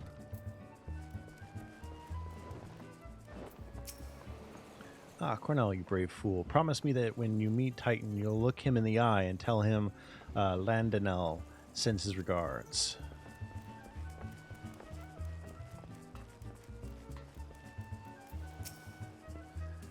You are a veteran of countless battles, Cornell. This is but one more. Trust in your experience and you will prevail. You are blessed with a fortitude to rival the earth itself. Titan will struggle to break you, I think.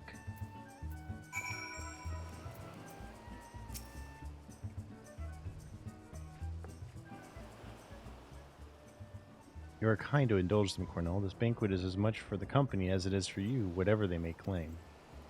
I do not deny that they mean well, but now is scarcely the time for celebration. Though they have all but pronounced you the victor, the battle with Titan is yet to begin. The hour has come for the good captain to make good on his promise. We must speak with him again.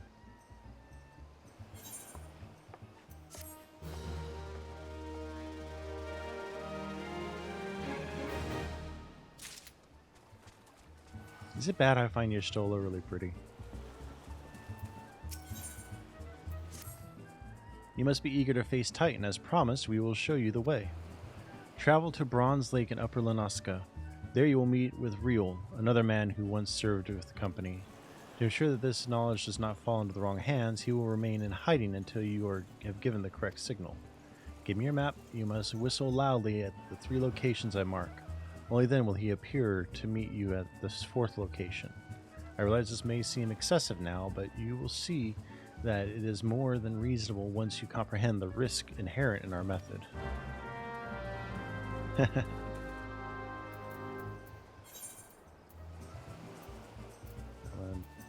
Tuned. Line port.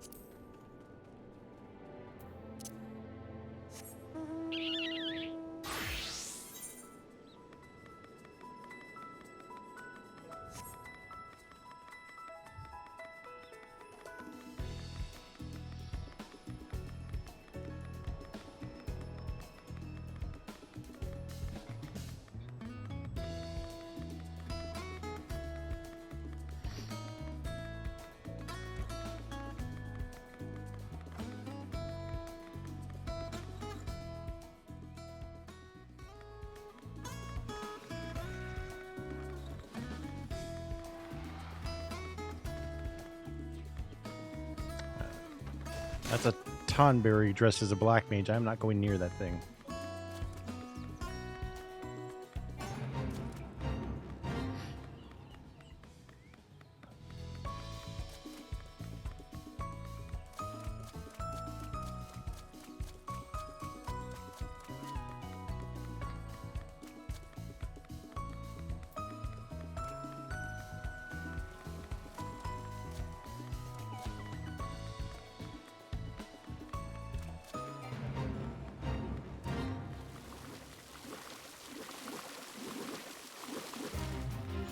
Okay.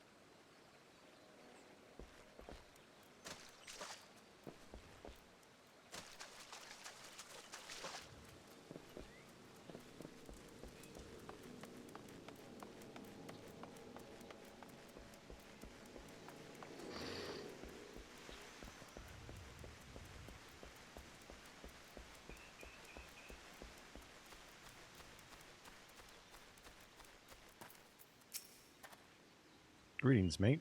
Might you be the one the captain said would be calling him? I thought so. Pay attention now, because I ain't explaining myself twice.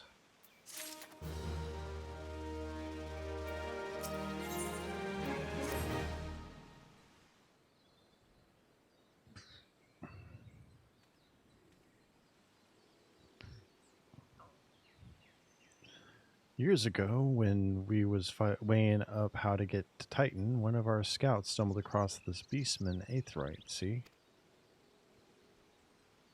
Yeah, what's that look for? Not familiar with him? He speaks of an unamplified Aetheryte which has been claimed by a beast tribe. Lest you wonder, there is no fundamental difference between such Aetherites and those which you have used on countless occasions, Cornell. Ah, well, if it isn't the Charlayan lass, welcome back. Forgive me for interrupting. I had planned to await your report, but I succumbed to curiosity. The tunnels beneath Okamoro form a bewildering labyrinth that no outsider has ever fully explored.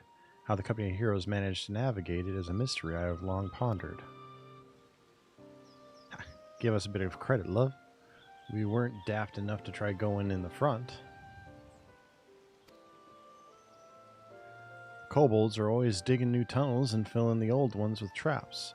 One wrong step and the next thing you know, you've got 100 tons of rock on your noggin. Suicide to even try, see? Funny thing was, the kobolds didn't seem to have no trouble finding their way around. And it was that as got us thinking. I mean, Ungamoro mines are like a bleeding city, ain't they? And getting around in a city that big would be a right pain in the arse if you didn't have an aether in it. Wouldn't it? So it stood to reason that the kobolds must have one, didn't it? Even if there were aetherite shards in the depths of Ungamoro, you would have need to attune yourselves to them before you could identify their signatures within the life stream. Ah, well, that's where you're wrong, love. We had this Charlayan bloke to help us see, delivered us right into Titan's bedchamber, he did. I don't rightly know how he did it, but I do remember him saying it weren't nothing any Charlayan scholar worth her salt couldn't manage. Did he now? Looking at a beacon in the absence of a known signature might be possible if the Aetherites in question happen to be... Ah, yes, but in order to guide a traveler to said beacon safely, a second party would be required to...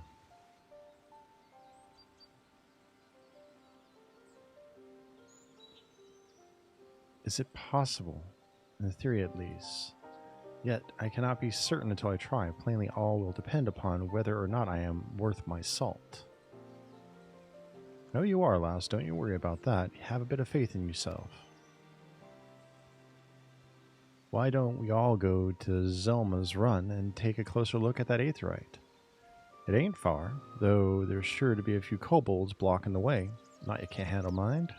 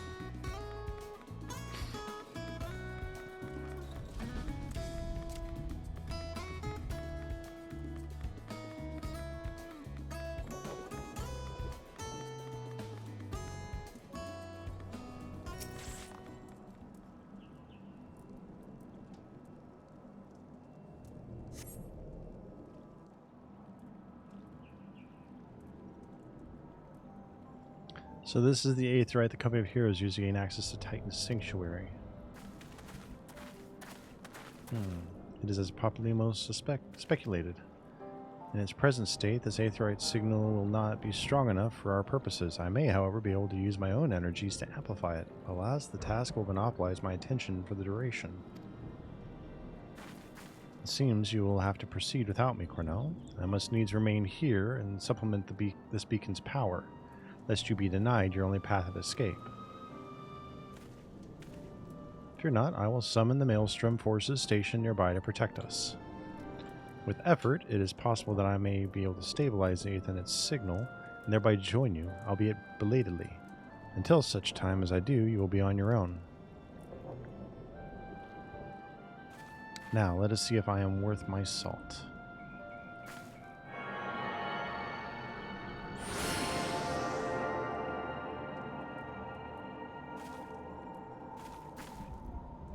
I have located another beacon, one far below the mountain. I can only speculate as to what you will find there, so stint not in your preparation.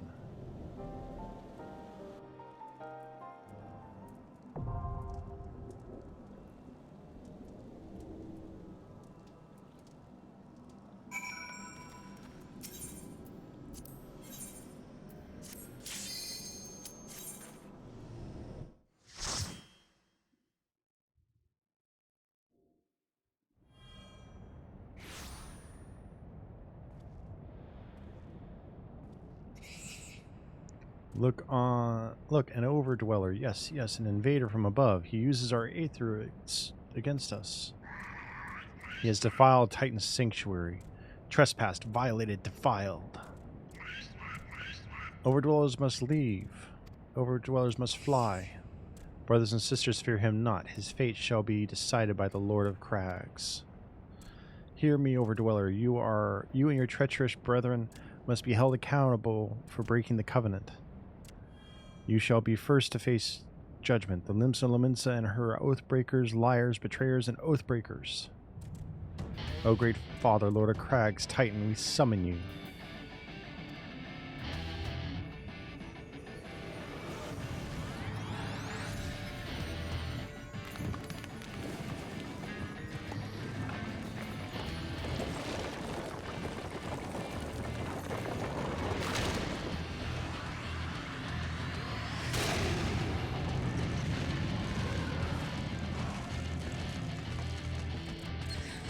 He is come. Lord of Crags, Titan is come. Overdweller, art thou deaf to their weeping? Thy vile kind coveteth ever the blessing of the land, and murdereth my children by the score, all in service to greed. Such sins are beyond pardon. Ah, but I am not the first to suffer thy defiance. Thou didst bring Ifrit low. Godless Overdweller, then thy myriad heresies shall no longer go unpunished. Upon thee I shall wreak the terrible vengeance.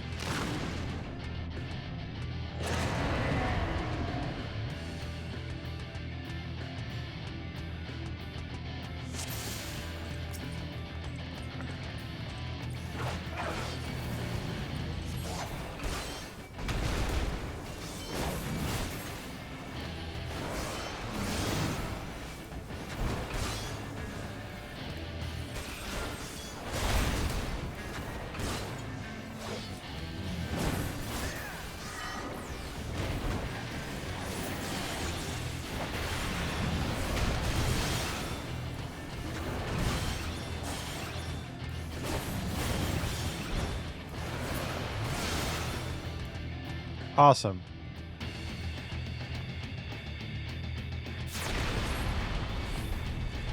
Welcome back.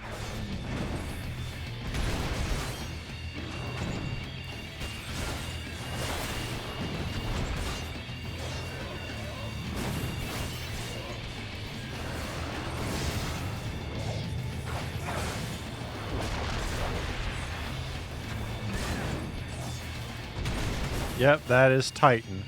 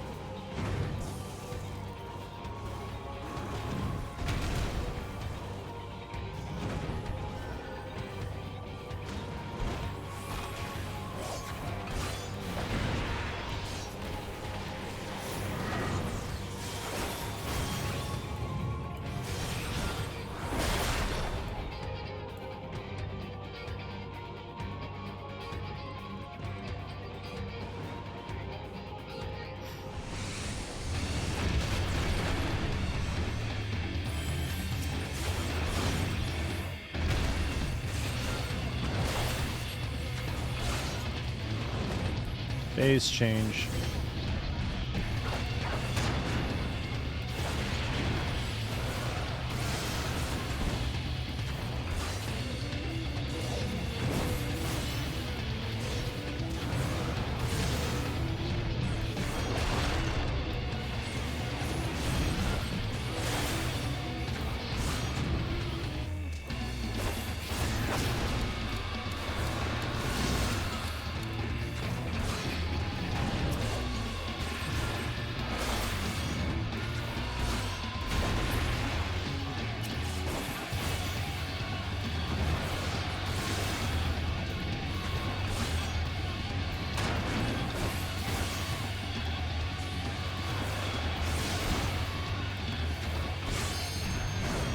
Ah, time to use my limit break. Oh. I think we beat him before I could.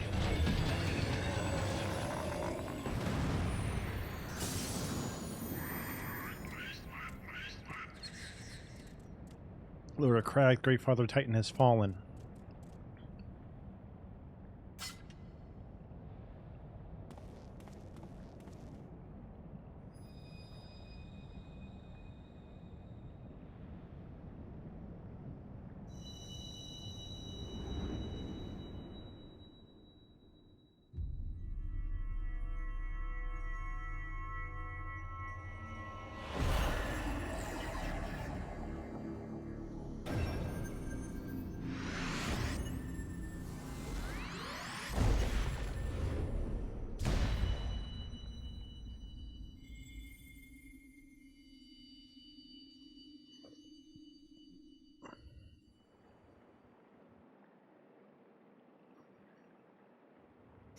The crimes of the Overdwellers shall never be forgiven, never be forgotten. No, no, never.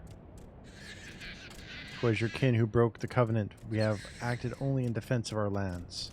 Cease your aggression, or never will there be peace. Until our dying breaths, we shall defy you.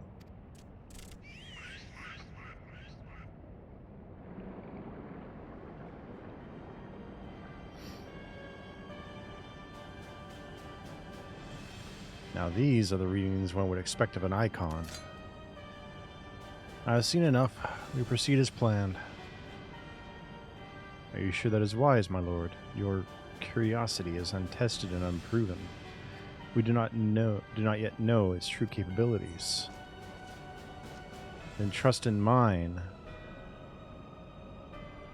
I have no idea how to pronounce that. My curiosity, as you so eloquently put it, would have bested Titan in the blink of an eye.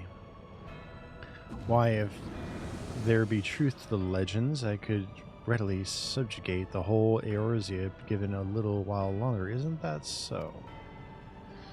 It is. No greater single power has ever been conceived, much less realized. What you say may well be true, but while such devices may win battles, I do not believe they will serve to change the course of this war.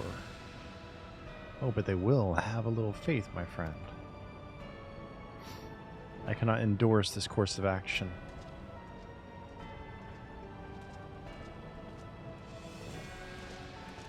Fool. And now he has a fourth. Fascinating. Carry on, Crystal Bearer. Far though you have come, your work is far from done.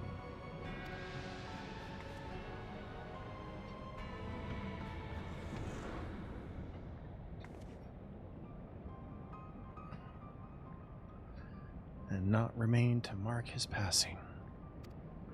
Well, the Aesians are nothing if not elusive. It is a little wonder that they should cast advanced teleportation magics at will. But they would choose to consort with the Empire. What common goal could they possibly share?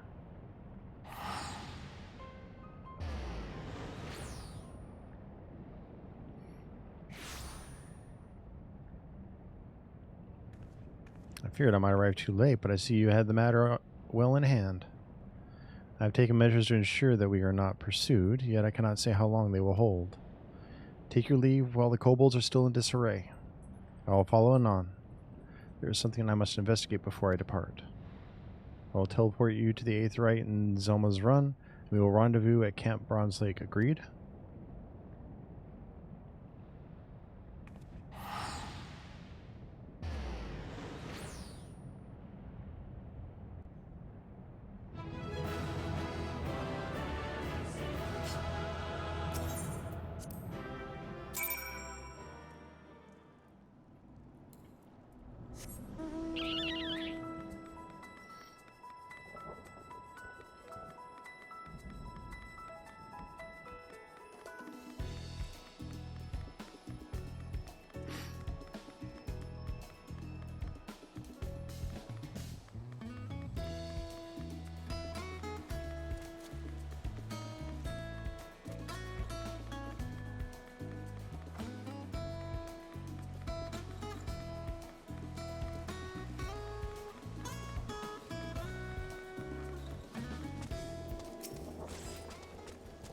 I'm relieved to see you well, but come, let's discuss our next step.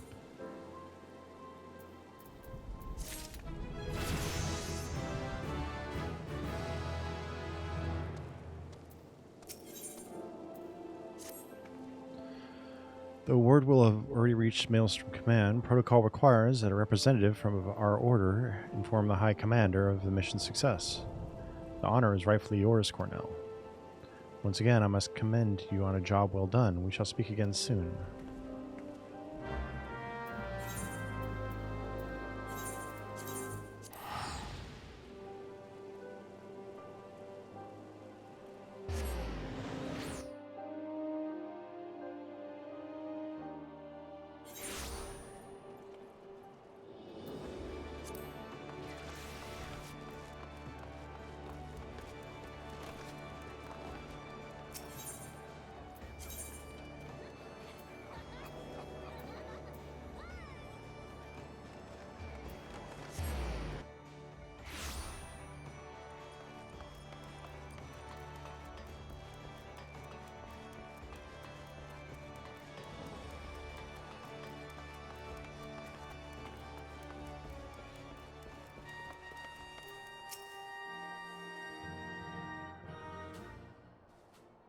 Thank you for coming, Cornell. Word of your triumph reached me some while ago, but I am pleased to have personally confirmed.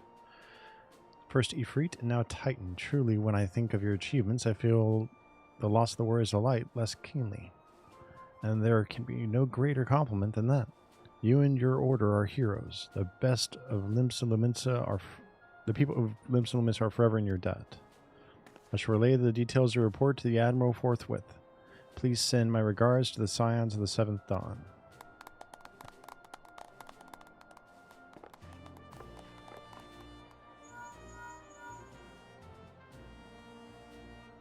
Cornell, this has been Philia. Your Stola has informed me of your success. You have won a great victory for the people of Eorzea, one that shall not be forgotten. And what is more, both you and your Stola emerged from Ungomoro unscathed, while Tataru and the others seemed as glad of that as they did of Titan's fall. You can look forward to a hero's welcome. We'll be awaiting your return at the Waking Sands. There is much to discuss. Godspeed.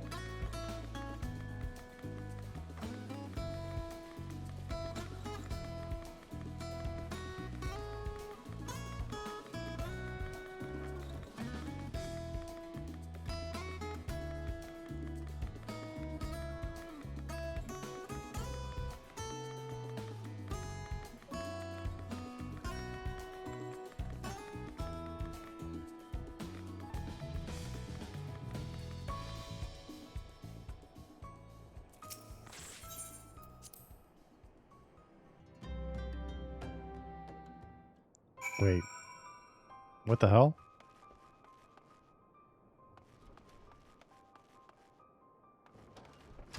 Oh no.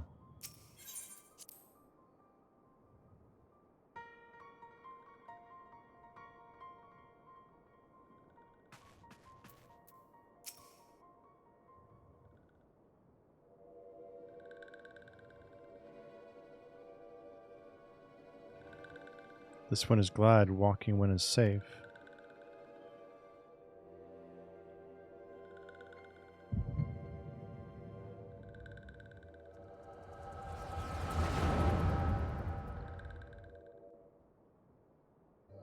We'll be awaiting your return at the Waking Sands. There is much to discuss. Godspeed.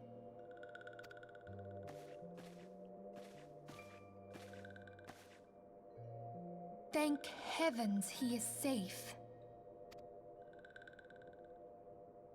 Louis Soir, do you see? Your light shines brightly in this one, and in time, it will illuminate the realm once more. Oh!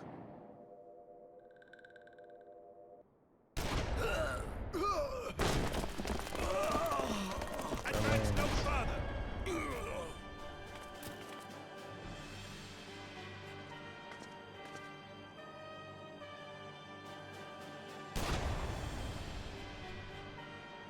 We have come for the one who slayed Ifrit and Titan.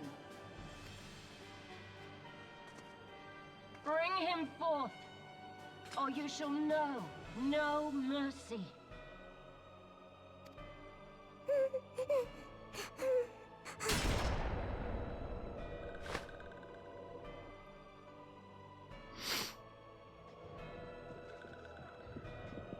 Confound it.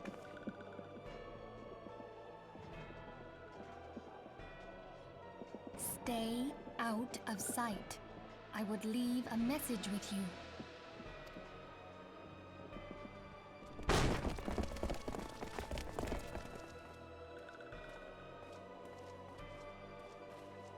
I surrender myself, on the condition you spare the innocents. Conditions? There speaks the Supreme Sire. I'll grant you have courage, but you would be better served by armor.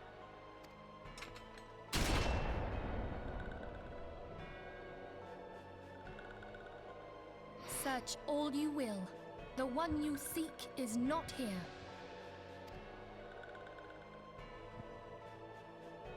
So it would seem.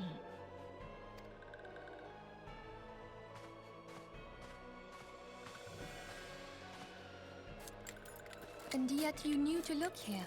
But how? Hold that thought.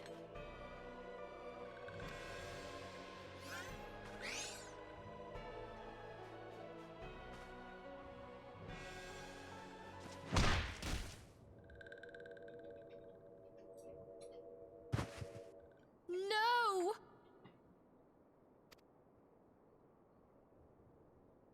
Conditions of surrender denied. Cease at once! Have you not done enough? Perhaps. Enough. We must away. Though we have not found our quarry, the High Priestess of the Scions should suffice for now. They say she also possesses the Echo. I cannot wait to hear her scream. I said enough!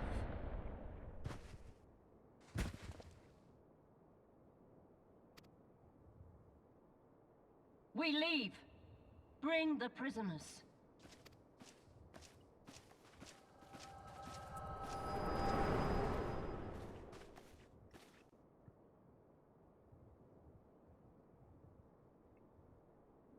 Walking one.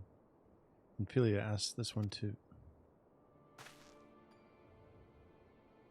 In case Walking One returned, this one was to say, at church in Eastern Thanalan, Walking One must claim sanctuary.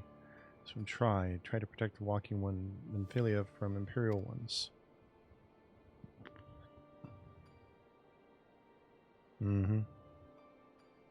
Forgive this one. Save.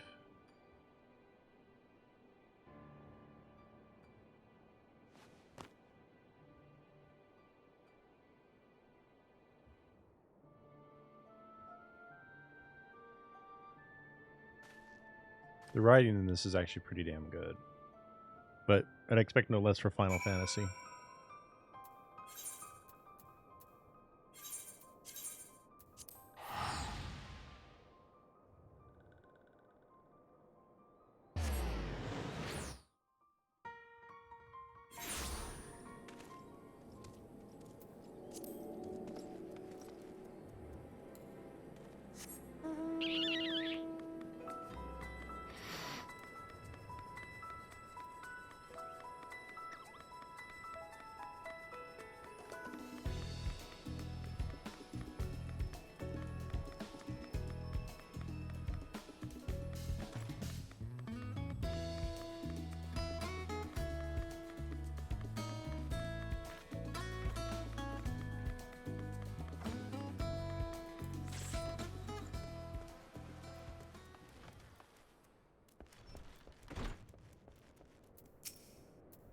Is something troubling you, my son? You have the look of one who has endured great suffering. Is there anything I can do to help? Anything at all? All you need is ask.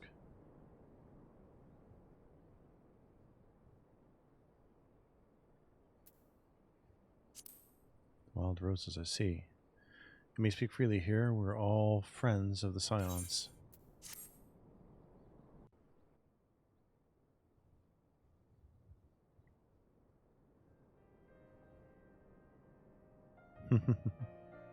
How could this have happened? And you are certain that Minfilia was among those taken by the Garleans?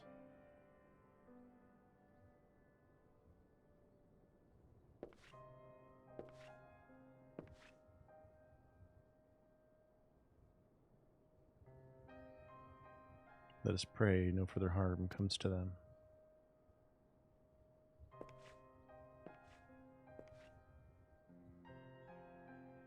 You may stay here for as long as you wish. It is the least I can do for a friend of Minfilia's. I have known her since she was but a child. Well do I recall the day of our first meeting. I swore then to do everything in my power to support her, and I will gladly offer the same service to her brother and sister Scions. So please, no matter what you require, you need not hesitate to ask. Marcus, would you come here for a moment? Yes, Father.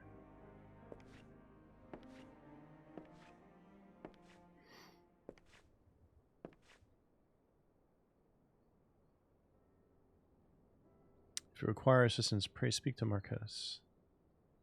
He is a trifle shy, but I assure you he means well. I should explain. Marcus is a survivor of the Battle of Cartano. Alas, his experiences took a terrible toll upon his mind. Had we not taken him into our care, he would surely have perished in the desert.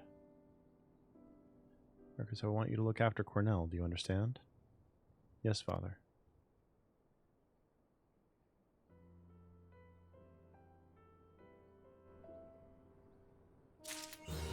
Well done.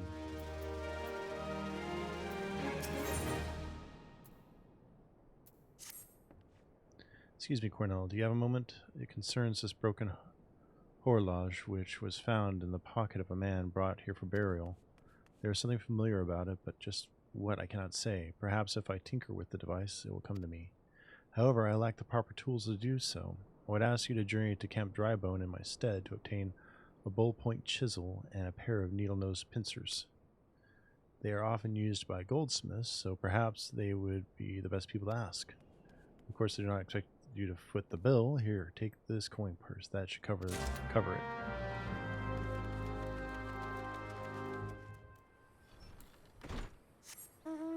You're almost there.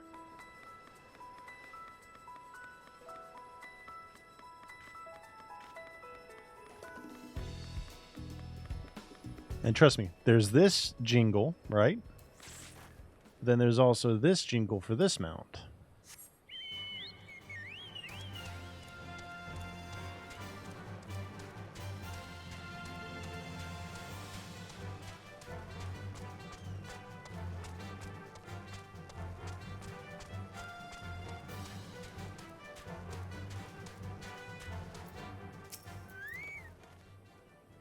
A bullpoint chisel, you say? And a pair of needle-nose pincers? Those things don't come cheap, you know.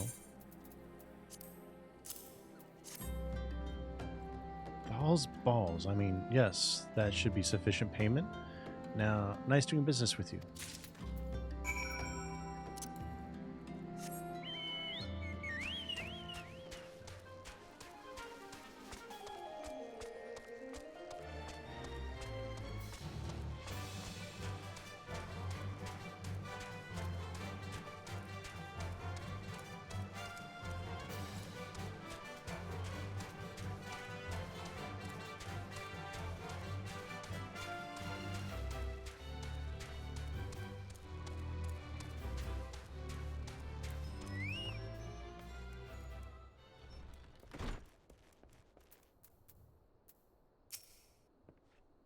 Have you brought the tools I requested?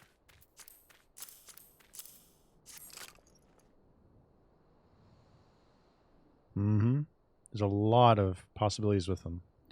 And something occurs to me. Please wait here for a moment. It was for naught, though I repaired the device easily. The sensation that stirs within me remains a mystery. But how did I do it? These hands, my hands, they moved with a mind of their own, deftly manipulating the clockwork mechanisms. There was no doubt or uncertainty. I knew exactly what to do, as though I had performed the same motions countless times before. Yes, it would be.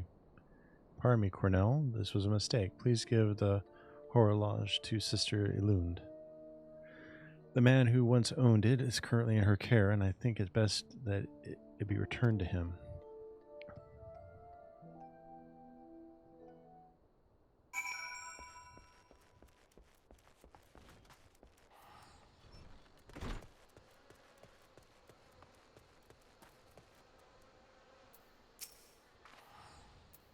Good evening to you, sir. Have you come to pay your respects to this man? Never before have I seen such a queer device. You say that it measures the passing of time? Mayhap there are more common in Garlemald. I am given to understand that its cities are filled with all manner of amazing technologies. Marquis said that belonged to the deceased? Oh dear, you don't suppose the owner might have been a Garlean spy? It may behooves us to notify the authorities in Camp Drybone. But mayhap more importantly, how did Marquis manage to repair this device? I knew he had a talent for the trades, but this goes far beyond mending fences and thatching roofs.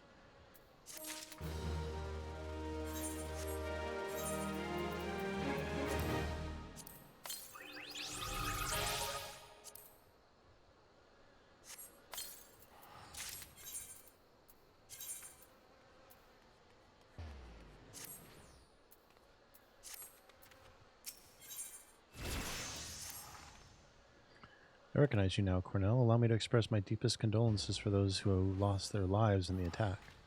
Apologize if discussing this upsets you, but you should know that the bodies of your comrades are presently being removed from the Waking Sands and prepared for transport here. If you wish to leave this work to others, understand. However, taking part might help you find closure.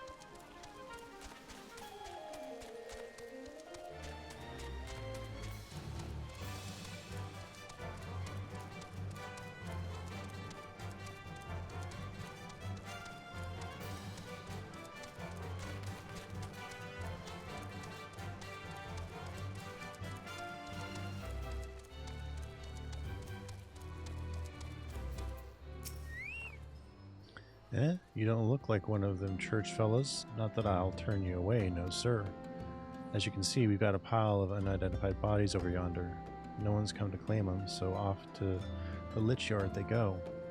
Be thankful you don't have to go inside and see the carnage yourself. 'Twas the stuff of nightmares, I tell you. God's damn Imperials. I don't know what quarrel they had with these folks, and I sure as hells don't want to know. The sooner we put this behind us, the better. Say, ain't I seen you around before? Or do you just have one of them faces? Oh, never mind. Any road, there's a carriage come to haul the bodies to the lich yard out by the east gate. There's only 8 left to load up, but seeing as I'm exhausted from carrying all the others, I have a mind to leave the remainder to you. You might want to cover your nose while you work. Some of these folks are starting to turn.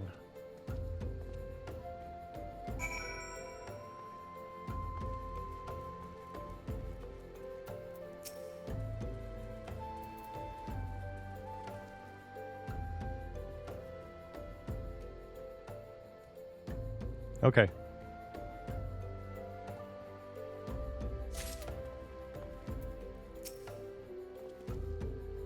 Ah, thank you.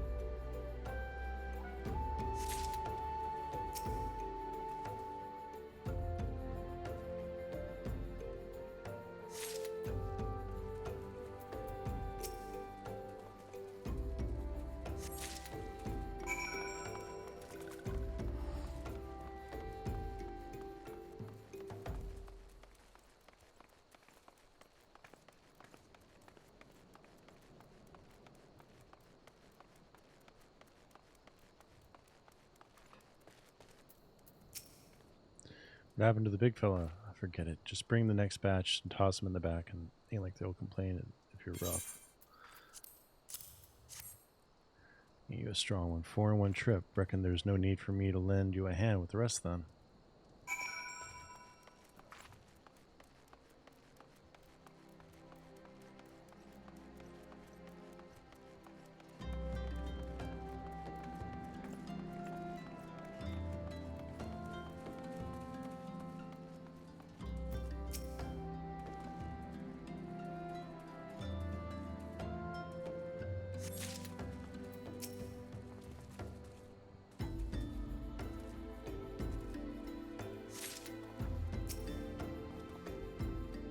Still, I appreciate it.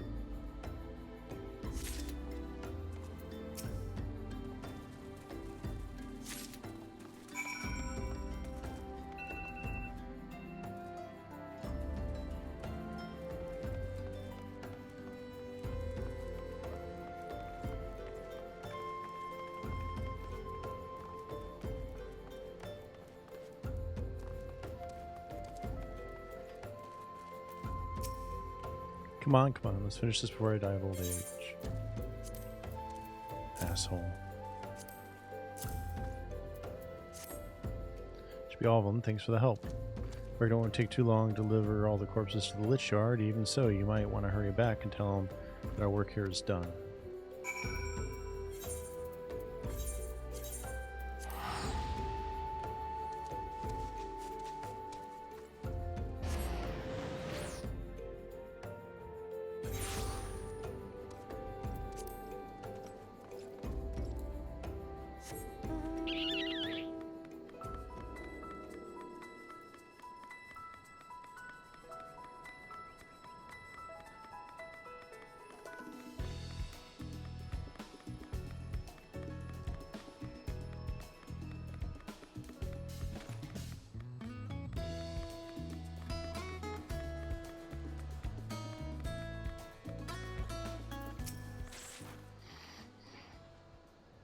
I see that you have decided to heed my advice. I pray that in doing so you found some small measure of peace.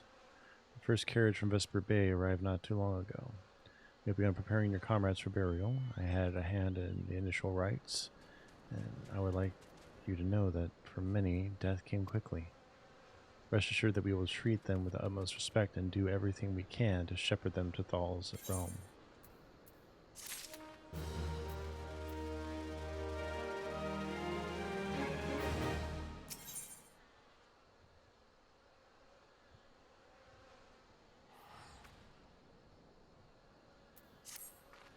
Though we can perform rites for most of the Scions, there is one whom we cannot accept.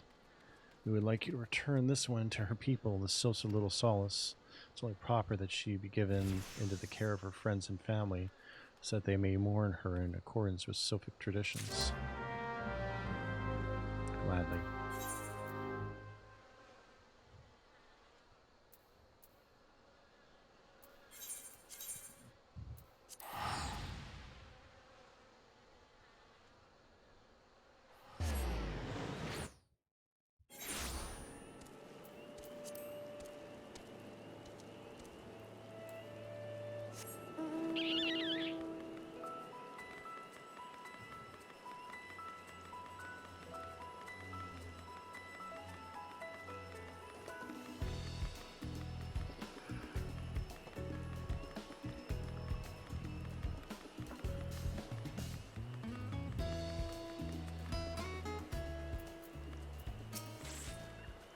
This one is surprised to see walking one in Little Solace.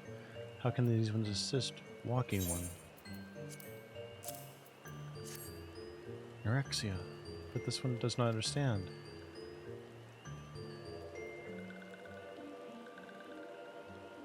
Calyxio, this one has heard much wailing. This one would know what has caused such distress. Terrible news, Elder One. Awful news. Walking One has returned to Little Solace, but why? These ones have not requested for their aid. Eorzea, how did this happen? Explain everything to this one at once. So not only Eorzea, but many of Walking One's friends were also lost as well. Eorzea. Eorzea went to Thanaland at the behest of this one. Walking Ones with Eorzea at the end. Tell this one that Eorzea was brave. Tell this one that Eorzea did not suffer. This one is glad to hear Walking One's words. Thank you for bringing Eorzea home, Walking One. These ones also wish to thank Praying Ones. Tell Praying Ones these ones will remember this kindness.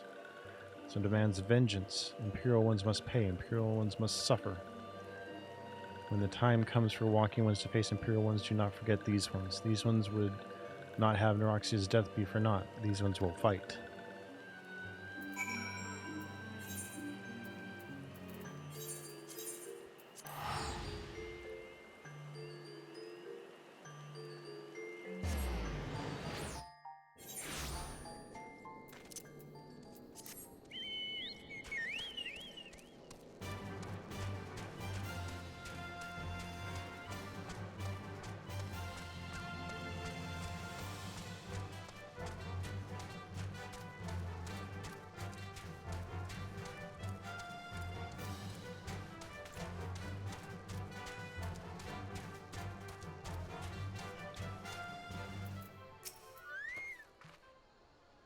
Thank you for your service to the church and to the sylphs.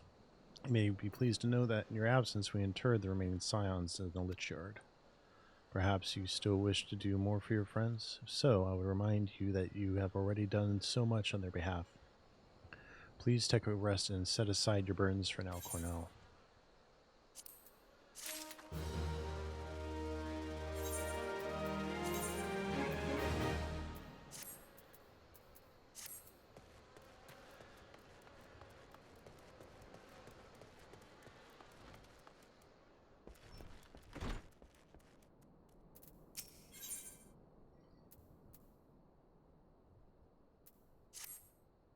I'm not imagining, Cornell. I know I'm being watched. This is different, sinister. It is as if I am under observation. Feeling comes and goes, but I felt it when I ventured outside. Yes, I know I felt it. Will you look outside for me, please, if only to take a moment?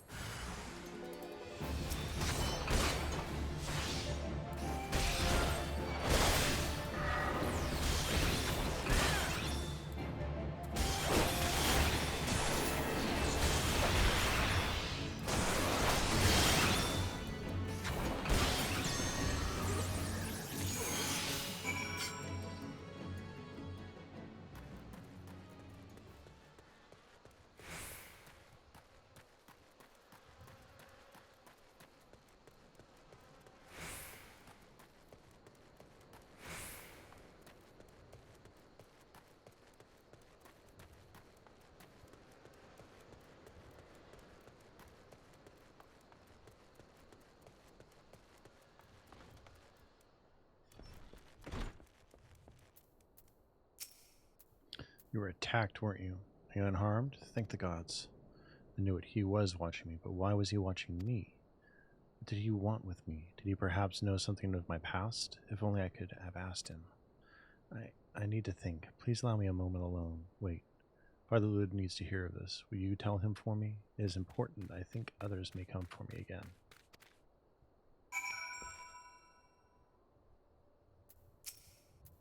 Heavens forfend.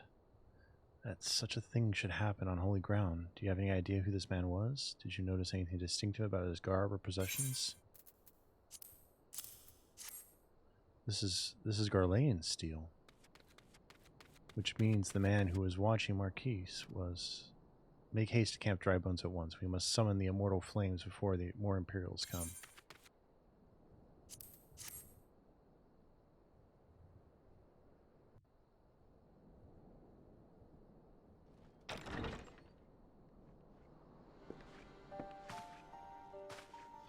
Is Alphino or is it Alphino's sister? Is it Alphino's sister? I No, it's fondly Alphino. hoped that I might be the first to speak with you. Would that I had been so fortunate. At ease, adventurer. I come not on behalf of the Empire. On the contrary, I mean to revive the scions of the Seventh Dawn. And to that end, I have come in search of a legend. The greatest engineer of our time, Master Cid Garland. I have come for you. I fear you are mistaken, child. He is but a poor soul who bore witness to the horrors at Cartano. I beg of you, leave us in peace. Wait,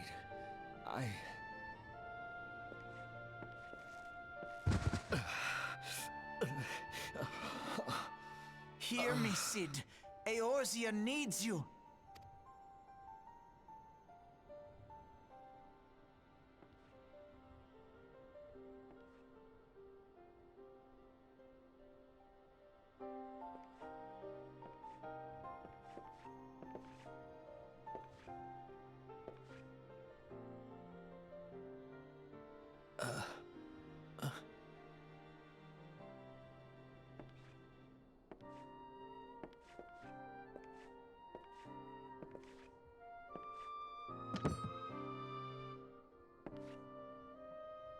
Cid, was it?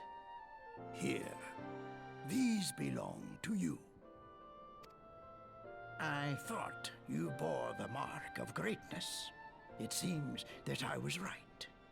Our time together was all too brief, but it felt as though my son had returned to me. You have brought joy to an old man's life. But it is time for you to help those who truly need you.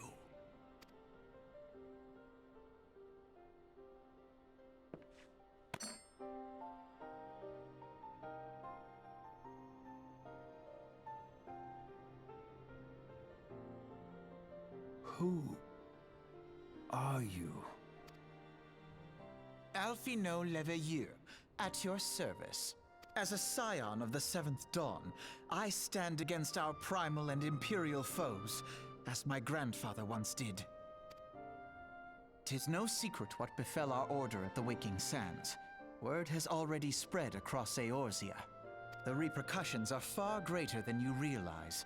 In the wake of the calamity, the three city-states focused their efforts solely on reconstruction, leaving the scions to combat the primal threat unaided. And lo, we are all but destroyed. Yet even as the nations mourn our demise and abandon what little hope they have left, we cannot forsake our duty, now least of all.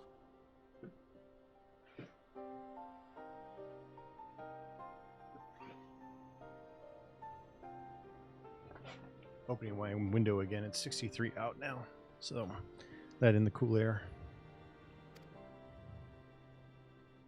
The Ixal have summoned Garuda once more, and she torments the people of Kurthus as we speak.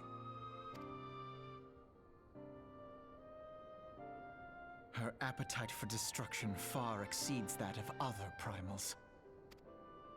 Worse, in her present incarnation, our Baldessian colleagues believe she surpasses both Ifrit and Titan in strength. Yet, therein lies an opportunity. Were we somehow to defeat Garuda, it would serve as a warning to the other beast tribes that even their mightiest gods can be felled. If we are to face our foe, we must first circumvent the tempest that shields her sanctuary. And for that, we need an airship.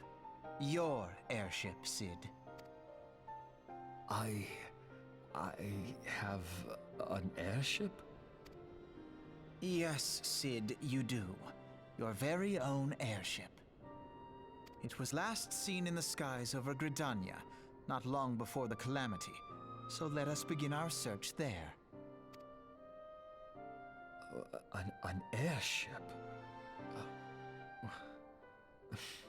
My airship?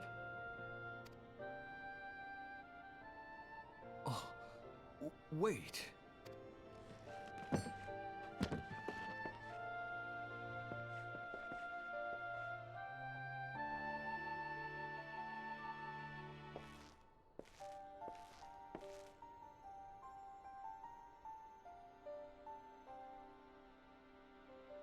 Come, let us put an end to the primals.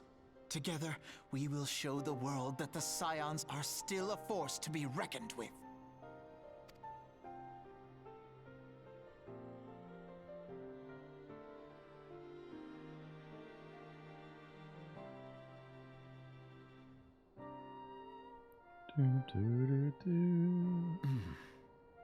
They need my airship. They need me.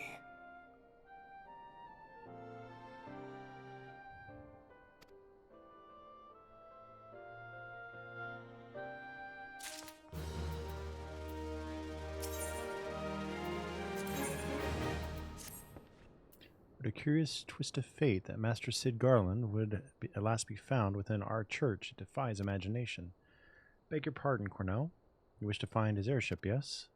I know not how much truth there is to it, but there is a tale known as the final flight of the Enterprise, which grew popular in the wake of the Calamity. Much like the Great Gubu Wall of Ul'dah, it states that the Enterprise flew northwest from Gridania towards Korthus.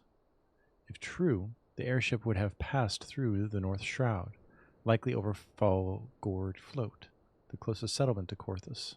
Mayhap the serpents stationed there have records of the events that transpired that day. I had hoped you might rest from your journeys for a time, but I see that the world still has need of you and the Scions. Pray, look after yourself and Sid, Cornell.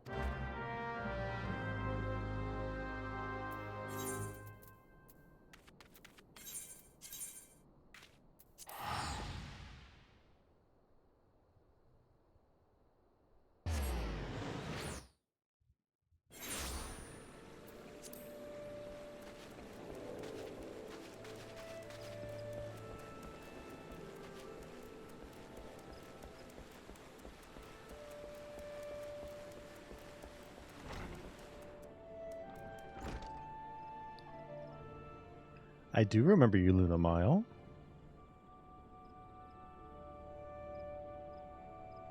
That's awesome. I'm glad to see that you're still streaming too. It's been an age, my friend. For those who don't know, Luna Mile is a very old friend of mine from the times I used to roleplay, and is a very, very sweet person. So, if you would, go give them a follow. I'm going to give you a shout out.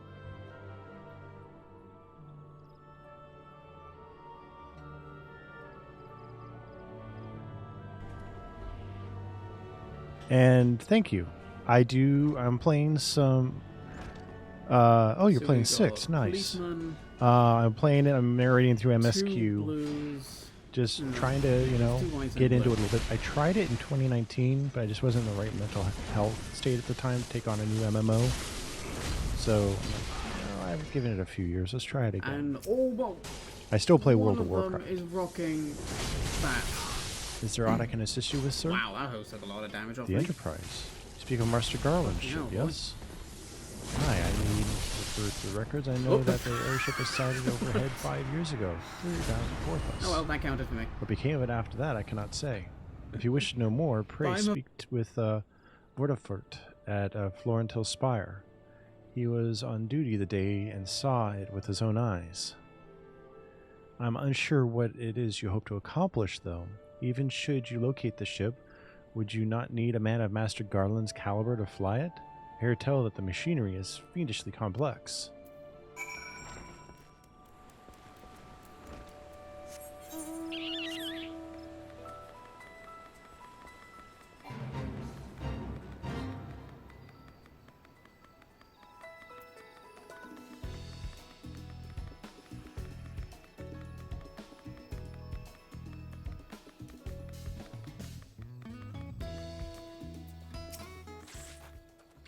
You have come in search of Vordafort?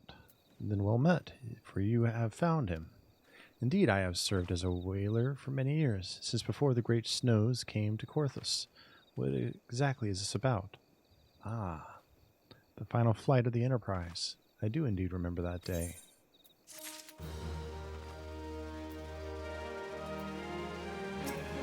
Welcome back from the ad break.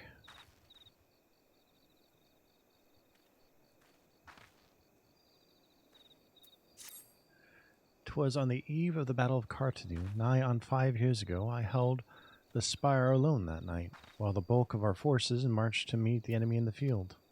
Then all of a sudden, the most fantastic airship I had ever seen splits the sky overhead.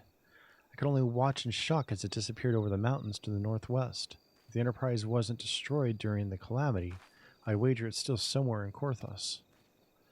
The astrologians at the observatorium may have records which could help, but to obtain them you would need to deal with the Ishgardians who control the region. I wouldn't expect much, though. The high houses have long been concerned with only their own affairs, above all else. When Dalamud descended, they took shelter behind their gates, and even now they have little regard for the plights of other nations. Nevertheless, they may deign to assist you should you prove yourself. Consider providing your services to the soldiers who guard the observatorium.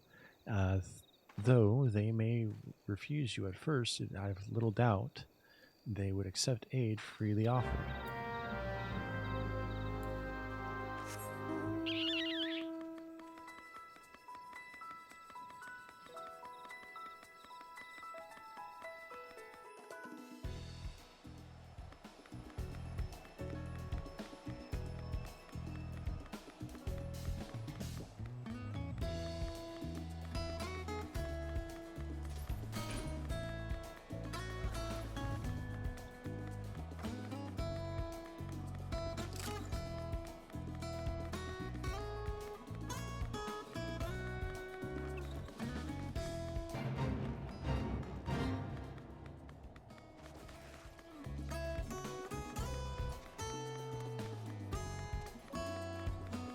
Ludovor.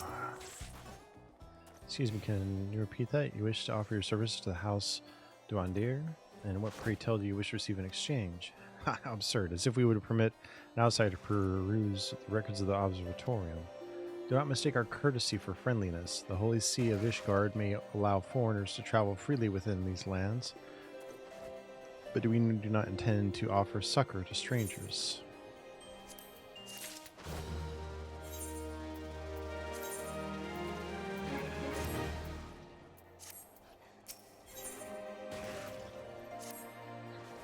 Alone have mercy. Are you still here? You may take shelter within our walls if you insist, but do not distract me while I'm on duty. We're stretched thin as it is. And where in the hells is that knight I sent out on patrol? He should have returned ages ago. Perhaps I have use for you after all. If you still wish to aid us, search the wilds to the west for my missing man. You will know him by his uniform, that of House Durandair, as is mine. Might as well pick up our next quest for Dragoon while we're here.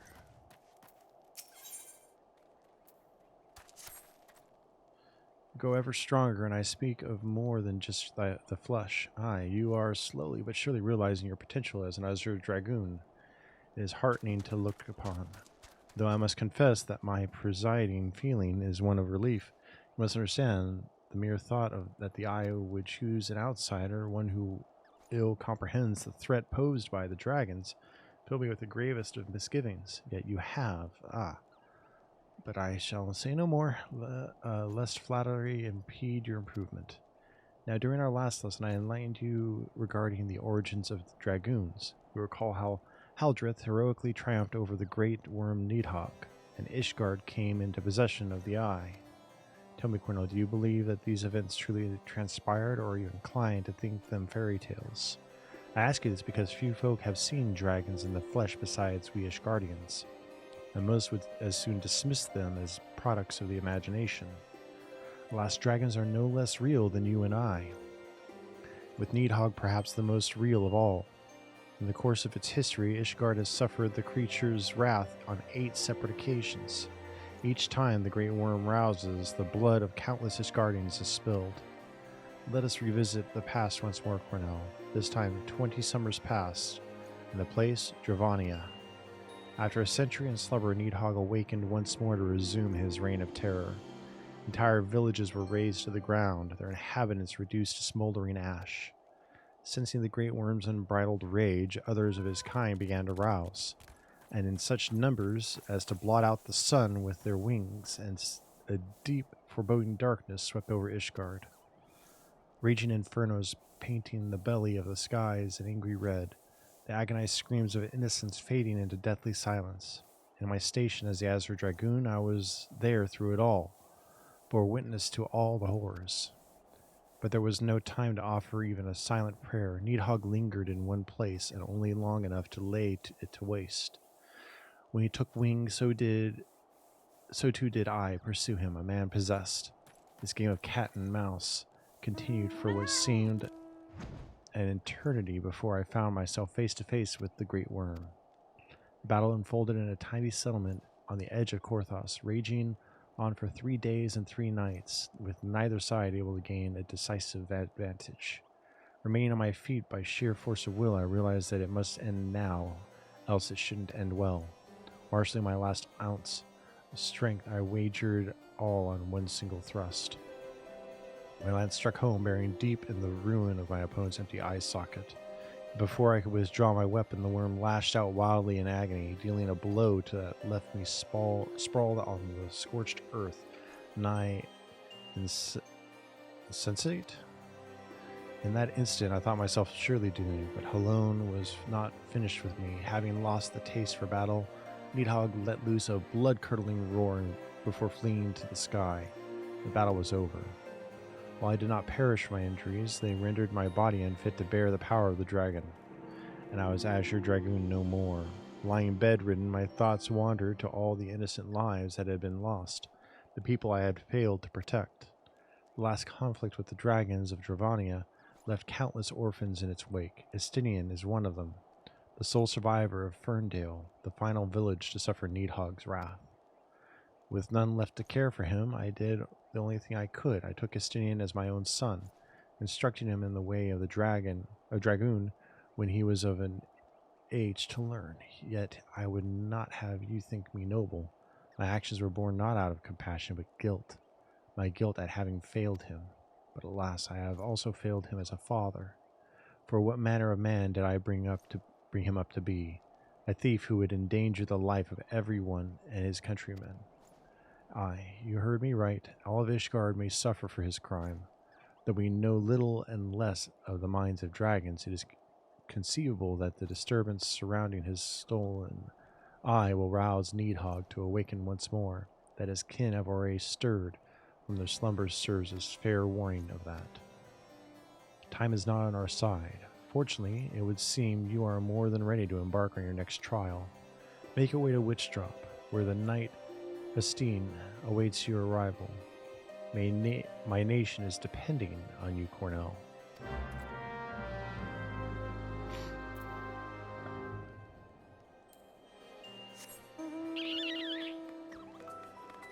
All right.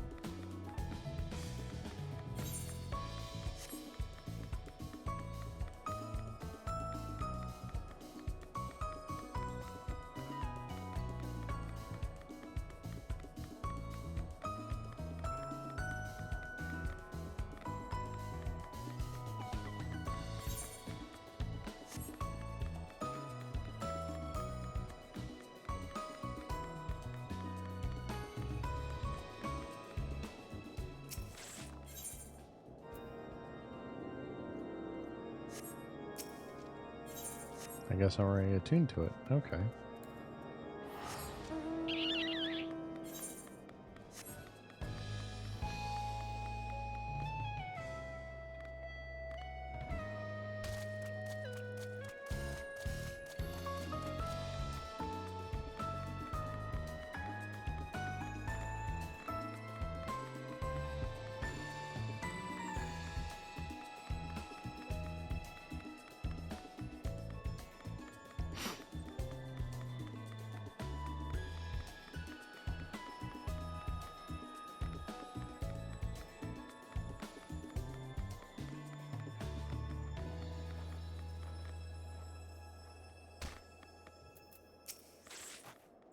You are the one who would aspire to be the Azure Dragoon?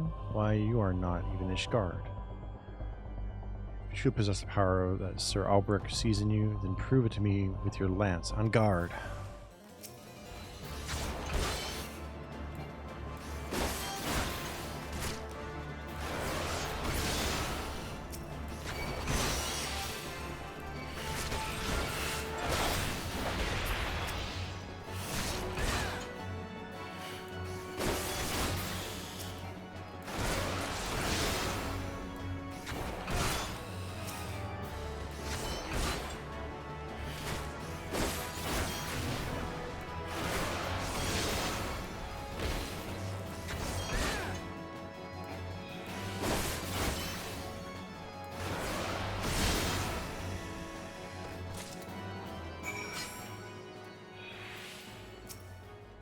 That strength I have not seen it like since Justinian himself stood before me.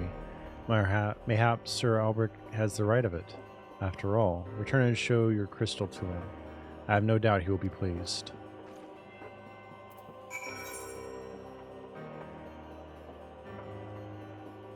Oh, there is no... I think there was a Aether right there.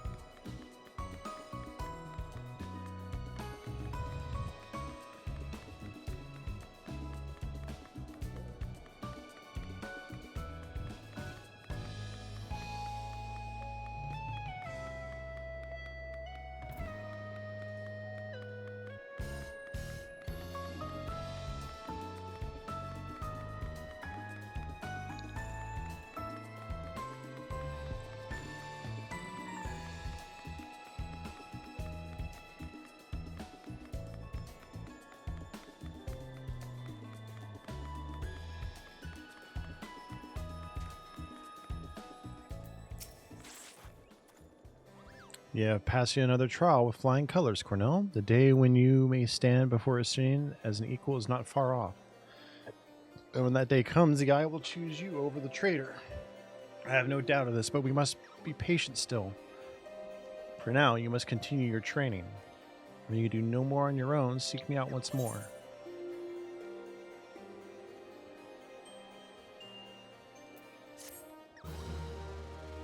Alright, I have to use the restroom, so I'll be... Oh, there's a cutscene. Okay. I will be right back. Oh, I guess I have another quest. Be right back.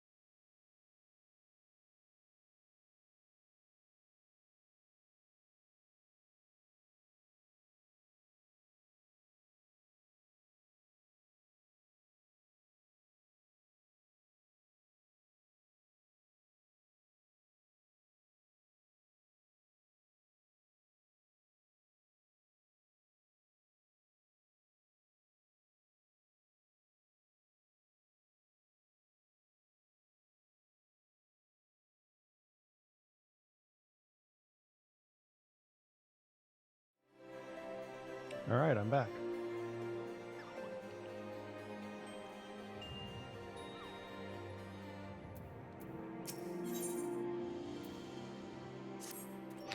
Impeccable timing, Cornell. A message arrived from Estinian but moments ago. Much to my astonishment, he would trade words with us and bids us meet him at Boulder Downs. As to his true intentions, I cannot say. It may well be a trap, but we must go nonetheless. I trust I can count upon your company.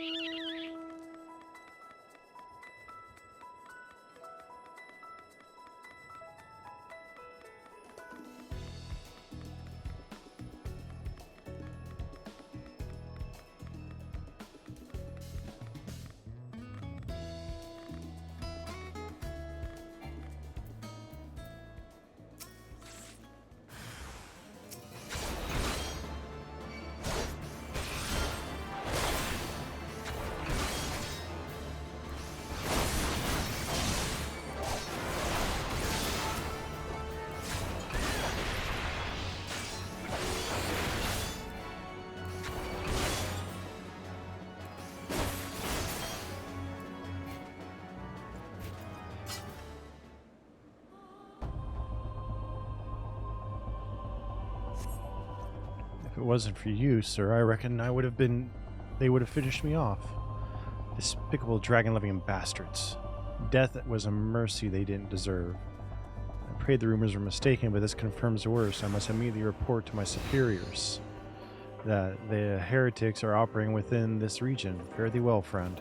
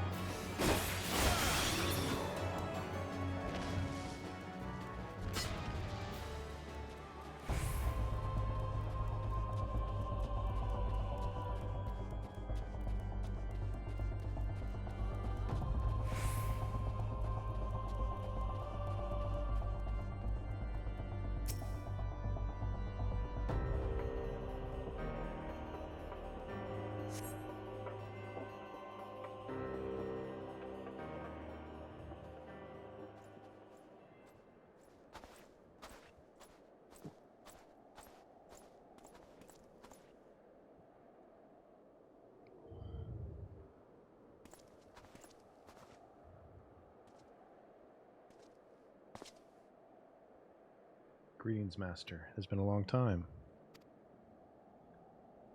Stydian, end this folly at once. You must know that each second the eye passes outside Ishgard's walls brings us closer to a repeat of the tragedy 20 summers past. Surrender yourself in the eye and return with me to Ishgard before it's too late. But it is already too late, Master, for you see, Nidhogg has already awakened. What? Hear me, Master. You have mistaken the cause of the dragon's return. The eye is not to blame. Premonition came to me by virtue of the dragon within, warning me that the great worm would soon rouse.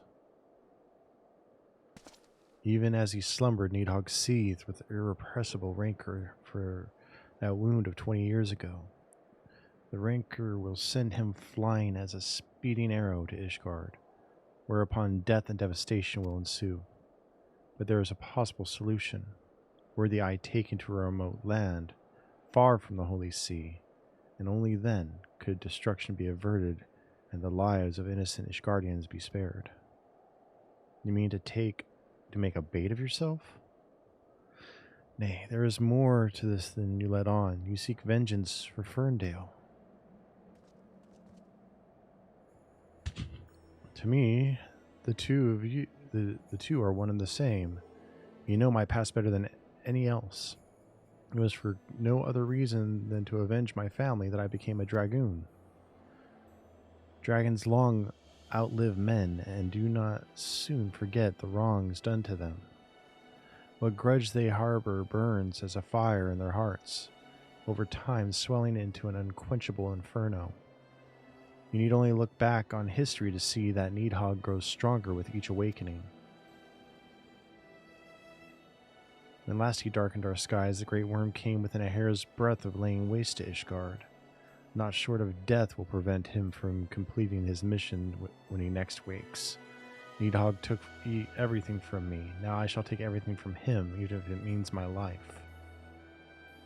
The eye works in ways men can ill comprehend, but this much is plain. In choosing two Azure Dragoons in one generation means for us to join together in common cause. Adventurer, you have heard my resolution. Now I ask you to lend me your power, aye, the power of the dragon.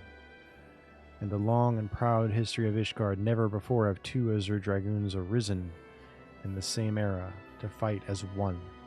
This is our best, nay, only chance to send the great worm to eternal slumber.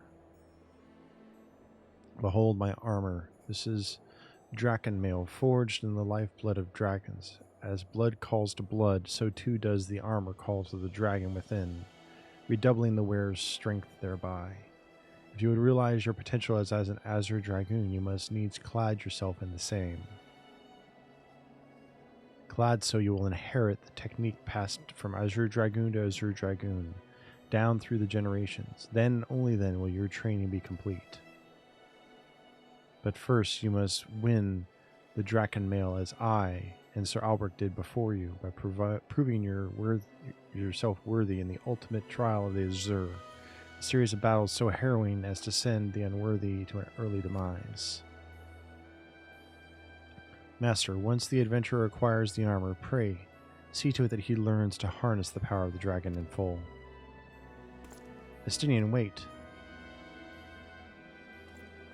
Save your worries. I do not mean to make myself easy prey for dragons. I take my leave of you.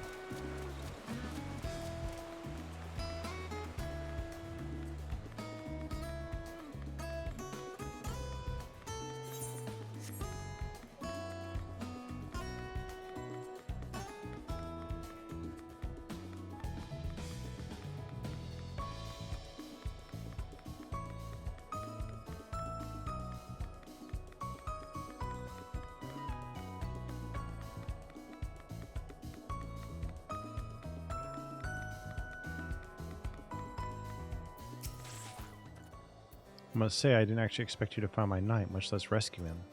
I see I may have been premature in my judgments, sir. We are a proud people beholden to tradition, but that does not mean we are without humility. I shall instruct the Australians to entertain your request. However, understand that it is ultimately their decision whether or not you may peruse their records. Pray, proceed to the observatorium and introduce yourself to Edmiel.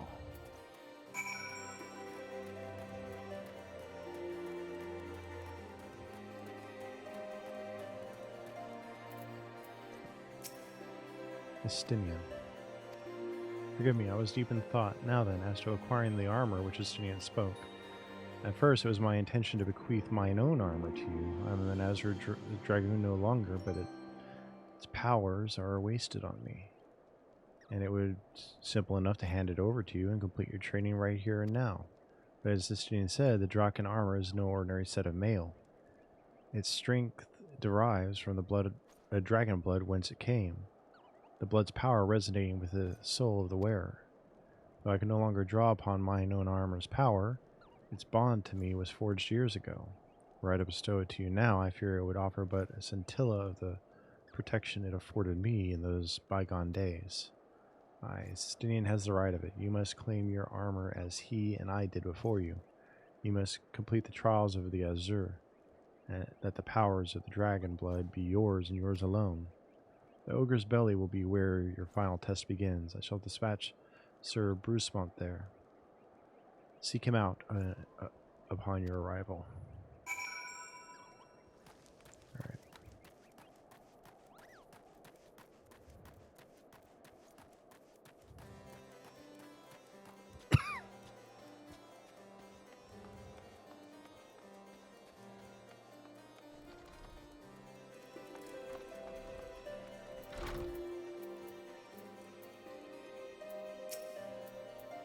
Ah, the gentleman come in search of the airship.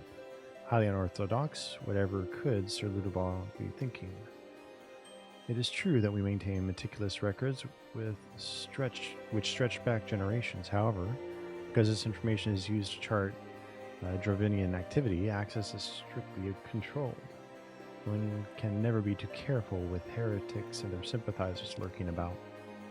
If you would persist with your inquiries, pray seek an audience with Chief Astrologian Foromont up above.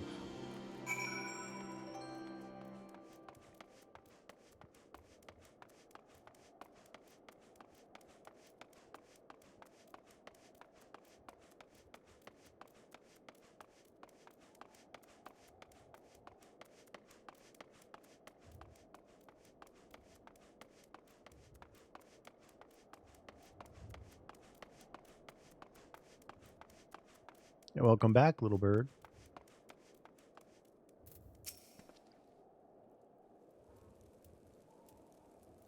No, absolutely not. Have you any inkling what it is you ask? Were our records to fall into the wrong hands, it could change the course of a war which has raged on for generations. I speak not of some mere spat between southern nations. Ours is a holy crusade, and we are arbiters of Halland's will. I will not put our great nation at risk, certainly not to help a foreigner locate a missing airship of all things. Pardon the intrusion, Lamont. I wish to speak with you regarding the recent... Oh, did not realize you had a guest. Inquisitor Gullamain. You honor us with your presence, sir. This gentleman was just leaving. Ah, you must be the one who rescued House Durandir's knight from those heretics. Doubtless they feel indebted to you.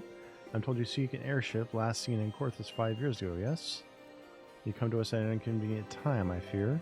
Much has changed in the intervening years, and little for the better. While I wish you the best of luck in your search, I would also strongly advise caution. The snows can come quickly in Corthus. One moment you may feel as though you have a firm grasp on your surroundings, safe and secure in your knowledge, and then the next you may find yourself in a wholly unfamiliar situation, blind to the dangers hidden by the blizzard. It would be wise for you to focus on a single landmark whilst traveling. Do not give in to temptation and deviate from your course.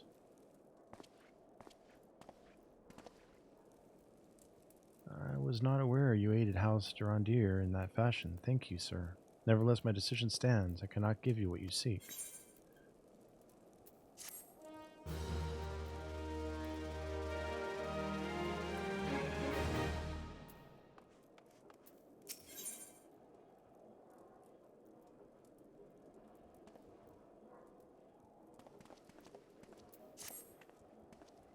You there, sir. I cannot help but overhear your conversation with the chief astrologian.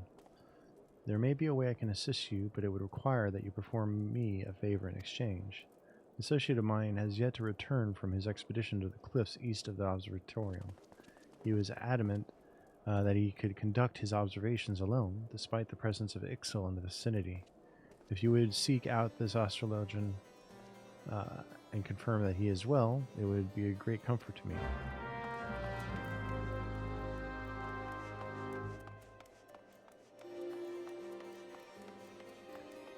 Whenever someone does finger guns, all I can do is think of Mick Foley as Cactus Jack.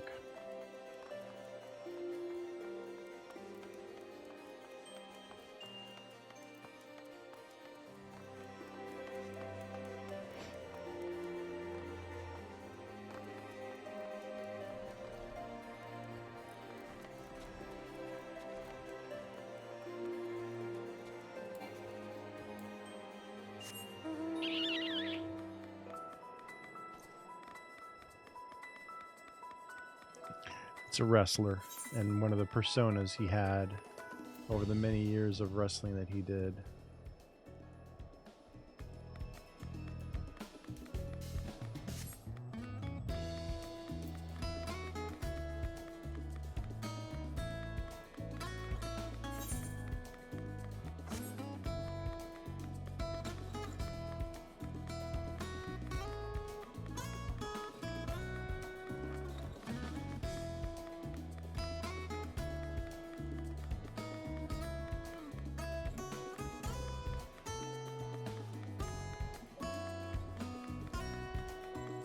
He was insane as a wrestler. He did matches where the ropes were made out of barbed wire. He would regularly get thrown onto a bunch of thumbtacks that were tossed onto the mat. Baseball bats wrapped in barbed wire. Fluorescent tubes.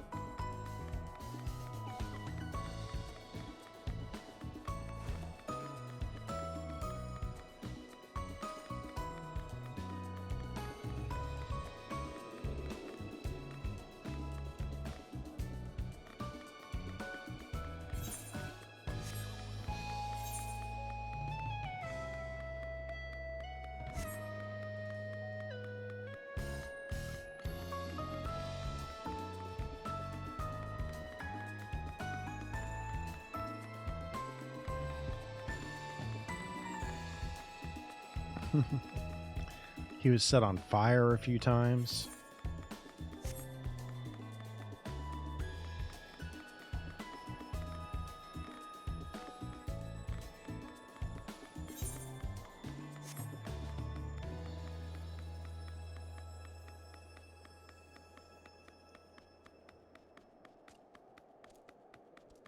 And then his Hell in a Cell match with Undertaker.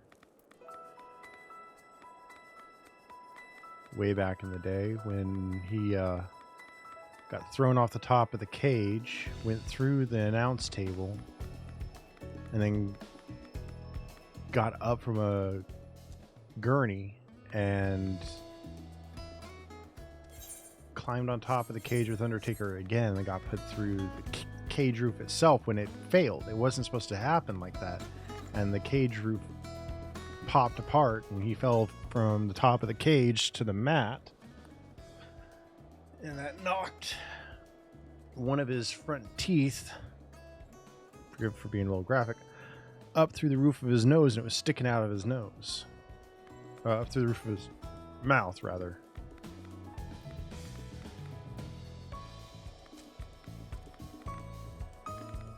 How am I supposed to get past this gate?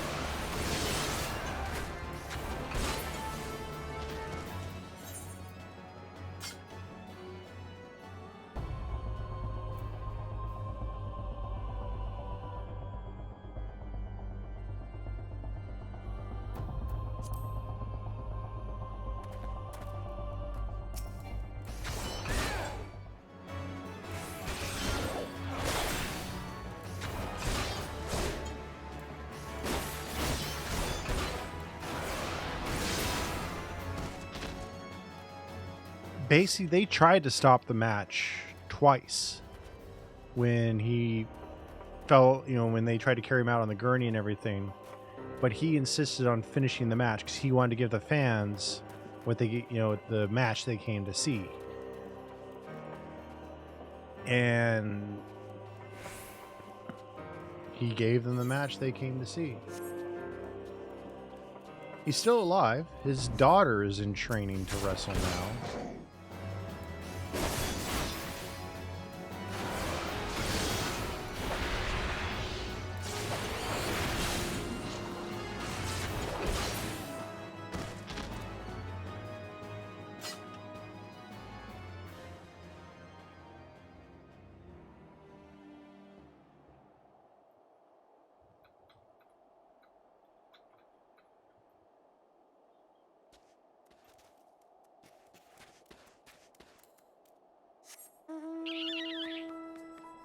Oh yeah, he's retired. He'll make appearances now and then to talk, to promote something. He actually writes children's books now.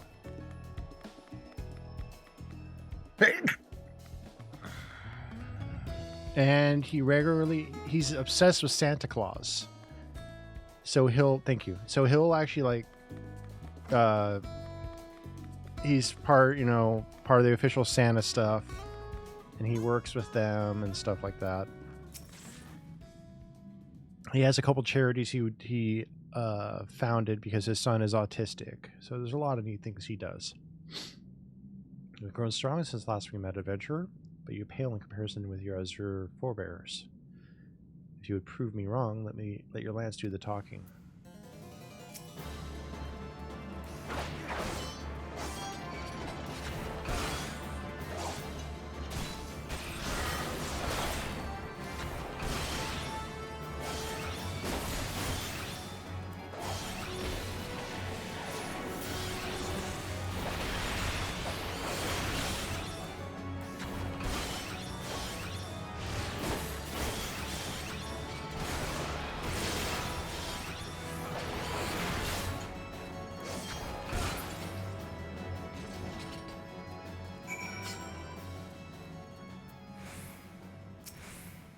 Once again, adventurer, you prove yourself worthy beyond my expectations. Take this, but know that your trial has only just begun. Your next challenge lies in the chamber beyond. Sir Histine awaits you there.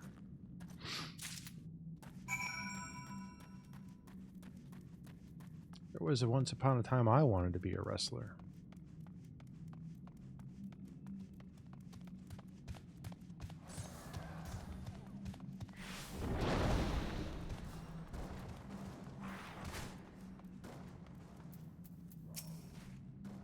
You, foreigner, would don the Draken armor and prove to us that you will not do it dishonor.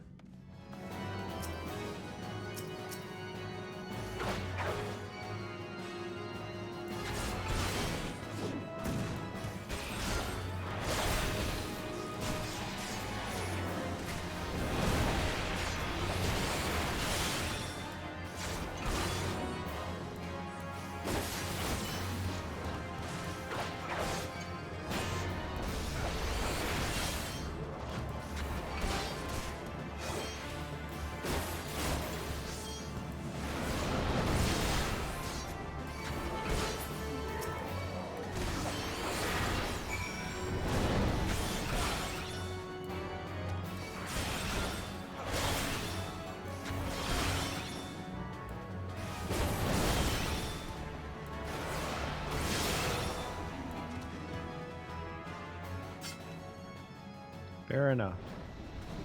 But no, I've been watching it since I was about 2 years old. So, about 38 years.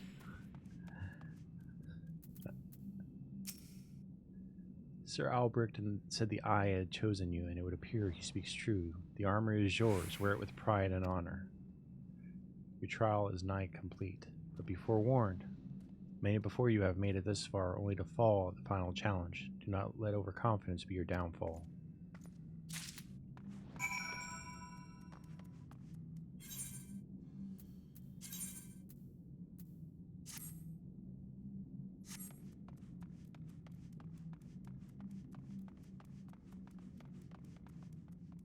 Aw, it's cute.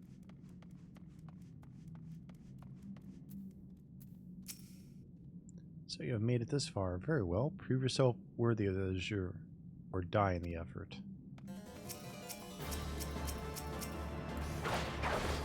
Gigas, huh? Another child of Tyche.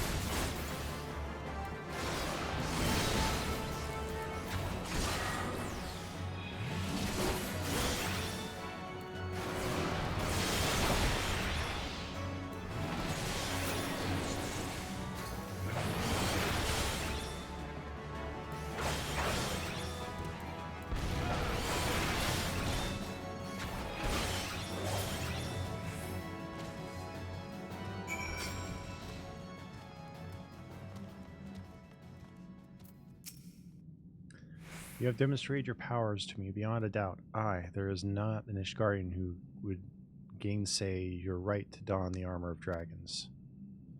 I shall send word ahead to Sir Albrecht that you have passed your trials here.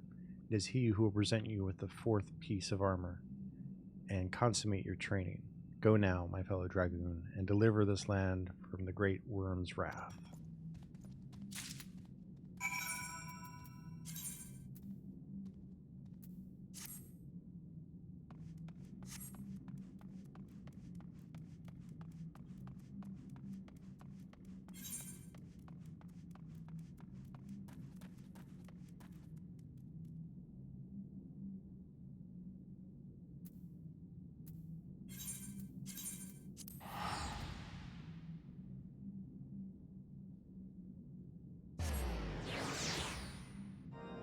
Aww.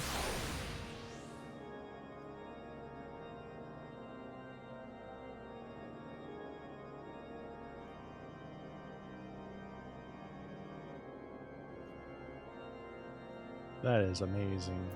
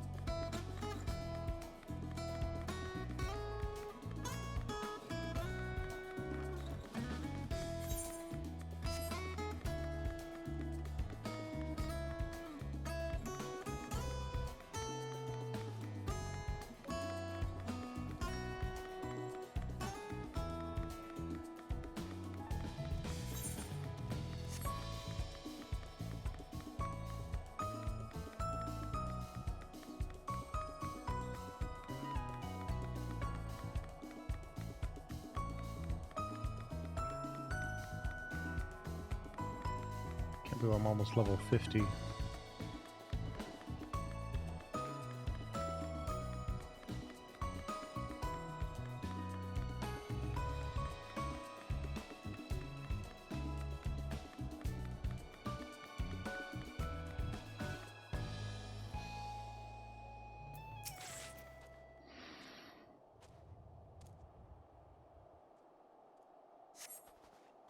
What a relief to see someone other than the goddamn birds, man.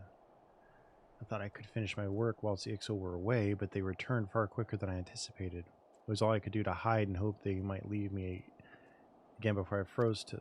Wait, who are you? You're not one of our knights. A man of House Dorandir cannot be seen in the company of an unbeliever. Good day, sir. They're so persnickety.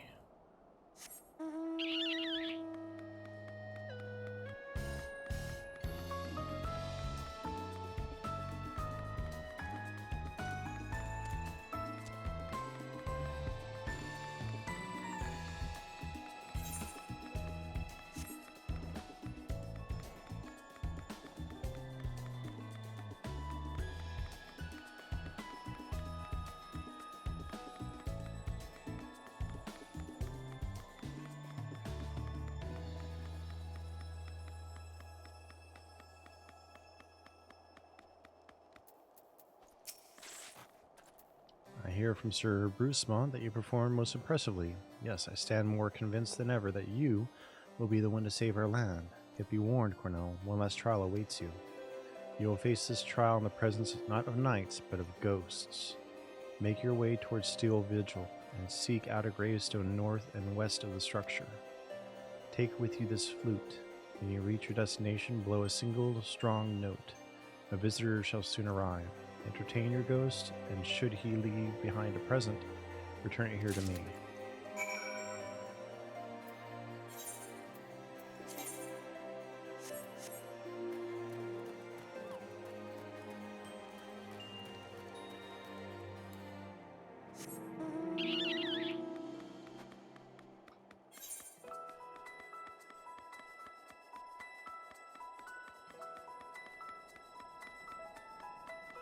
Got a good ways to go.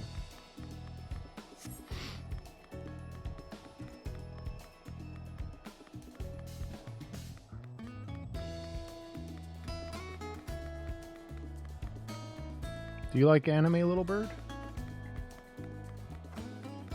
I've drained my drink again.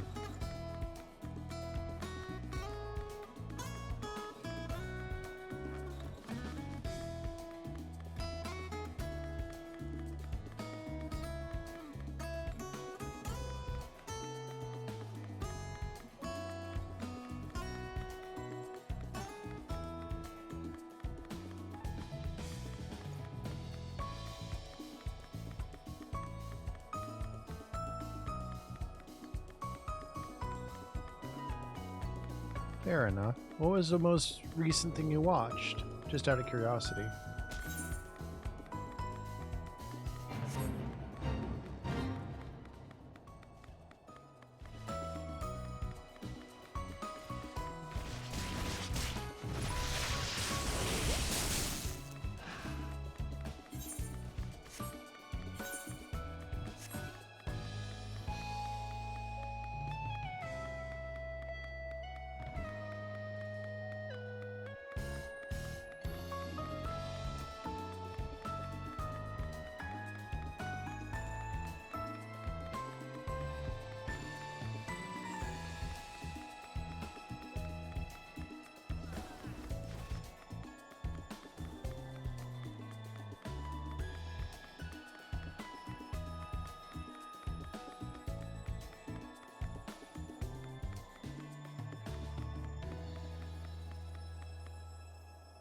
Okay.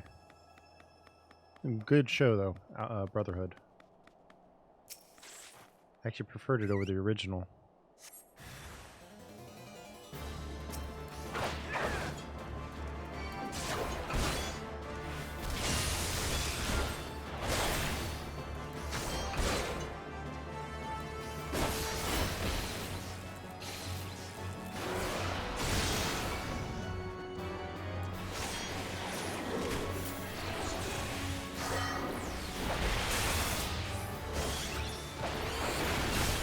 Oh, an isekai? Yeah.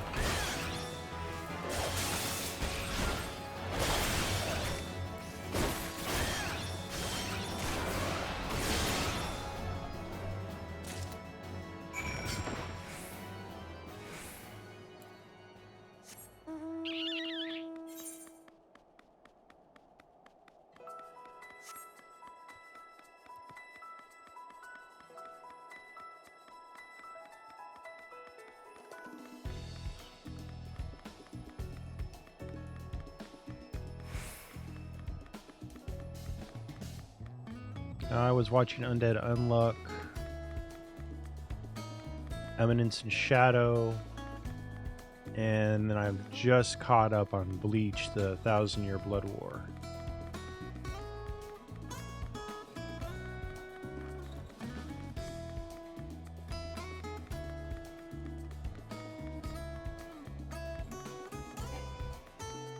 I heard about that one, but I didn't watch it. I mostly watch on Hulu or Crunchyroll.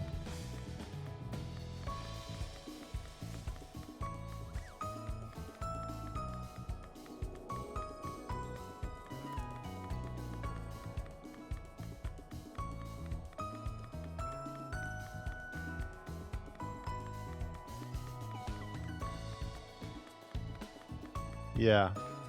Yeah, you definitely have to put away critical reasoning when you watch something like that one.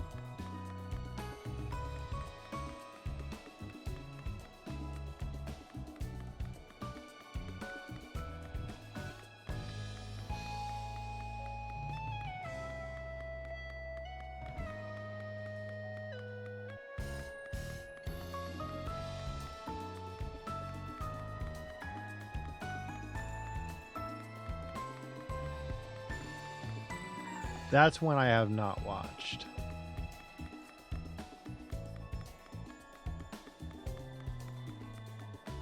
I tend to like some serious ones, but I also enjoy my comedies and my ecchis, I admit.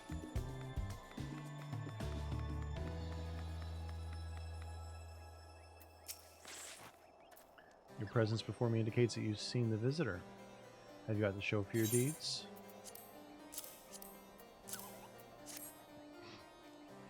Ah, the Skull of Grey Wine, old warrior of the Dravanian horde. It is said that in ages past he could bring down a castle with a single breath. His strength has dwindled since those days, but a dragon past its prime is a formidable foe nonetheless. In slaying him, you have proven yourself worthy of this. You now possess 4 pieces of the armor that Estinian, myself, and our forebears did wear. While you doubtless wonder about the 5th, I can tell you only that it is not mine to give. Fear not, however. Your triumphs in the trials and against a dragon of the Horde give evidence that dragon blood now resonates with yours. Yes, you stand before me as prepared for your ultimate challenge as you can be. And yet, before we proceed, I would hear it from your own lips. The Great Worm's power is the stuff of legends. Have you truly resolved to fight this battle? To risk your own life to deliver a foreign land from the clutches of its ancient foe? When you are certain that your mind is settled, return and speak to me.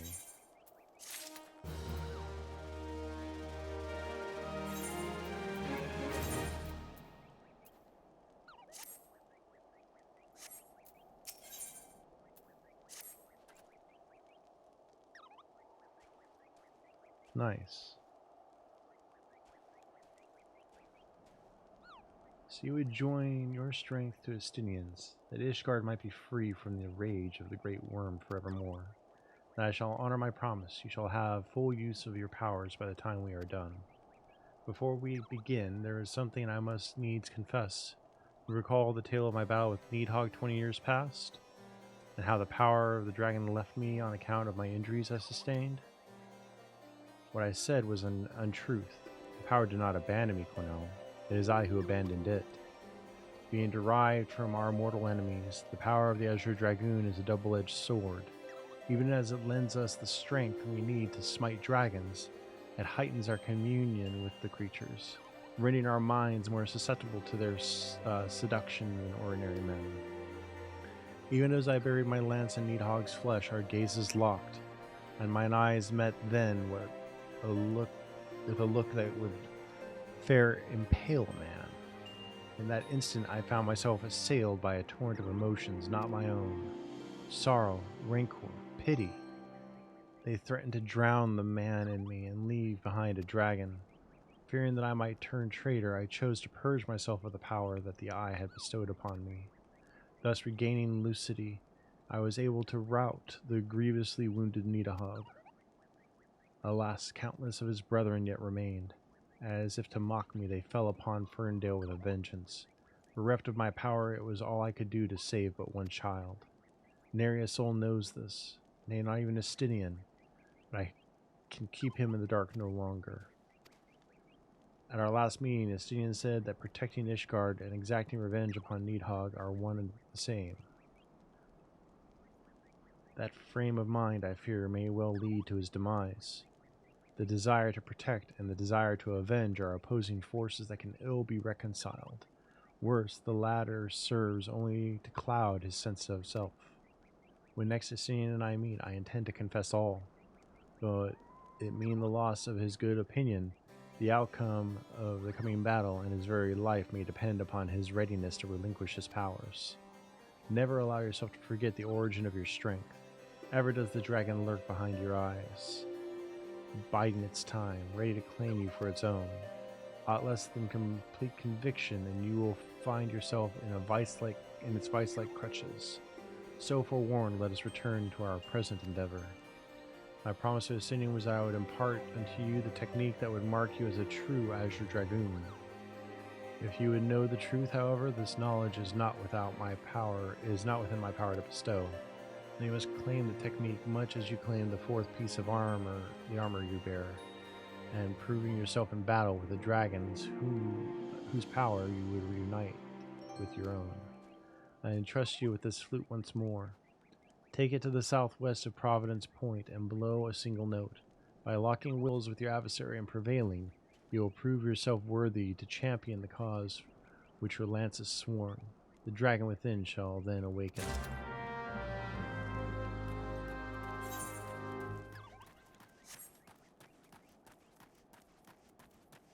That they do. Now I gotta go... Where am I going? There. Okay.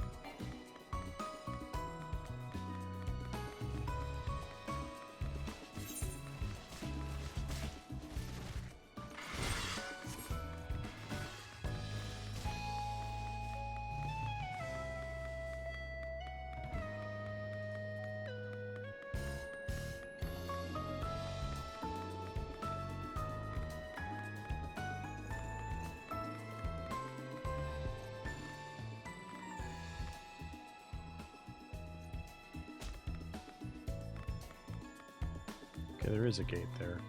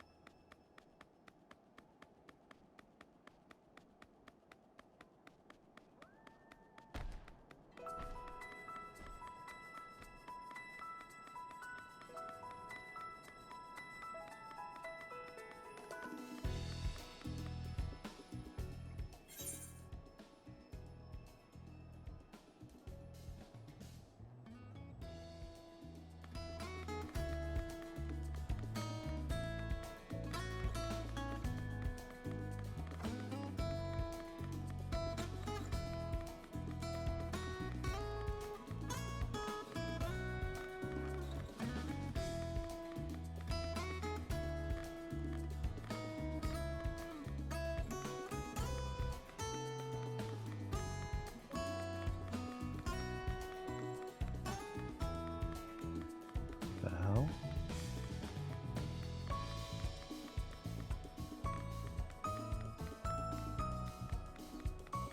Do I need a flying mount to get up there?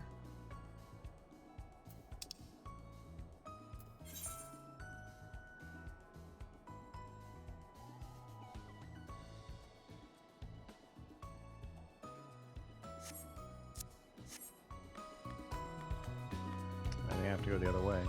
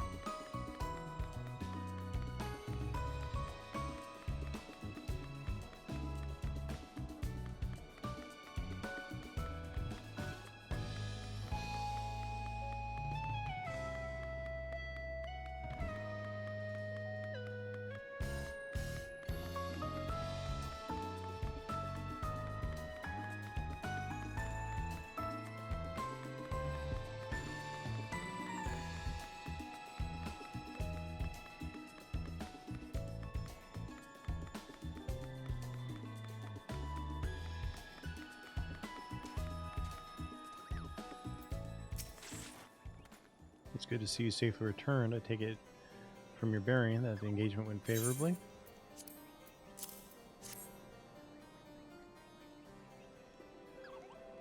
You left this place as a man, Cornell, but you return as a dragon. There is no more for me to teach you. From here, your battle is yours and yours alone. Now, you might recall me saying that the fifth and final piece of the dragon armor was not mine to give. However, that is not wholly true. I could guide you in the direction of that which you seek. That said, I yet have reservations. The sheer power of the dragon housed within is such that a great many of your forebears, myself among them, have proven hopeless and capable of wielding it. But I do not doubt what I see. I within you has awakened a strength that forever eluded the likes of me. As you are not worthy of wearing the armor, then I know none who are. Remember my warning to you, Cornell, and heed it well. Needhogg is a lord among his kind. Aught less than complete conviction, and you will surely fall under his thrall. Before you can master your foe, you must needs master yourself. Hone your lance arm until it can bear no further honing, and then present yourself to me. When the time comes, I'll tell you what you need to know. I look forward to our next meeting, my young dragoon.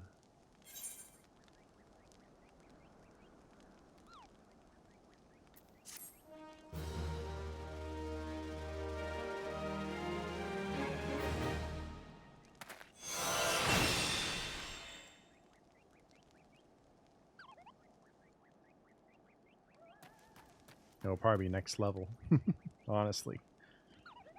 Alright, I need to...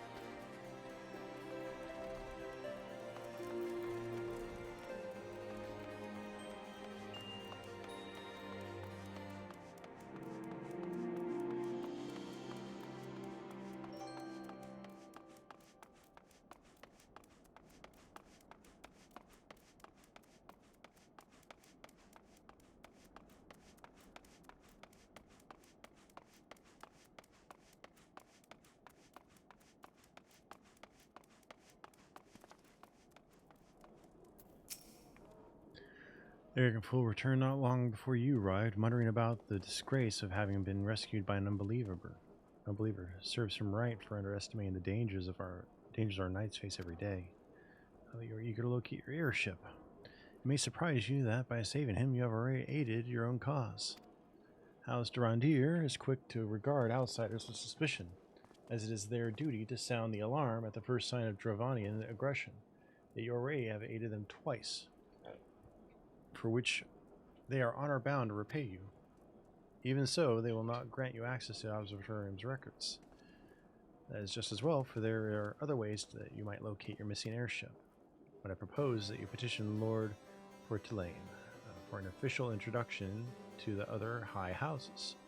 The word of House Durandir carries tremendous weight in Ishgard. Should the captain consent, you would have little trouble obtaining information from the other high houses. Alright.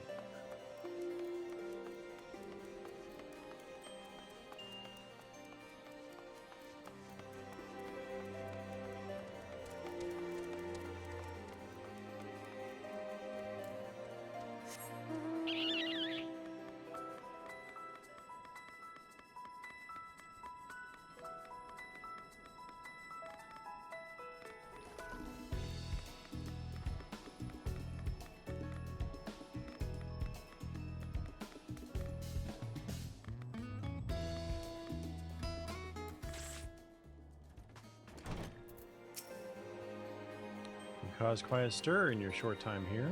First you slayed 2 heretics and saved a knight. Now I hear you have rescued a man of our house. I imagine you must desire something for your troubles. Introduction to the other high houses. I cannot deny that you have given us no cause to distrust you.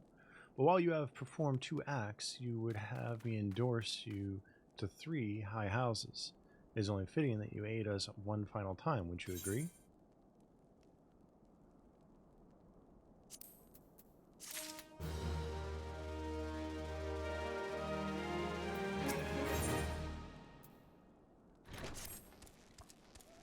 Now, I understand you are very eager to find your missing airship. Worry not, for this task should take a man of your skills but a moment to complete. Not long ago, a porter bound for Skyfire Locks was ambushed on the road due west of here. Though he escaped with his life, he would very much like his wares as well. On the off chance any portion of his shipment remains, I would have you travel to the scene of the robbery and bring back what you find.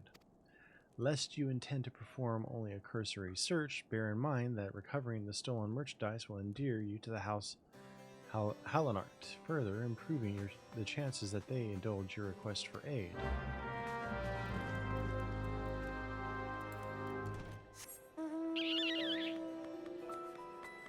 Yay, court politics, it sounds like.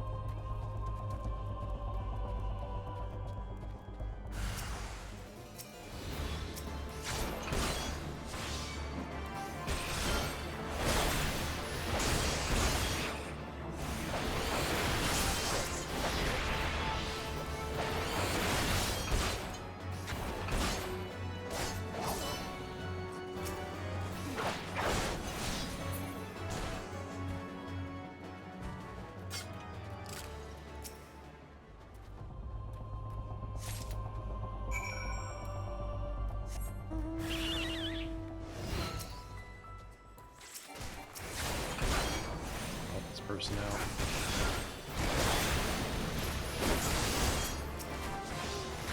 They helped me.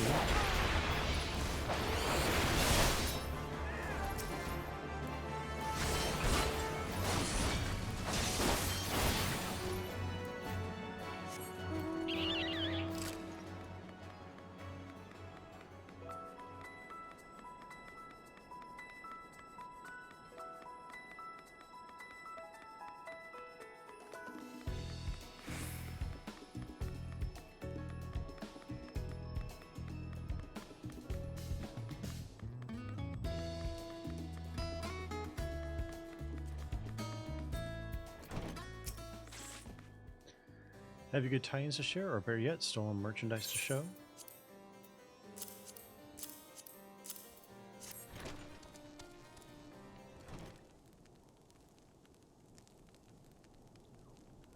Gods bless you, friend.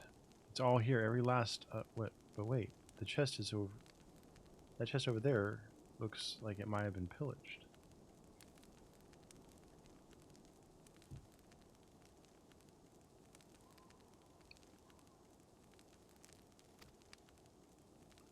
Bloody hells. That's the personal property of Lord Francel, too.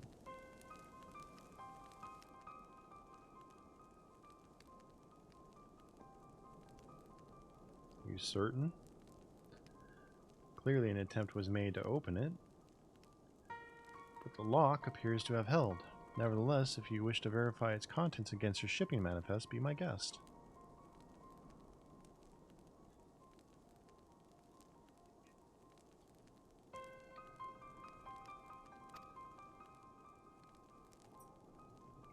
Fury take me a draconian rosary, in the possession of Lord Francel?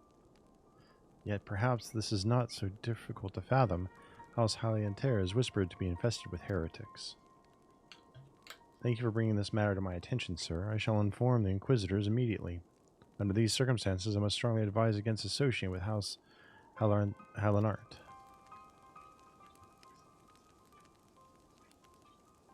Your other introductions will need to be postponed as well. It is the duty of every Ishgarian to root out and destroy heretics. All else must wait until this matter is resolved.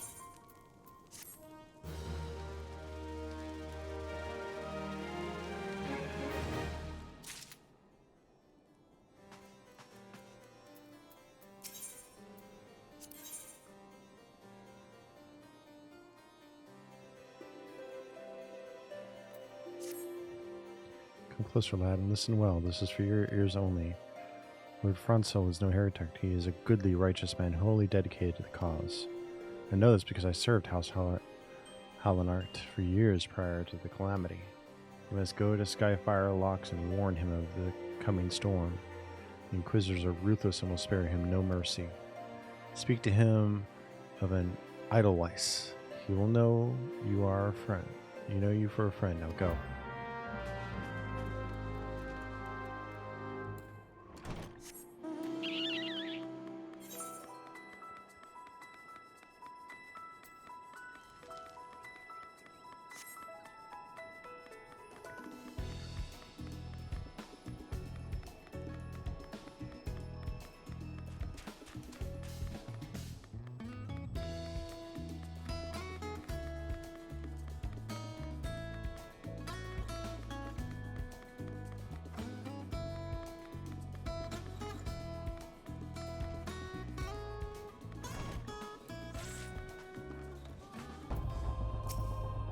Yes, you look as though you have something to say, do you?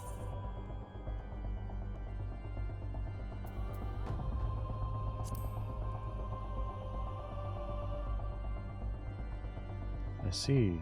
Sir Carlet has not forgotten. My mother's favorite flower. A pity it has not been seen in Korthos since the calamity. You may speak freely here, friend.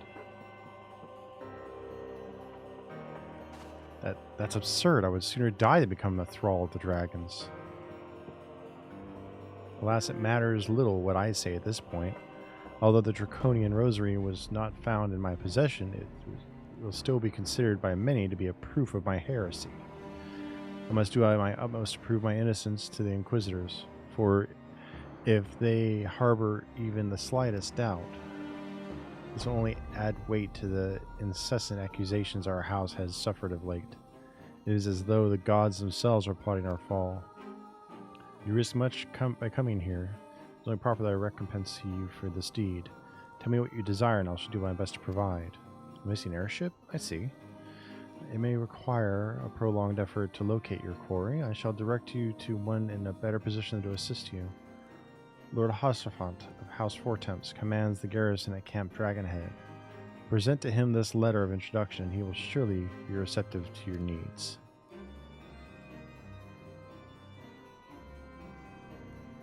Right, little bird?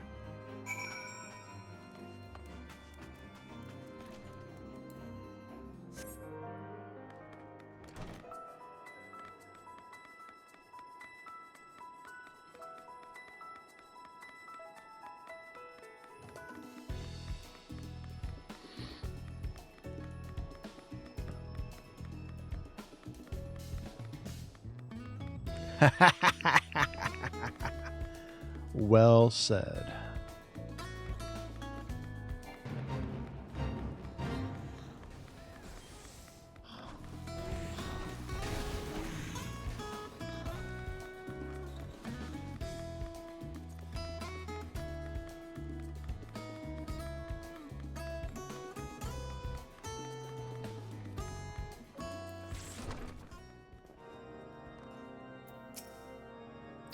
Ah, the unmistakable swagger of a well-traveled adventurer. If you come to pay your respects, be at ease, friend. I'm not one to stand in formality. Truth be told, I would gladly welcome many and more brave souls like yourself, but enough chatter, pray to. Tell me, why have you come?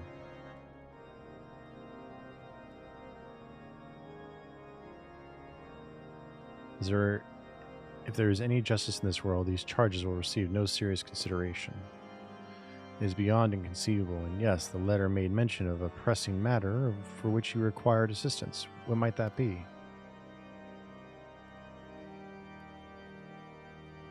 So the enterprise you speak of was last seen above Korthus before the calamity 5 years ago. Fair may prove difficult to find any eyewitnesses to these events, for while Ishgard did not participate in the Battle of Cartanu, we were embroiled in our own internal conflicts at the time. Nevertheless, I will make inquiries on your behalf and share with you my findings in the future. In the meantime, please enjoy the hospitality of Cap Dragonhead. I will see that you are afforded every courtesy as a guest of House Fortemps.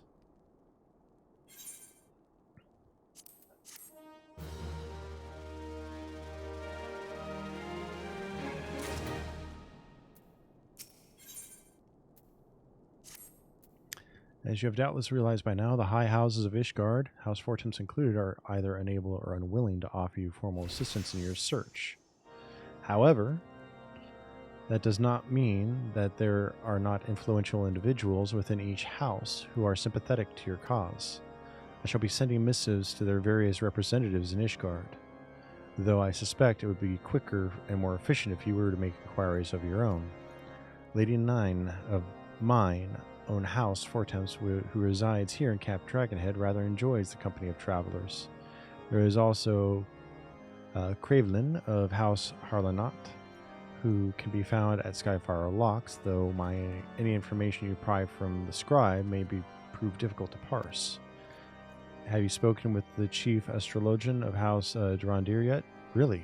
Perhaps he will be more accommodating once I inform him that you are a friend of House Fortemps. Do not concern yourself with House Zamil. I shall contact them myself. Seek the counsel of the three I mentioned and return to me when finished.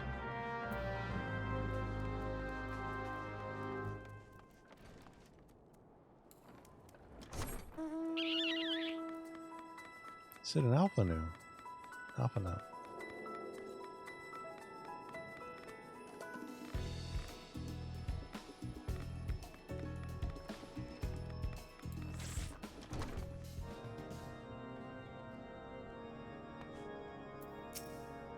Why, hello, good sir.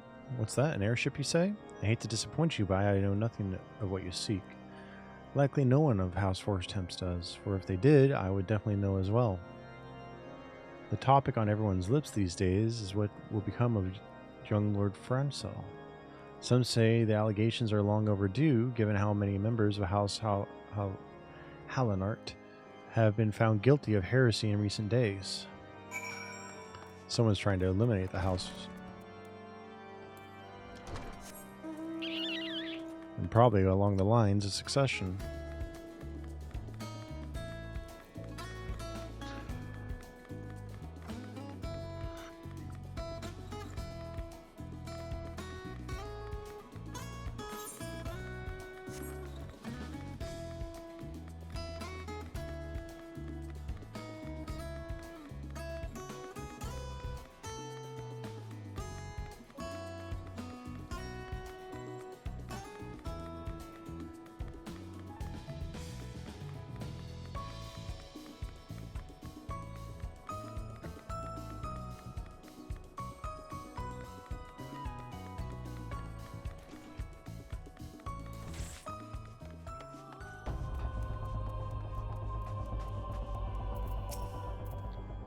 alone grant me strength. This must be some way to... Oh, who are you? A friend of Lord Hoshafant? I want to help you, I truly do, but these accusations of heresy have thrown the House Harlanot into chaos right now. We must focus on combating these charges and preserving our reputation.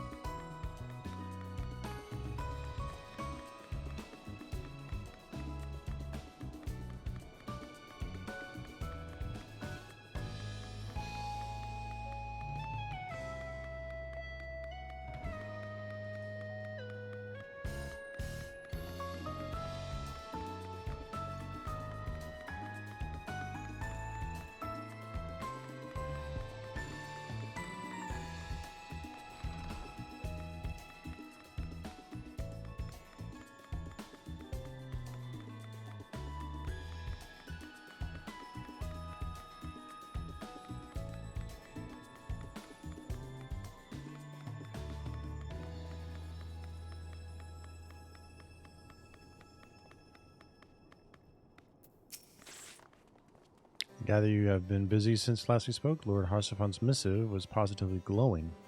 If you think his endorsement is cause for me to disregard Guardian policies, then you are sorely mistaken.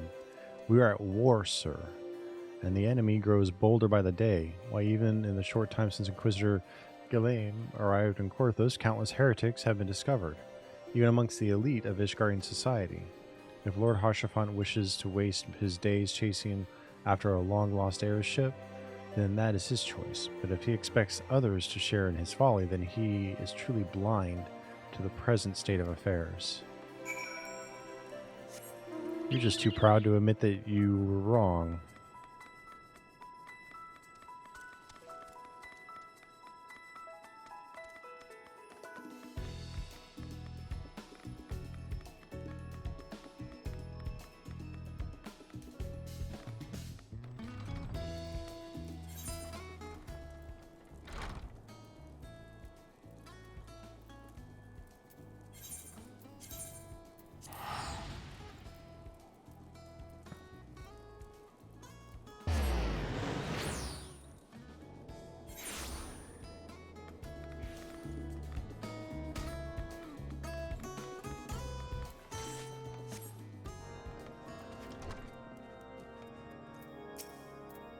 By your countenance, I take it you did not learn anything of use. Nor did I fear. It seems the whole of Korthos is consumed by this talk of heretics in the high houses. I can only hope that my sources in Ishgard proper provide more pertinent information. It was actually a gift from a new viewer and follower named Lumpkey. They met me in World and gave it to me. Just nothing in return, just gave me the mount. It was very sweet of them.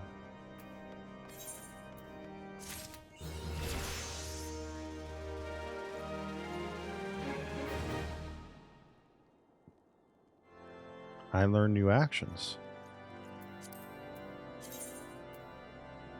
Chaos Thrust.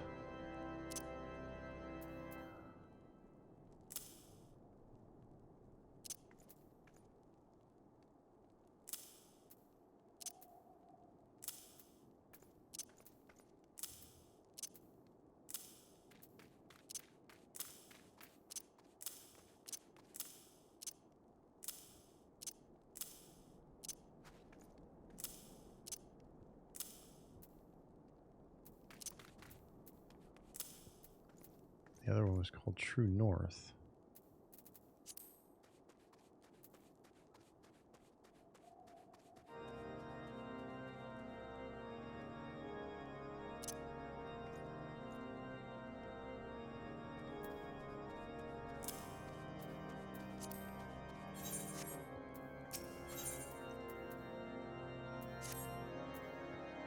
I had another personal request to make of you. It concerns Lord Francel, of whom much has been whispered in the recent days. I received a report that he and 3 knights were seen heading north towards Steel Vigil.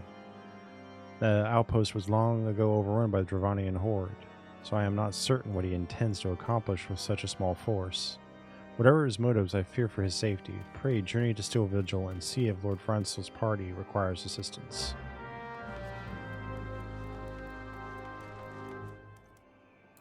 Well, we have our level 50 quest to do actually first. As a dragoon.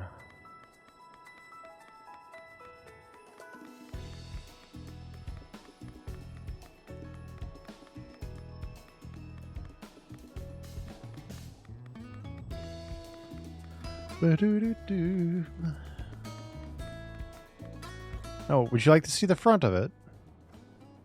There he is.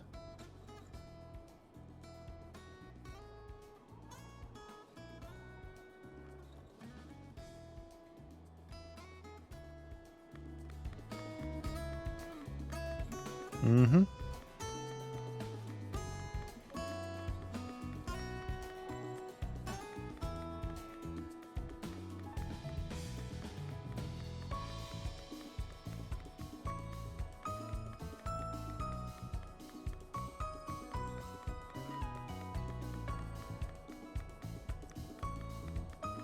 Though the bow is a fork stuck in his head.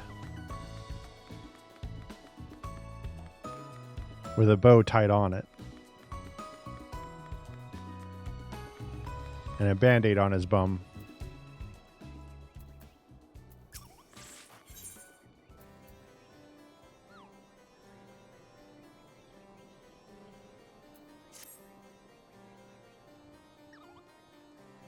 Ah, Cornell, an urgent message arrived from Estinian in your absence.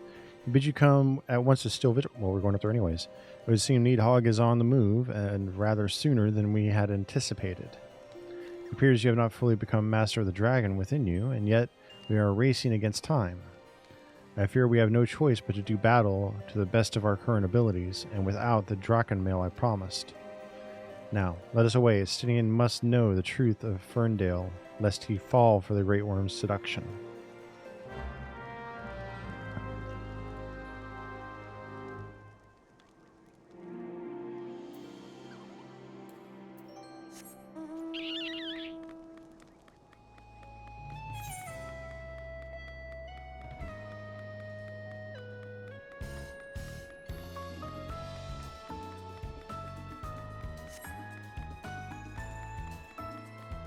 My other mount, of course, is a chocobo, which is traditional for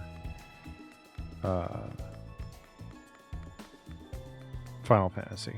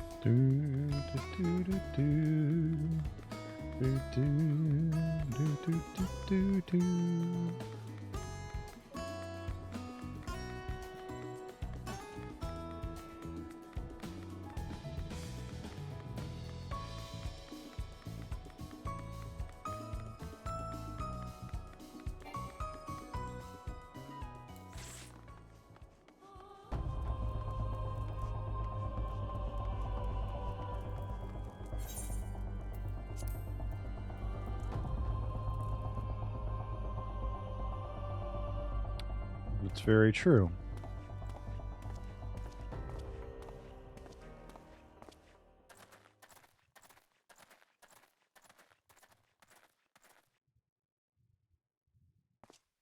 Would a graphite powder help with that though too?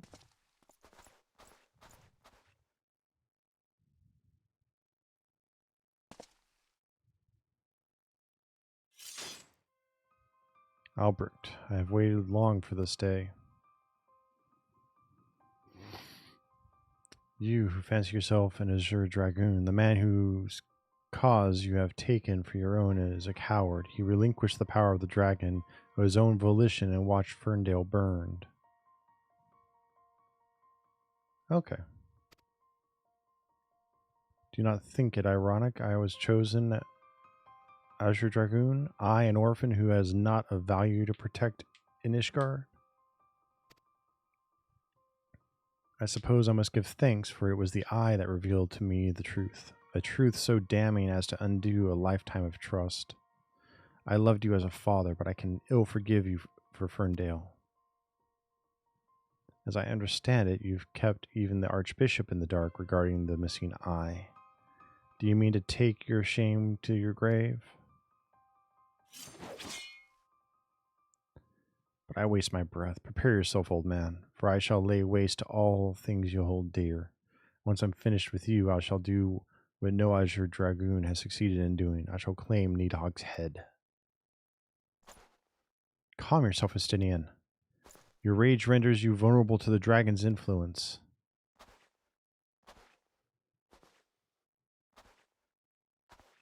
Cornell. In you I thought I had found kindred, someone beside whom I could fight the great worm. It is with a heavy heart that I relinquish that dream. Your affection for this coward has rendered you deaf to your own destiny. Very well. That we would one day cross lances was inevitable for the moment of our first meeting, as we shall now find out who is the eye's true chosen. There can only be one.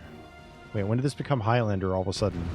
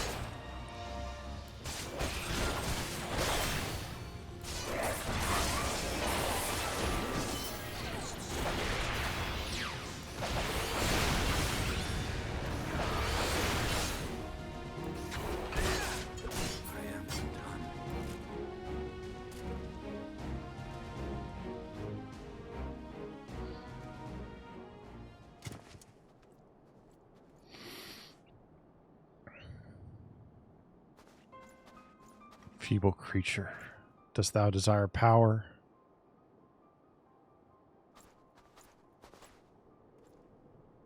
Look to thine anger, to thy hatred. It is there that thou shalt find it. O mighty Needhog, Lord of Dragons.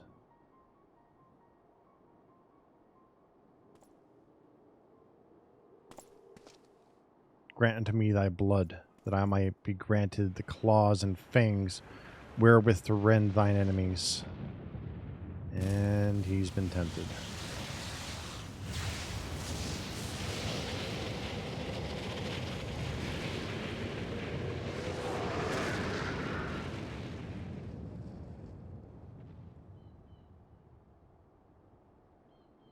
Wait.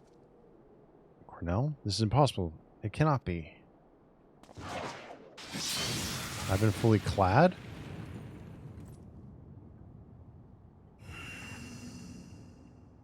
No, but something made it look like I was.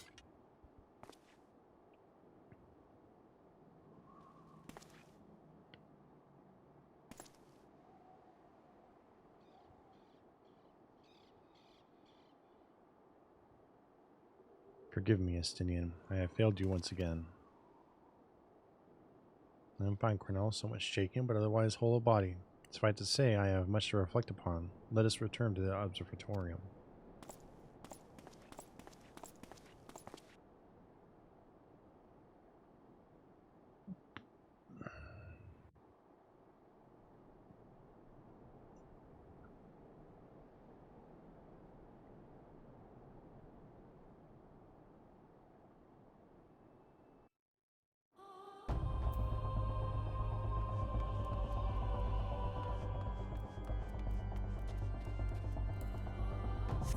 Oh, thank you for the hydrate and the posture check. Actually, I'm out of drink.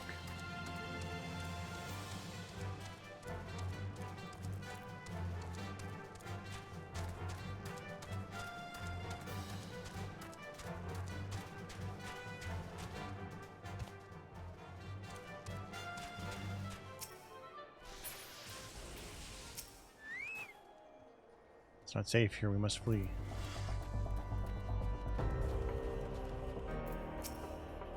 So fast, so strong, we were no match. Where's Franco?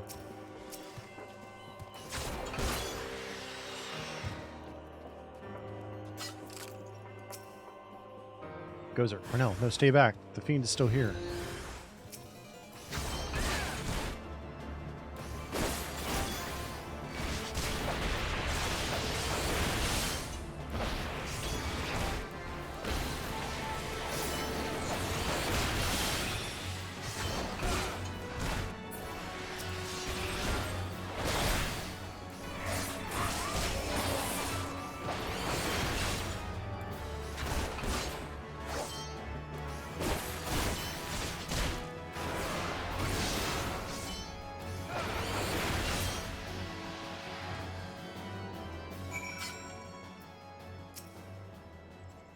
Let me praise you did it. But what are the others? The 3 knights who accompanied me, where are they?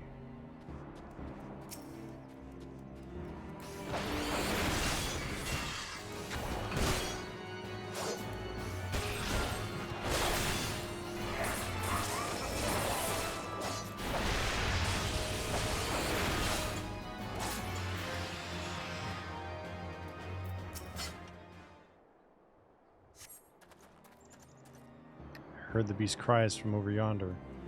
And Lord Franco is safe? Bless you, sir. Bless you.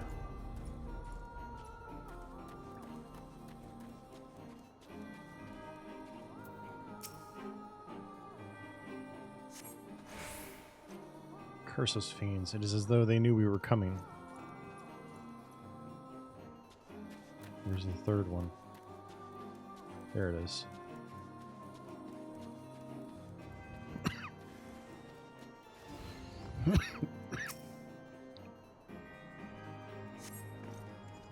Confound it all. How are we to redeem House Helenart, if we cannot even slay a single Avis? We are fortunate you came along when you did, sir. We'll remember your kindness. Someone else is fighting it. Sounds like a Lalafell.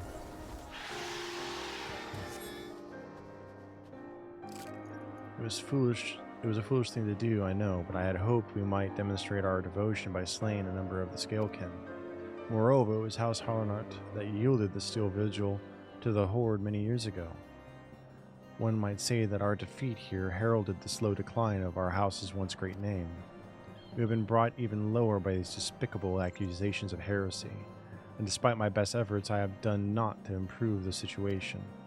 The day of my trial approaches. Soon I must accept the judgment of the Inquisitors, whatever it may be. But even should my protestations fall on deaf ears, I will proclaim my innocence to my dying breath.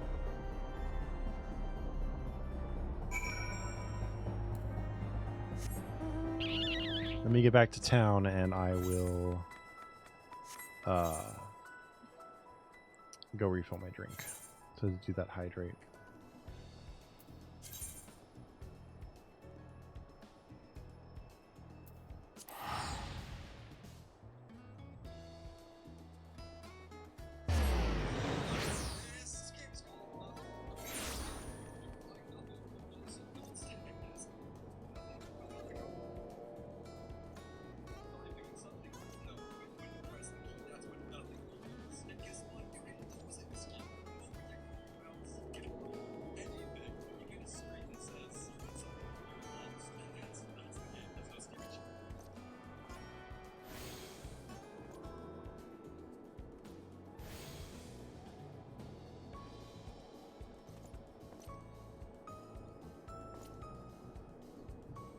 All right.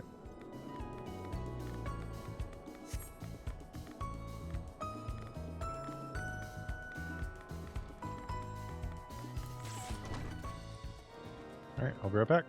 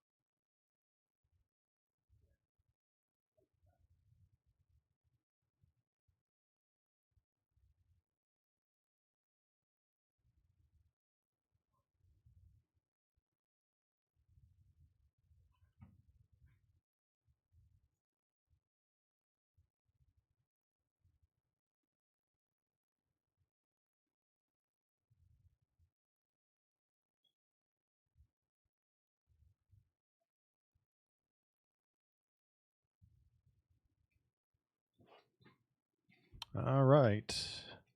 I'm back with my drink.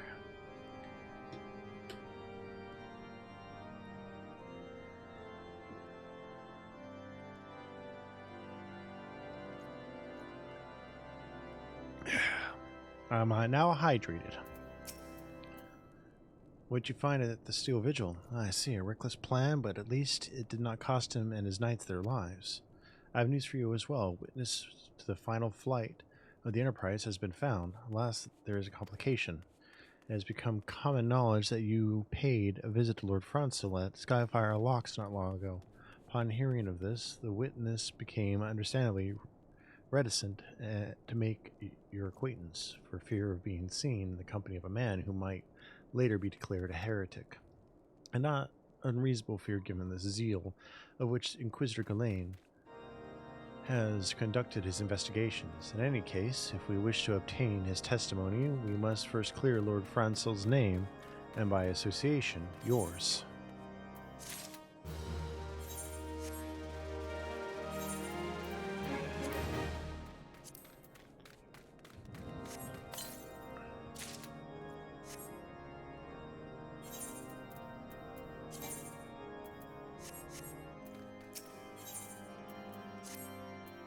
As I see it, the key to proving Lord Francel's innocence is discrediting the evidence against him.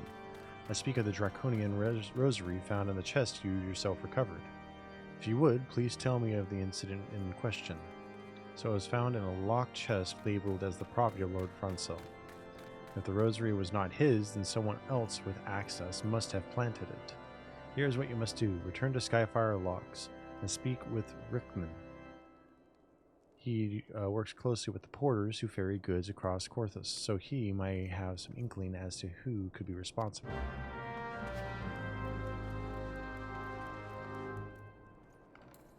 Well, that's on our way back, so...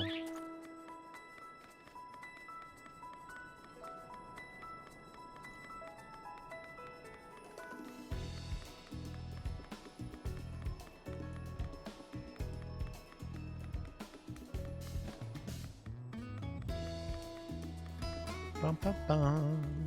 Ba-dum-bum. Bum, bum.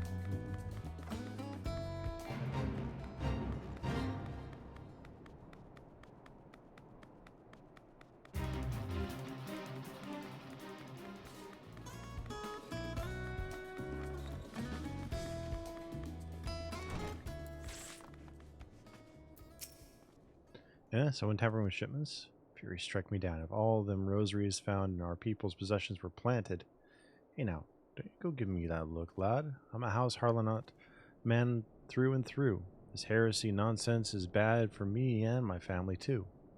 I ain't saying the porters what were bringing the shipment did it, though I know most of them what work the trade routes, and I've never had cause to question their faith. But if it wasn't them neither, then your guess is as good as mine. After all, most every shipment is thoroughly inspected before it... Could it have been the fellows who were responsible for the inspections? These Guardian Knights and Inquisitors? A lot of them. As if they'd ever turn their cloaks. Reckon that means the porters are your most likely suspects. Hate to think of it, maybe you should question them. There's a crew coming to Camp Dragonhead from Whitebrim Front this eve. You might consider having a word with them.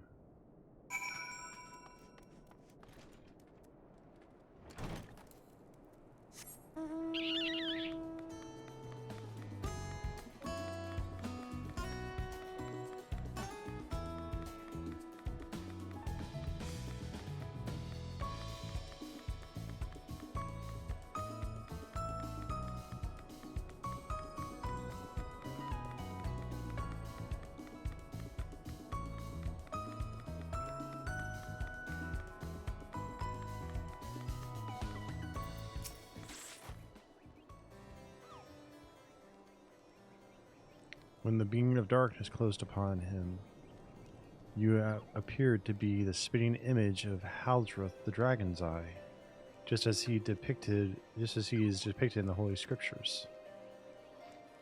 I thought mayhap the years had taken their toll on my mind, but behold, the soul of the dragoon shines as it never did in all the years I bore it. It would seem you have achieved that which was thought impossible. You have awakened to the ability that none but the first Azure Dragoon possessed. Truly a momentous achievement. I can still scarce believe that you were able to summon the selfsame Draken mail worn by Haldroth. To think it had been sealed within the soul crystal all this time. I have borne witness to many and more wonders over the years, yet none compares to you, my young dragoon. Could it be that you are...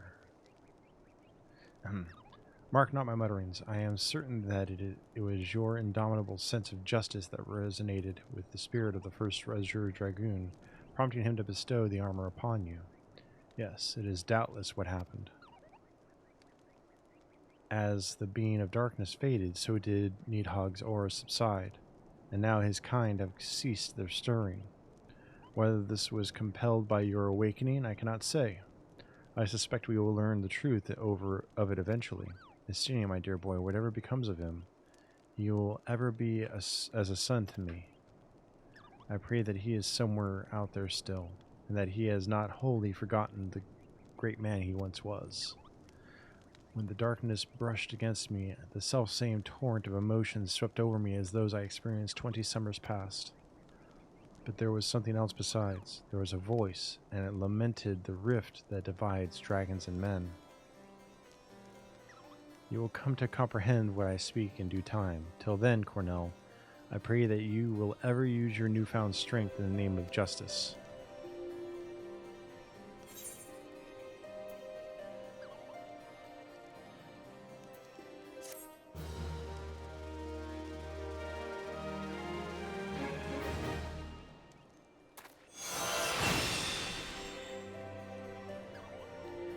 Concludes the Dragoon quest for Final Fantasy XIV Realm Reborn. In order to undertake the next series of quests, you must first meet the following requirements. You must have completed the main scenario quest before the dawn. Once you have done so, the next Dragoon quest will be available from Albrecht.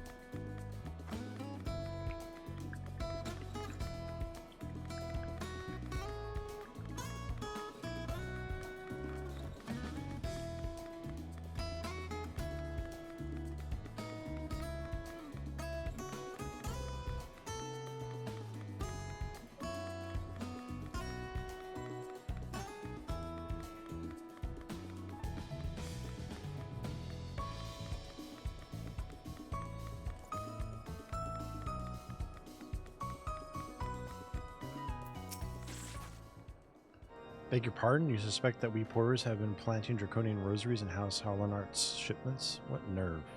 If you truly believe such nonsense, search our parcels and see what you find.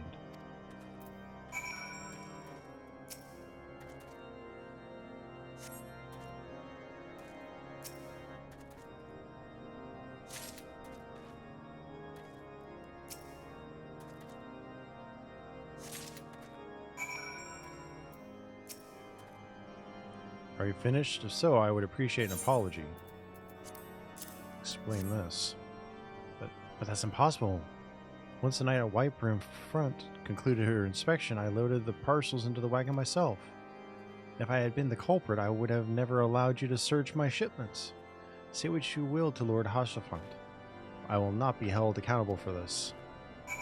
Proves it's the Knights.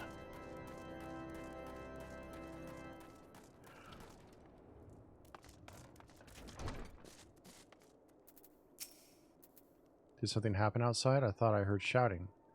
More importantly, what did Rickman say? More draconian rosies in every single parcel bound for Skyfire locks? That beggars belief.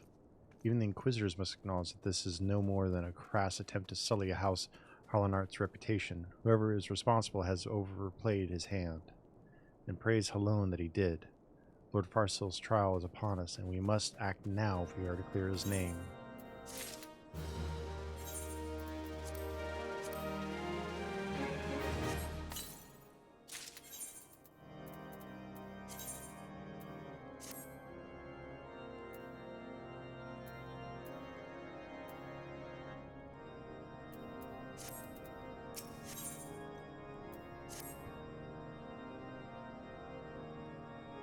Okay, go make some food.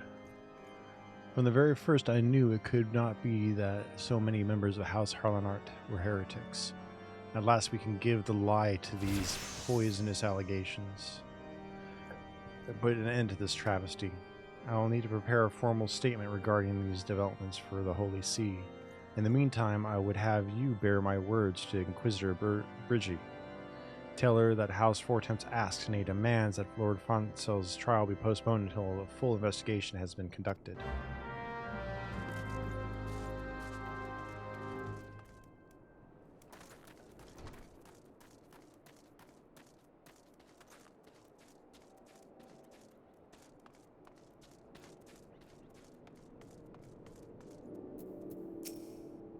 What is it, my child? Lord Hossfont would have the Inquisitors do what? That is not possible. Inquisitor Ghislaine presides over Lord Francel's trial at Witchdrop even as we speak. Fear not, if Lord Francel is indeed innocent, he shall walk in Halone's halls with the fallen heroes of Ishgard.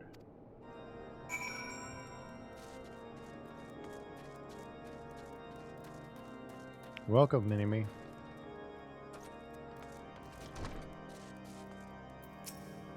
They have taken Lord Francel to Witchdrop. This is madness. The Inquisitor does not have sufficient grounds to subject him to that manner of trial. I will not stand idly by and allow an innocent man to die, Cornell. I would dispatch you and one of my knights to Witchdrop to forestall the proceedings, until such time as I am able to join you and petition Inquisitor Ghislaine. In person, I will endeavor not to keep you waiting too long. Do whatever you must to keep Lord Francel alive.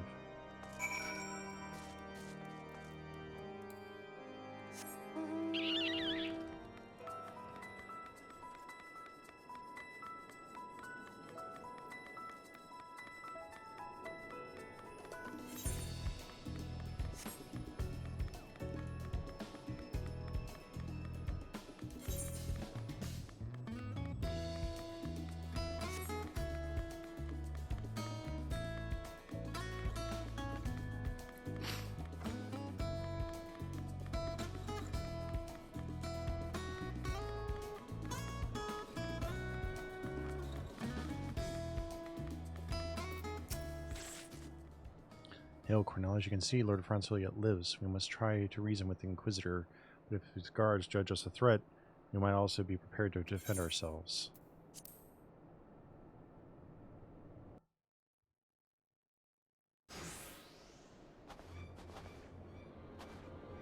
Joseph Charlemagne Francel de Harlanot, you stand accused of heresy against the Holy See of Ishgard. Is there aught you wish to say in your defense? Hear me, brothers, these charges are false. The men and women of my line have ever opposed the Dravanians, and I am no different. Since the very birth of our nation, we have gladly shed blood in service of the Holy See. Condemn me, and you will strike a blow for the enemies of Ishgard. It is for Halone to judge if you speak the truth. Prove your innocence in the eyes of the gods and men. Leap from the cliff and entrust your fate to fury. The righteous shall take their place in Halone's halls, while the wicked shall reveal their Draken forms and be put to the sword. In the name of House Four-Temps, I beseech you, stay your hand. Inquisitor, we are come on behalf of Lord Hossfont. My lord has uncovered evidence which suggests that these charges against Lord Francel are without merit. We humbly request that these proceedings be suspended until such time as the full re-examination of the facts has been conducted. Lord Hossfont has allowed his personal relationship with the accused to cloud his judgment. That he should harbor private doubts I might have allowed, but that he would dare interfere in legal proceedings sanctioned by the Holy See I cannot. To defy the will of an inquisitor is to commit heresy, a crime for which there's what? Oh my gosh. Time to fight. We must hold them until Lord Hossfont arrives, Cornell. And remember, no harm can come to the Inquisitor.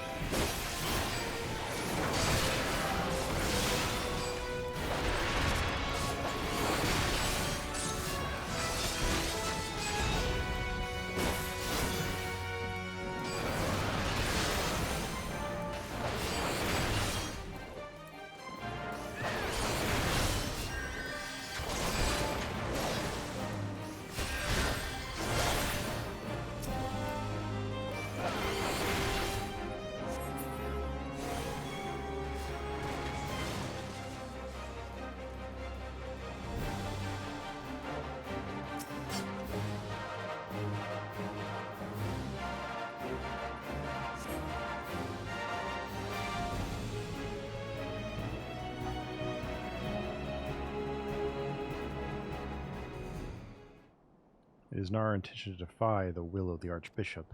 This trial, like many others, I fear, has been orchestrated by enemies of House Harlanot.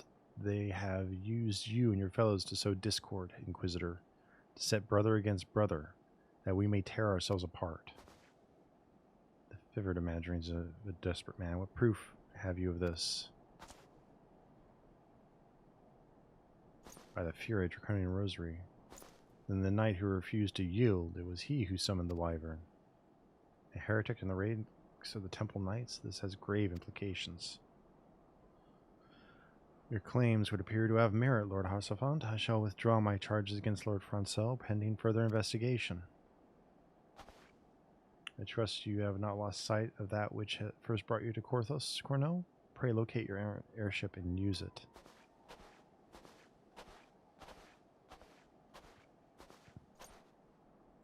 Lord Harsafont, I have not the words to express my gratitude, but why would you risk your reputation to save mine? Because I know you, boy. You are too loyal to betray Ishgard, and too devout to question your sentence. Had we been any slower, you'd have jumped of your own free will. I would have done whatever it took to redeem House Halorant.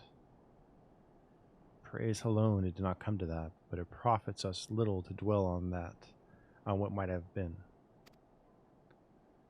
Let us quit this place, Cornell. Pray visit me at Camp Dragonhead once you have recuperated.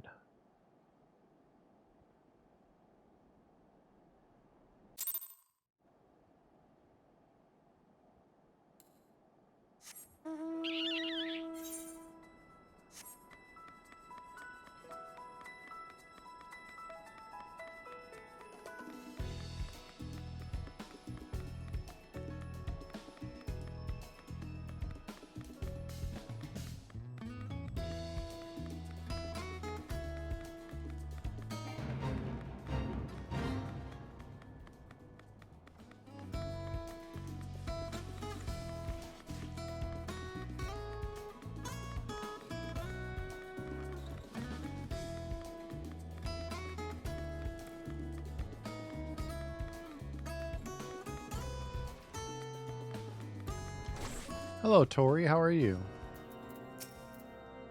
You look well, Cornell. May I say what a pleasure it is to fight? What a pleasure it was to fight alongside such a fearless and skillful warrior.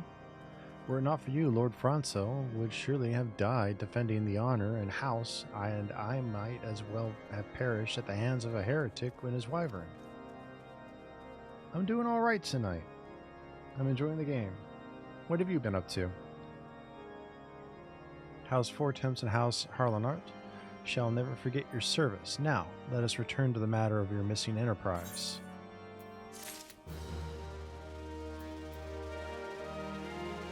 FF14 as well? Nice. I'm fairly new to it. I am making my way through it. I played it back in 2019 and made it through Heavensward, but didn't make it past that. I had burned myself out by that point, and I wasn't in a good mental health space to continue. So I thought, it's been, 5 years? Might as well try it again. So I have up through Shadowbringer, but I don't have Endwalker, and I don't have the new one reserved yet.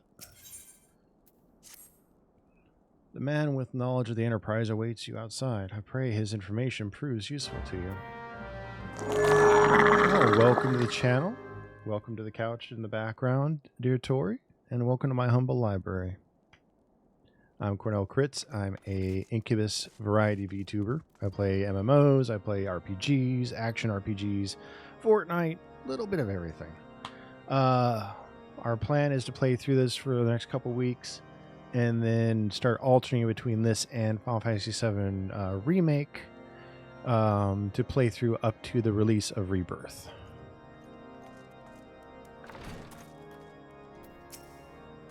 How quickly the commoners' opinions change. Nice, Minimi. And thank you, Tori. How quickly the commoners' opinions have changed. They say Lord Francel is now innocent, but just a few days prior. Anyway. You were inquiring as to the whereabouts of an airship last seen in Korthos several days before the calamity, yes? Well, it so happens that I was monitoring the night sky at the observatorium during that period. I recall that a small vessel came from the direction of Gridania and landed near Stone Vigil, in the far northwest. The garrison almost certainly seized the vessel and brought it within their walls. If so, then you would need an army of knights to have a hope of securing it. Though Lord Hossafant is, for all indications, quite fond of you, so mayhap he can lend you a few. In any case, I have done my part. I shall pray for your success, friend.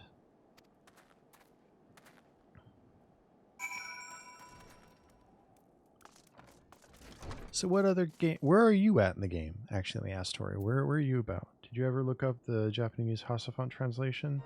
It's very aggressively flirty in Japanese. You know, that does not surprise me one bit. Ah, so you've at last located the Enterprise. I believe congratulations are in order. The Stone Vigil. Ah, perhaps I spoke too soon. The outpost has been held by the dragons for years, and all access is restricted by a decree of House Durandier. I'll write to Lord Drillamont of White Brim Front and request that he grant you permission to enter. That said, I fear my influence alone will not suffice, so I suggest that you request Lord Frontzel to do the same. Oversoul is still a pain with one shot. Nice. Caught completely in the story. I've been playing for around 6 years now. Nice. I'm a long-time World of Warcraft player. I've been playing World of Warcraft for 18 years. I still play it. I just decided to give this a try again, so I'm bouncing back and forth between the two. Wait for the next patch to come out for WoW to get into more story. Hopefully we're getting pirates in this next patch, leading into War Within.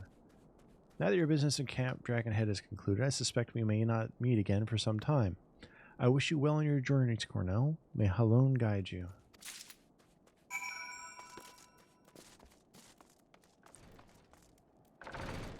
I actually had someone else who has played a long time. A couple people. One is an old friend of mine, Luna Mile Gaming, who is one of the mods for the speedrunning Discord for 14. And then another viewer who came in and joined and followed, met me in game and gave me this mount, which I was very honored to be given a gift.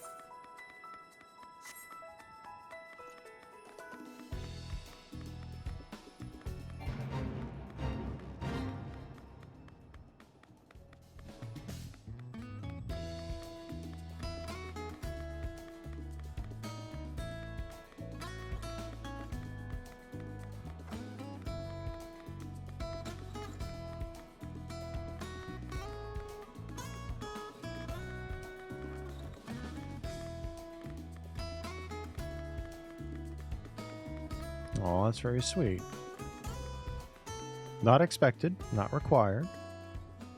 That's very sweet of you. That's great that the community is so welcoming and forthgiving to people. Wonderful to see you again, Cornell. If there's anything I can do to repay you, name it. So, the airship you seek is likely inside the Stone Vigil. It shames me to say that it too was once an outpost held by House Harlanot. In the chaos that followed the calamity, the Dravanian horde caught us unawares. The fiends have held the outpost ever since.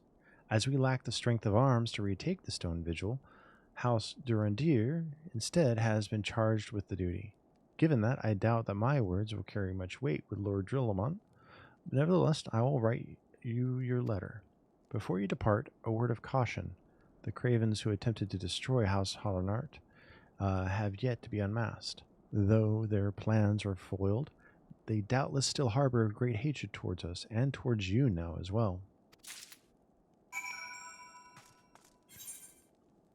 Where am I heading? That's a little bit of a run. It's going to take me a little while to get there.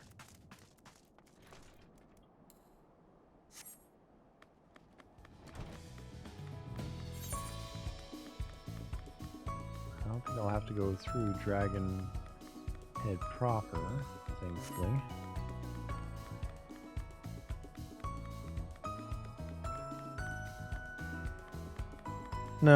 No ship warfare yet.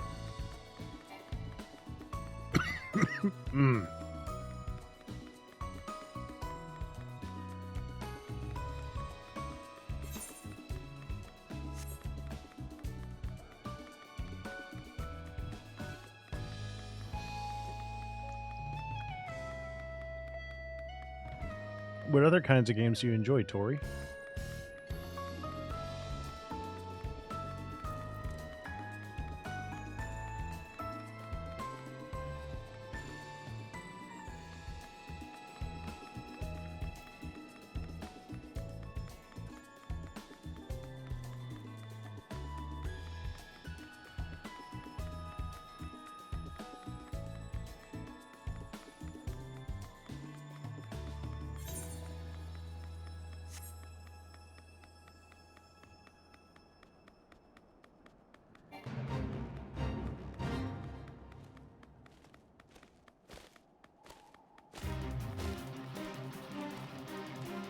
Nice.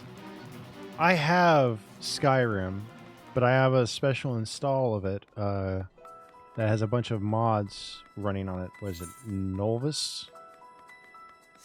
I've streamed that a couple times. And then I have like 300 mods on my Fallout 4 installation.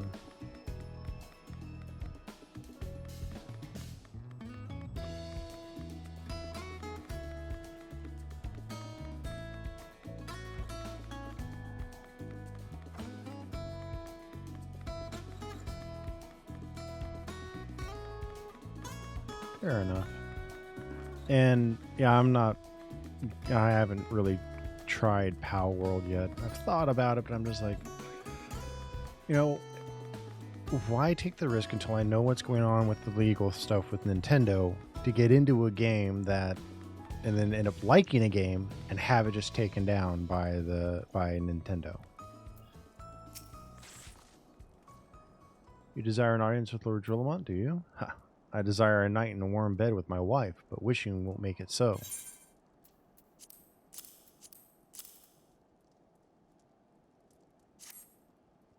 What do we have here? Letters from Lords Haurchefant and Francel, is it? I like... Oh, you're serious. Oh, what to do, what to do.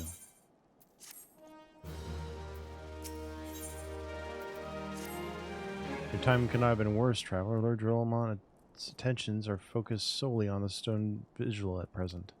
In any case, it is not my responsibility to escort visitors. Take your letters and show them to Sir Albois. Yes, Sir Albois can surely accommodate you. Seek her in the storeroom on the opposite side of the yard.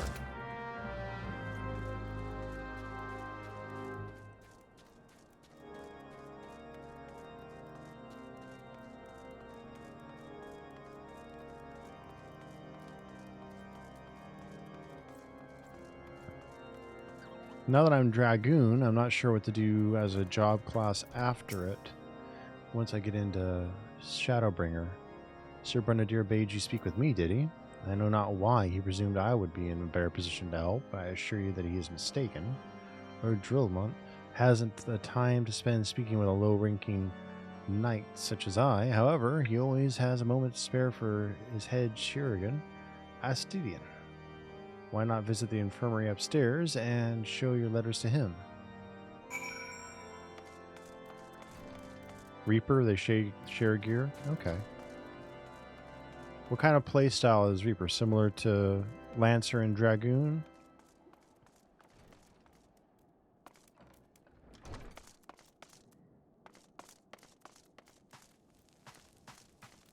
Okay.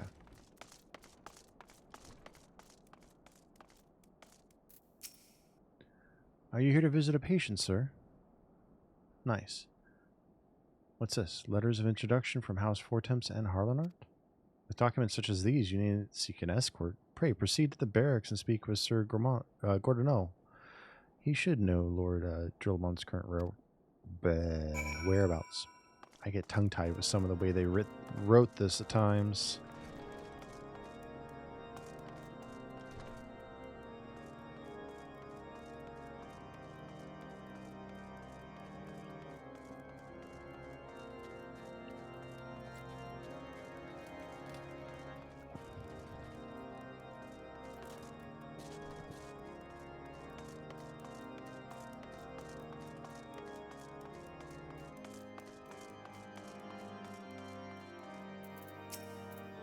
What reason have you barging into... Oh, I see. Well, you are in luck. Lord Drillmont is just up these stairs.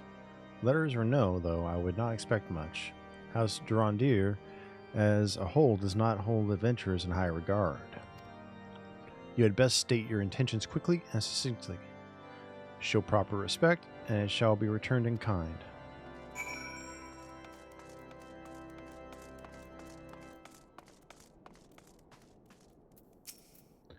Sir Gordano permitted you passage? Very well, speak.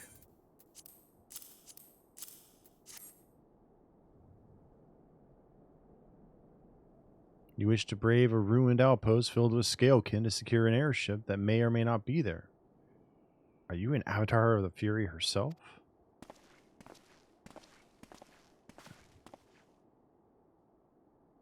We are the Scions of the Seventh Dawn, Lord Drillmont. You know our name, and you know our deeds. We come to Korthus to slay Garuda, the Lady of Vortex. To that end, we seek the Enterprise, the airship of Master Cid Non Garland, who stands before you now. Master Garland, you're alive? But that's impossible. Indeed it is, my lord. Do not be deceived by their honeyed words. These foreigners are not to be trusted. At this critical moment in Nishgardian history, as House Durandir marshals its forces to retake the Stone Vigil, who should appear in white brim front but three mysterious strangers?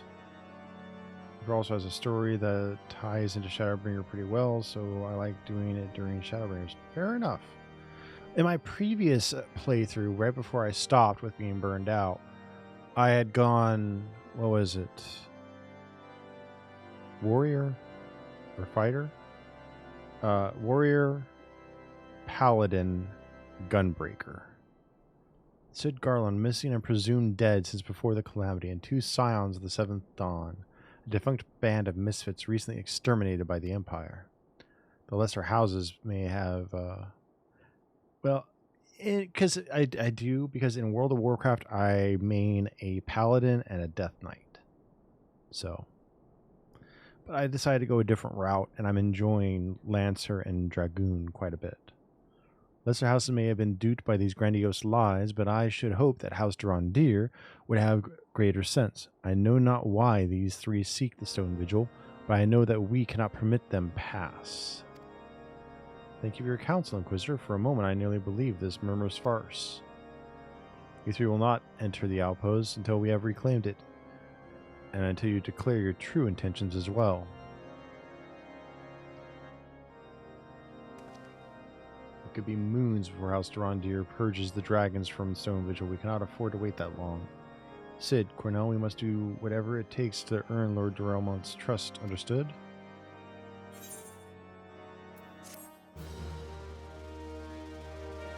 My main is Dancer. I started with Monk and hated it so much. Fair enough. Common is the nation which has warred with its neighbors, but our neighbors are dragons, relentless and merciless creatures. Through generations of conflict and sacrifice, we have honed our warcraft with fire and blood. All to survive, all to triumph. Anything less, and we would not be here today.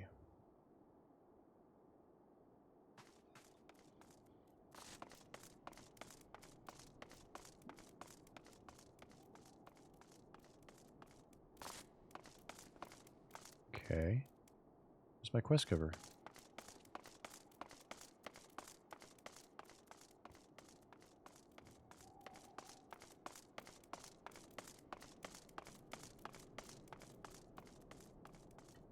Further up? Perhaps.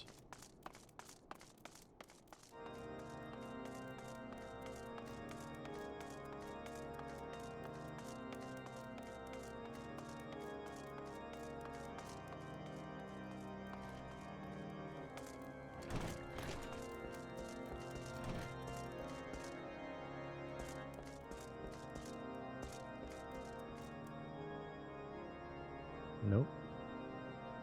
Where the devil is this quest cover?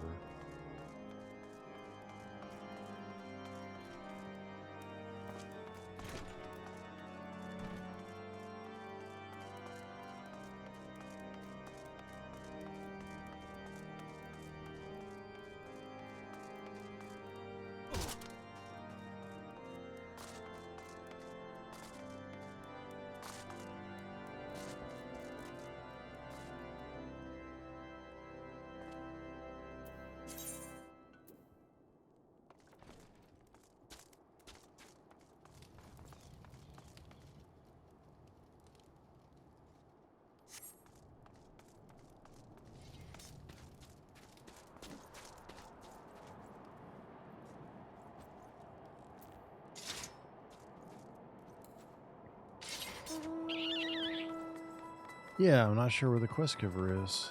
It almost seems like they're outside.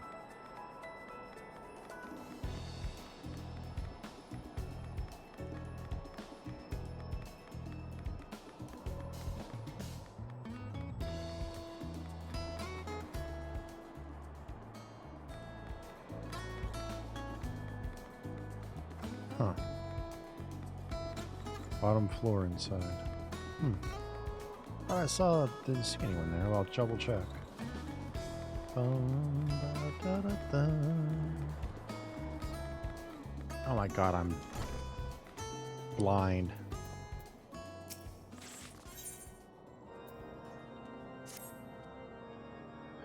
You're the lad responsible for that commotion upstairs. Word travels fast in White Brim Front. I gather you still wish to change Lord Dromont's mind? There's one thing I've learned about the man in my time here, is that he listens and respects the opinions of those under his command. Went over the barracks, and he's sure to take notice. How, you ask? That's easy. Serve the poor souls a decent fare for change. The last few supply shipments contain no meat whatsoever, and the knights are rightfully beginning to complain. I'm thinking we could prepare them steaks using mud puppy tail meat. 'Twouldn't be quality meat, 'tis true, but it's a damn sight better than nothing. If you a mind to lend a hand, why not await a lurking mud puppy in Danafin Pass? And take this bottle of vinegar. Locals say it weakens mud puppies by clogging their mucus glands, drying their skin.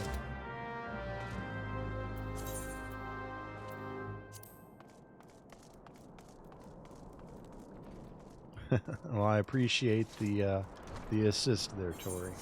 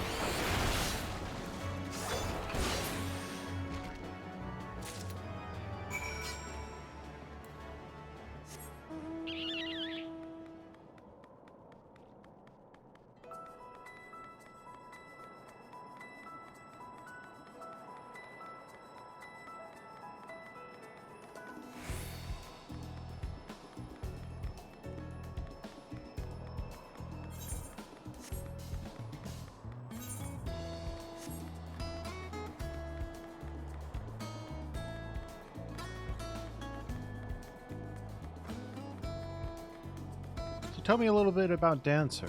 Support class, right?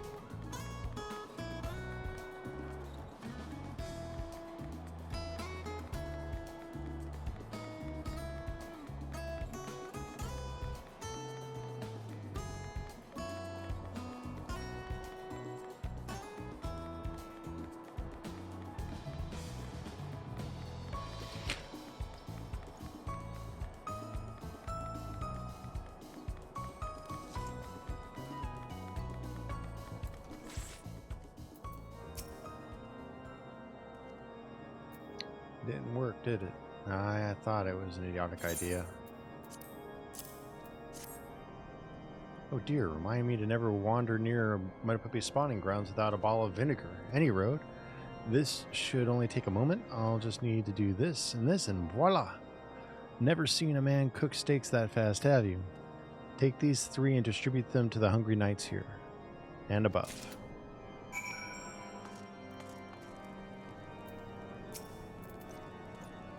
You there, lad. Don't think I didn't see you and the cook conspiring together. Let me make myself perfectly clear. If you wish to buy my trust with a steak, it would be my pleasure to oblige you. Nice. Yes, yes. Feel invigorated, refreshed, as if I have the strength of 10 men and their wits besides. I should have no trouble concocting a new reason to refrain from sentry duty. Oh, great, the lazy ass. We'll at least receive a hearty meal before we march off to die in this godforsaken waste. Is that fresh cooked steak? Alone's blessings be upon you, my friend. Mud puppy meat or no, it's the most delicious food I've had in a fortnight.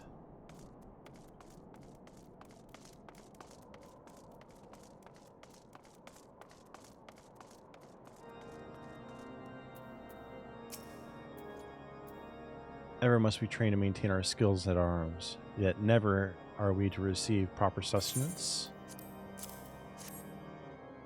You are a godsend, my friend. Too few appreciate the house Durandir must do more than his fair share for the sake of Ishgard.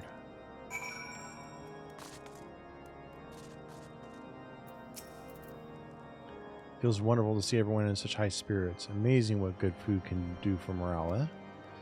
But I've forgotten about the hard-working Chirurgans and the infirmary, so really do they take their meals here in the hall? Mind taking this steak to Sonoda? She's doubtless so preoccupied with the health of her patients that she's neglected to attend to her own. It's really cool.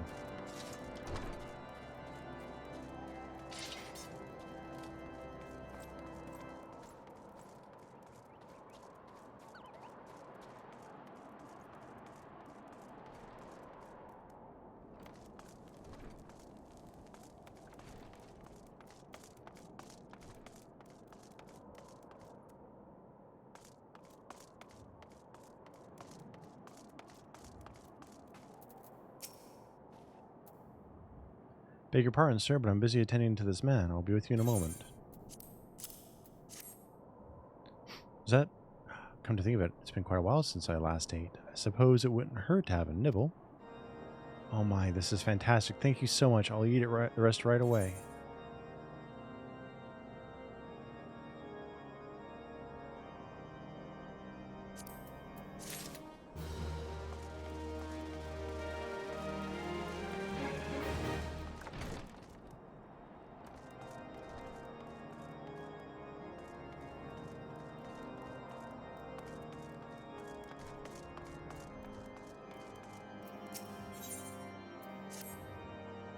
Might have a word with you, Cornell. It concerns the Chirurgans. After speaking with them earlier, I learned that they lack sufficient alembics for their needs, you see. So I used some of their broken equipment to craft more advanced alembic, both as a gesture of goodwill and as means to help me recover my memories. Since working with my hands kindles familiar feelings. All I require to complete the device are the cores of 3 ice sprites.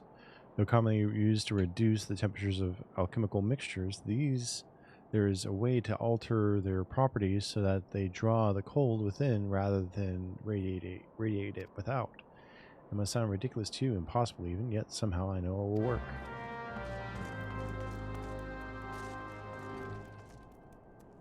Favorite characters? Besides just like kind of... I liked Sid, Y'shtola, and Minfilia. And I do recall what happens to Minfilia.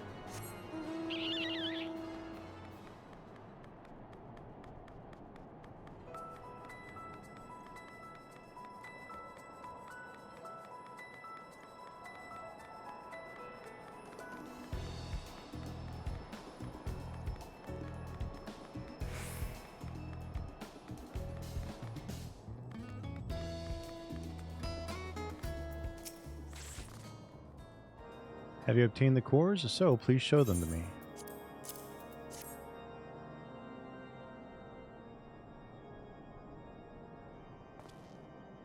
An amazing device, but is it truly an elm brick? Sir, I've never seen the like.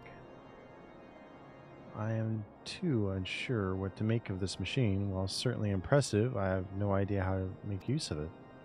Nevertheless, it isn't as effective as he claims. It will be a great boon to the infirmary. Think of the medicines we could create, the lives we could save. Even so, I wonder where the kindly stranger, bearer of gifts of wondrous and strange, for his generosity comes at a cost. Their earnest efforts are but a means to a yet unknown end. Moreover, you should be wary of associating with individuals who have interfered with the questioning of a suspected heretic. They did what? Bless you, Inquisitor, for coming along when you did. We also come to the temptation proffered by these unbelievers.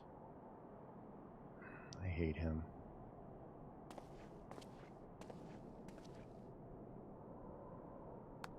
Why does that man detest us so? Is it all because we interrupted Lord Francel's trial?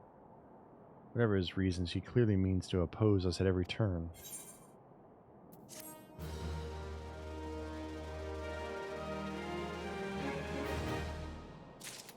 Yay! Good, I'm glad you ate. What'd you make?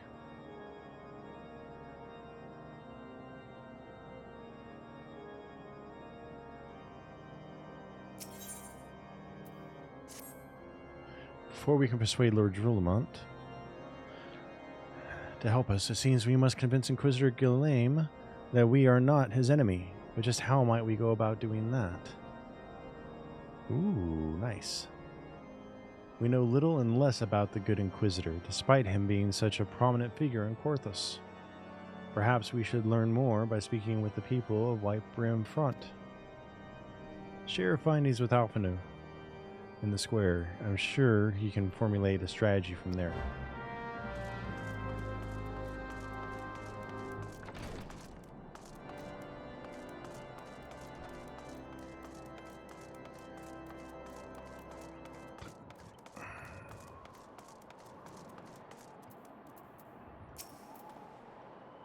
Under Inquisitor Galame's watchful gaze, unprecedented numbers of heretics have been unmasked and brought to justice.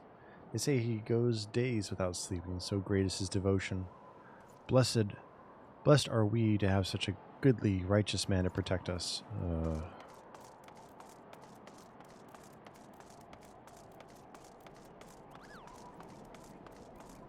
That's a bit uncomfortable now, isn't it? Inquisitor Galame? I haven't the foggiest of whom you speak, unbeliever. Aye, we have learned your deeds at Witchdrop. I will not be party to whatever dastardly schemes you've hatched against the Inquisitor. Away with you.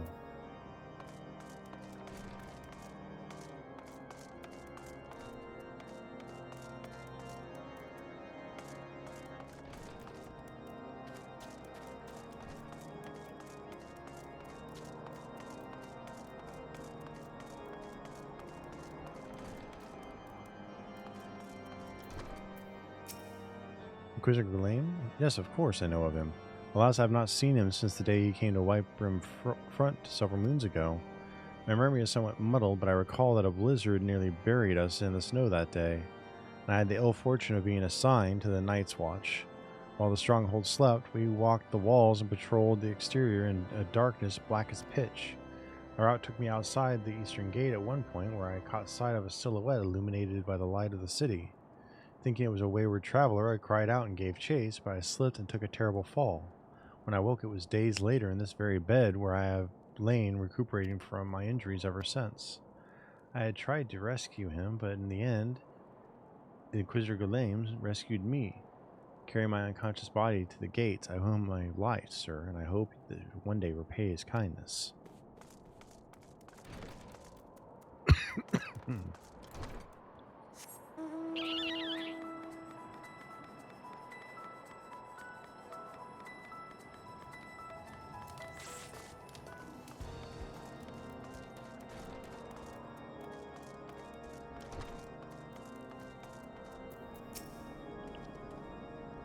policy is decreed that the Inquisitors are the arbiters of Halone's will.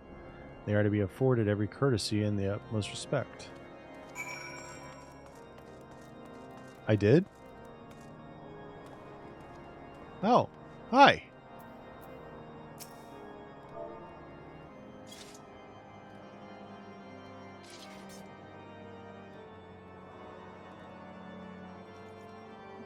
Nice to meet you in game. Hmm?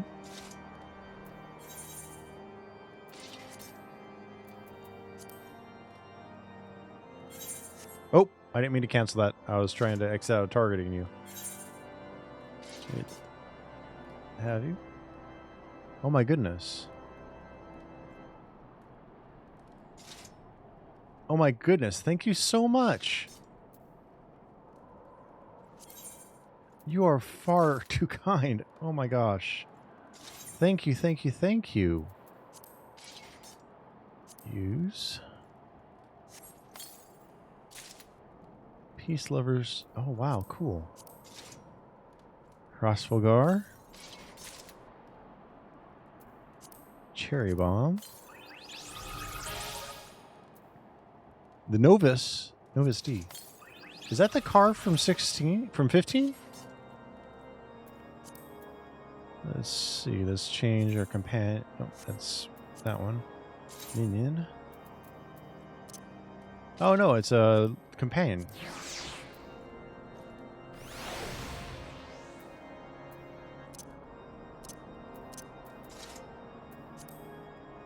Oh, that's cute.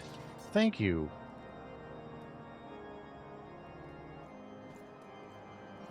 I really, really appreciate the gifts. Thank you very much. Let's walk around with the bomb, though. I've always liked the bombs. I love their design. Alright. I do. I really appreciate it. Let's talk to Alphino. And I think... because we've been streaming, what now? Almost 8.5 hours. I'm going to probably call it and send you guys out on a raid here soon. Shiver. In case you haven't noticed, my attire is ill-suited to this climate. I realized it soon after our arrival, but paid it no mind, as I had hoped we might find the Enterprise far faster. Instead, we've wasted far too much time meddling in local affairs. Never mind, our journey is almost to an end. All that remains is to deal with the irksome Inquisitor. Sid tells me you have been busy making inquiries, yes? It should come as no surprise that he is held in high regard. Even so, we need to suspect that he has other reasons for hindering us now. Let us more closely review the testimonials you obtained, Cornell. Mayhap they will provide insight to Inquisitor Ghislaine's motivations.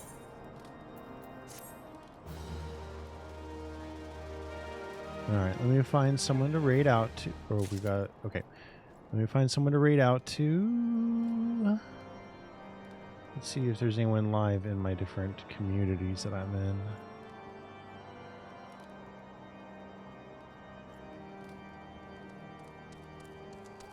It is fairly late for most of the communities I'm in, so I don't see many people.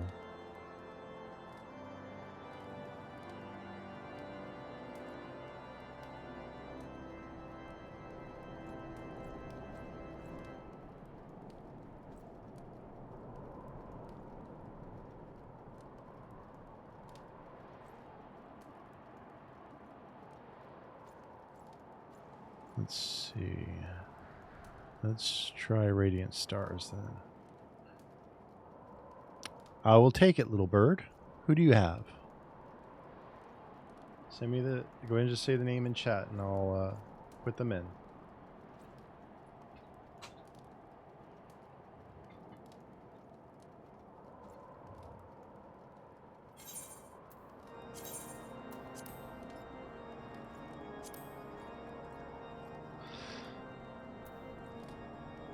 Alright, I will... Let's get them pulled up.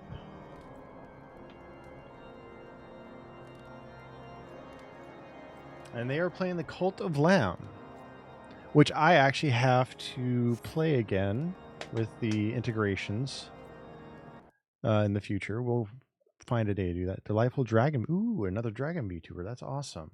All right, let me send you guys over to him. And make some noise. Shoot him a follow. Be kind. And take care of yourselves, everybody. Be kind to each other. I know a few dragons. I know Ignielsen. I know Kynes. I know several dragon VTubers. Well, I am an incubus, so. All right, I'm going to send you guys over. Let me get their channel up.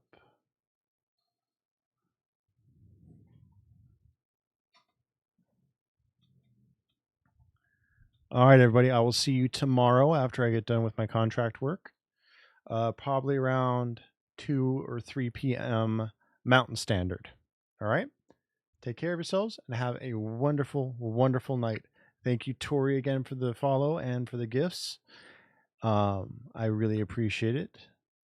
And I will see everybody tomorrow afternoon. And it didn't send me to his channel.